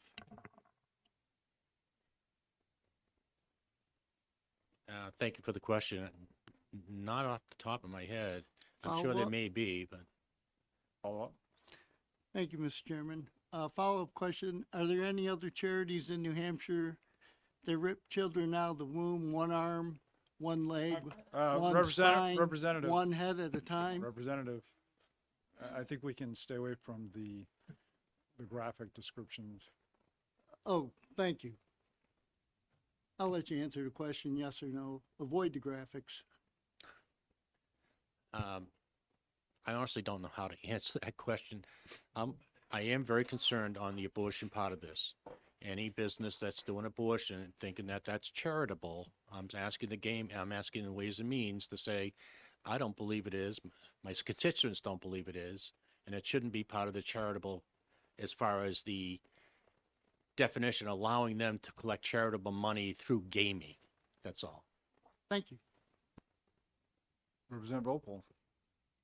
Thank you, Mr. Chairman. Representative Sellers, let me just clarify one point. You will agree with me that abortion is legal in the state of New Hampshire up to 24th week. Is that not correct?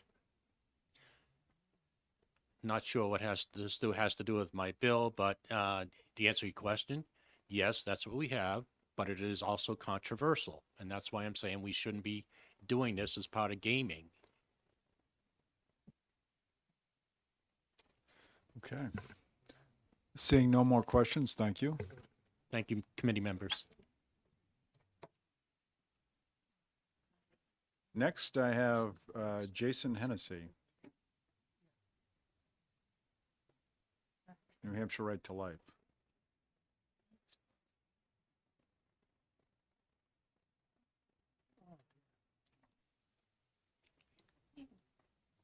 I do, yeah. Yeah.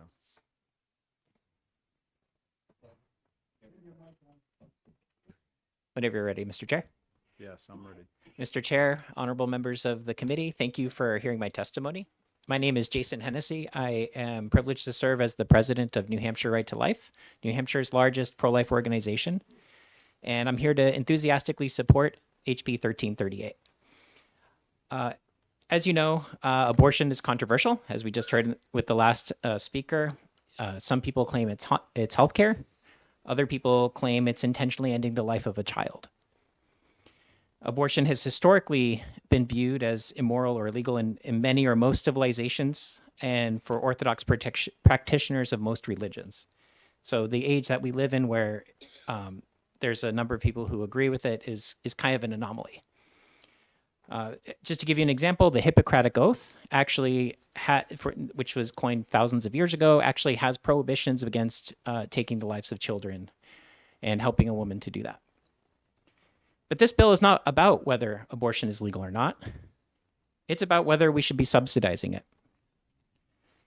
And there's lots of precedent where governments have decided in this country and in the state where we will not subsidize abortion. One agreement that we've had for the last 50 years is the Hyde Amendment, and that's been there through Democrat and Republican majorities and Democrat and Republican presidents, and that pretty much has not been that controversial. The New Hampshire General Court reiterated that at the state level in 2021. So many of the organizations, well, I guess there's two, that are subsidized with this also hold some views that are very outside the norm, which is that abortion should be legal in the 7th and 8th months. This is not something that is held by even a sizable minority of our citizens. And that's why we believe that it is okay to restrict the funds from going to subsidize these organizations and their abortions. Charitable gambling is a government-created and managed benefit. You guys have the authority to restrict which organizations that we support using this government benefit. And I will point out that in the RSA, there are already certain organizations that are excluded. So with that, I enthusiastically encourage you to support HB 1338, and I would be happy to take any questions. Representative Shamberg. Thank you, Mr. Chairman, and thank you, sir, for taking this question. Are nonprofit hospitals a charitable organization here in the state of New Hampshire? It would depend on how they're organized. I'm not an expert on That's fine, the sir. charitable trust unit and how they define I just thought things, but- maybe you might know. Thank you very much. Representative Ulrich. Thank you very much. The question before us is not an abortion issue. The question before us is whether or not this entity or that entity should be modified or erased from the list of authorized entities. There have been bills that have come before this body in the past to get rid of all nonprofits in the state. That would include, I believe, Right to Life. And it would include the Knights of Columbus and the Masons. I'll get both sides. So, if a legislature of any type starts picking winners and losers as far as participation in a legal activity, does that not then endanger every other not-for-profit organization that provides services? Number one is the first part of the question. And the second part of the question is, by what authority can any legislature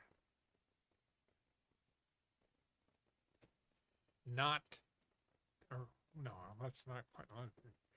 Would it not be better if the legislature were to define when a human being exists?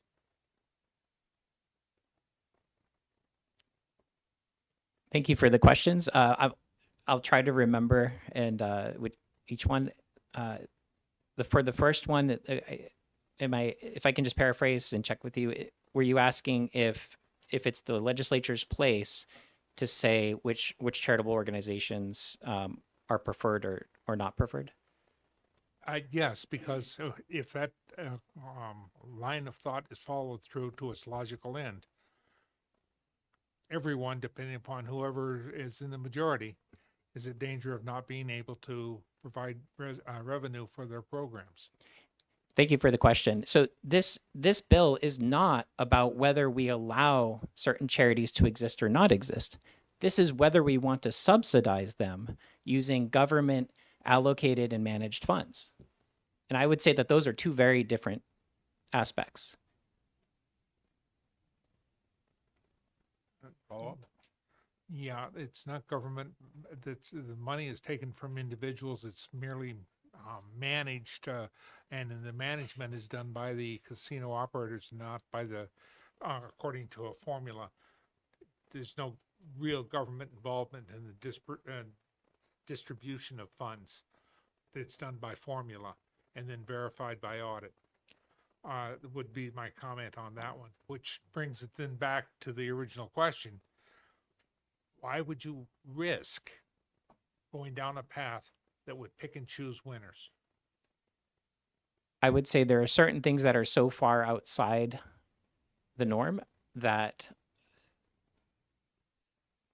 just in the same way that the U.S. federal budget said that certain abortion providers in this country can't receive Medicaid funds, that there are certain things that are outside of what we want government dollars or government. You're right. They aren't government dollars, but it's a government program. I mean, this charitable gambling program doesn't exist without RSA to allow it. And then there's a commission that manages it. So I don't see much of a difference between when the legislature in 2021 said government dollars don't go towards abortion providers and what this HB 1338 says. Okay, and the second question?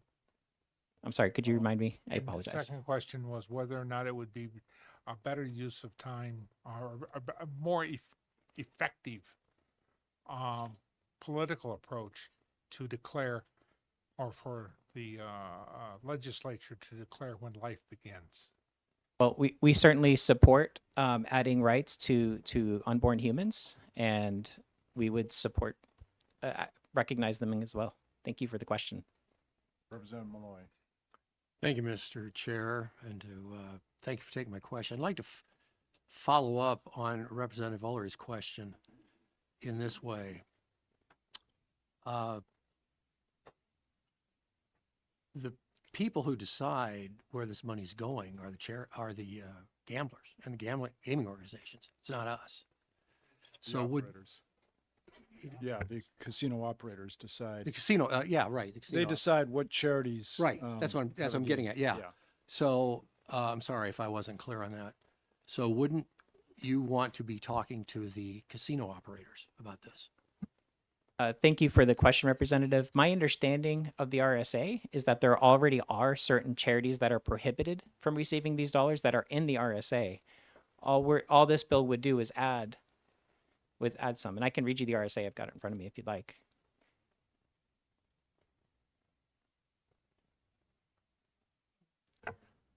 Representative Elmy. I'm sorry. No, I'll defer to that. All right, Representative Elmy. Yes, as I recall the RSA, it is talking about government officials, people related who are working for the lottery, and a few other things like that. It is not talking about somebody who happens to believe in abortion. Okay, what's your question, Representative? Would Was that a you- would you would believe? you agree? Okay. Yes, Representative Opal. To follow that theme, would you agree with me that if this legislature chooses to go down the path of deciding that a charitable organization that is performing a legal service because it is either controversial or not approved of by certain people should be disqualified from accepting charitable gaming funds, that we then go down the potential path of, should a future legislature have a different view, that organizations such as your own might find themselves excluded for no good reason other than a majority of the legislature disagreed with your position, even though what you're doing is perfectly legal and certainly within your First Amendment and various other constitutional rights. Thank you for the question, Representative. I see a big difference between allowing an organization to exist to accomplish a legal purpose and subsidizing that organization and what they do. One quick follow-up. So should the majority in this chamber change in future legislatures, if the legislature chose to say, we'll allow Right to Life to exist, we just will not permit it to accept any funds from charitable gaming or any other organization that legislature disagreed with politically, even though they were conducting legal. We're not talking about whether the organization can exist or not. We're talking about whether the organization can accept funds from charitable gaming as every other charitable organization is permitted. You don't find that a dangerous overreach of government authority? Thank you for the question. I mean, when you have certain organizations that are holding views that are and promoting things that are very far outside of the norm, but legal. For instance, in 2021, this legislature decided to cut off certain government funds from abortion providers. And the federal government has been doing it for 50 years.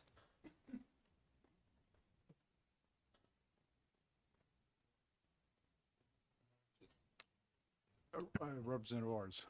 Thank you, Mr. Chairman. Thanks for taking my question. Is New Hampshire Right to Life supported by the state of New Hampshire and the taxpayers of New Hampshire? We take no government dollars. Thank you for the question.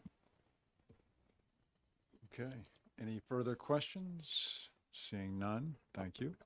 Thank you.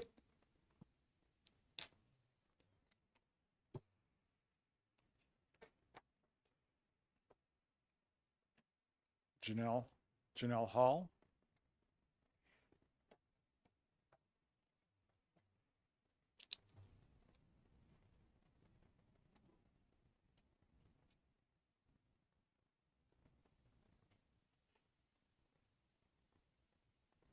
Good afternoon, Mr. Chair and honorable members of the House Ways and Means Committee.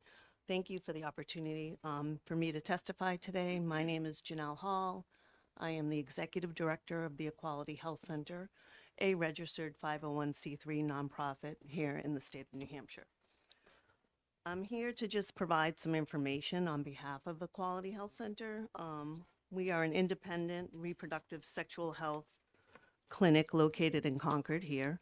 Our clinic's been providing essential health care to Granite Staters for over 51 years.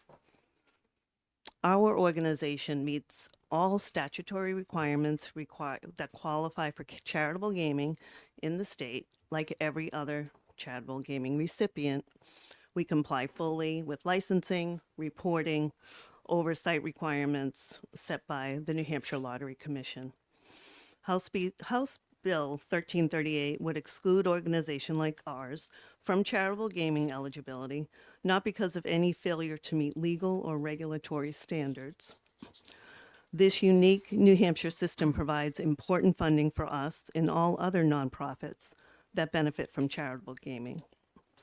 Providing preventative and life-saving healthcare services to our community, our charitable gaming dates, intentionally coincide with Breast and Cervical Awareness Month in October. This allows us to educate and inform the public on the importance of early detection. That's Breast Cancer Awareness Month. I'm sorry if I didn't say that correctly. Just in the past year alone, unfortunately, but fortunately, we've identified 3 individuals who are diagnosed with breast cancer. These are not abstract services. They are real people whose cancers were detected early. This bill creates a politically targeted exclusion rather than a neutral policy change, and it sets a concerning precedent for charitable gaming in the state. Our organization is being treated differently, not because of how we operate, but because of the lawful scope of services we provide. The charitable gaming system already operates with transparency and choice. Gaming dates are publicly posted. Charitable licenses must be visibly displayed at gaming locations, and patrons retain full discretion to gamble based on where their proceeds go on any given day. The system is working as intended. House Bill 1338 introduces ideological considerations into a regulatory framework that should remain neutral and fair. It puts compliant nonprofits at risk and threatens access to essential healthcare services for New Hampshire residents who are your constituents. For these reasons, I respectfully urge the committee to find House Bill 1338 inexpedient to legislate. And thank you for your time. And I do Thank have you. written testimony to pass in. Thank you. Representative Schamberg. Thank you, Mr. Chairman. I just want to make sure I heard this right. Yes. That by excluding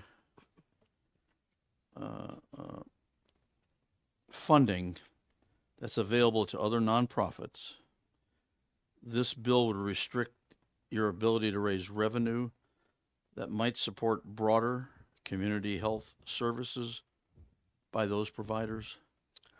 Thank you for your question. I'm not sure I'm understanding your question. Where our charitable gaming revenue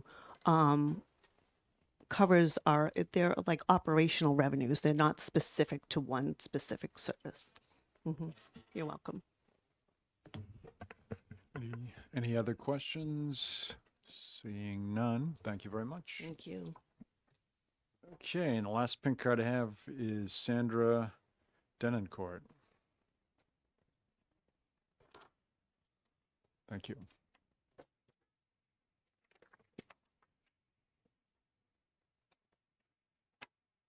Susan, I gotta give Jordan one.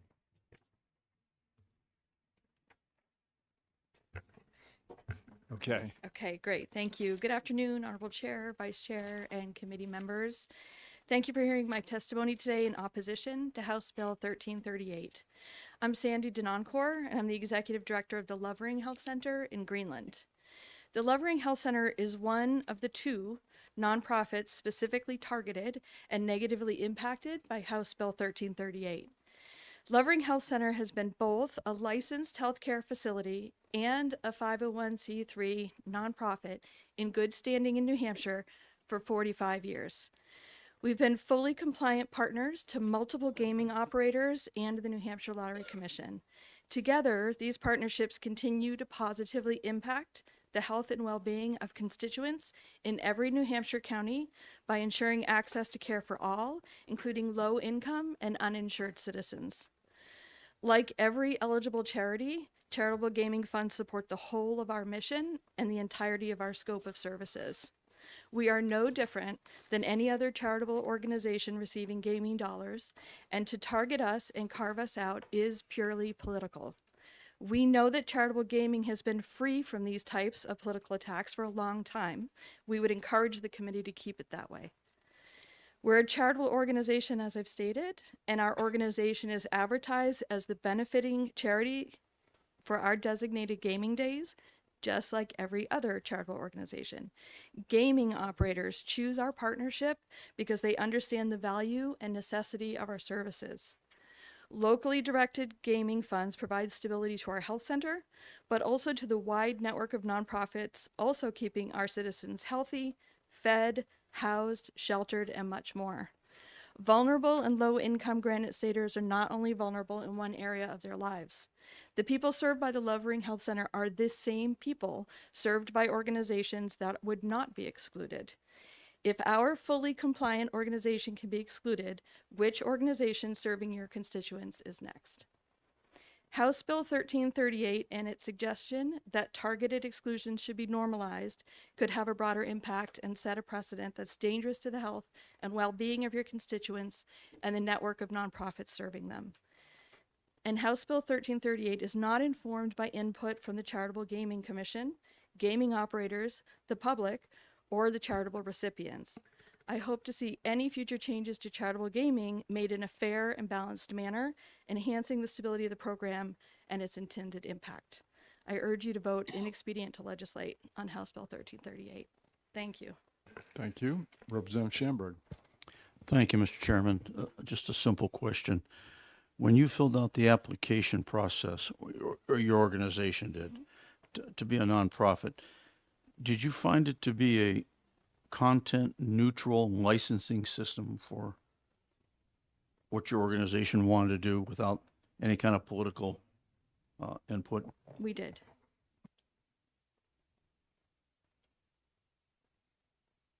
Seeing no other questions, thank you very much. That's it for the pink cards. Is there anyone else who would like to testify on HB 1338? Thank you.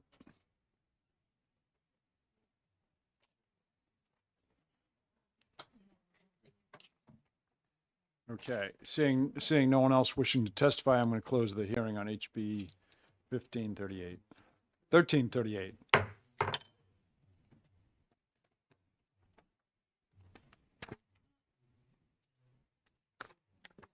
Oh, thank you, Val. Yeah.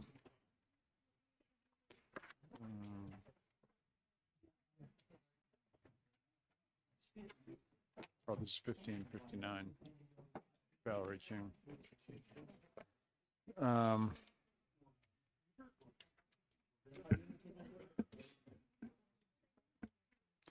Okay, that concludes our work for today. We will come back on Wednesday. Actually, Wednesday when we come back, we're not coming to this room. Please note it's across the hall. It's room 154 is the room we'll be in on Wednesday. And I've scheduled that through about to maybe finish around 12:30 or so, maybe 1 o'clock. So we'll try to just go through, not have a lunch. There's only where is it? I think I've got 5 bills scheduled. Yeah. So if no one has any questions, what's that? Well, we'll see what happens. If no one has any questions, thank you very much. Have a good day. Just a reminder. Use your microphone. A reminder to the committee. The doors downstairs are locked at 5 o'clock, so we have to be out before 5 o'clock. It's every day. only 3:20. Not just today.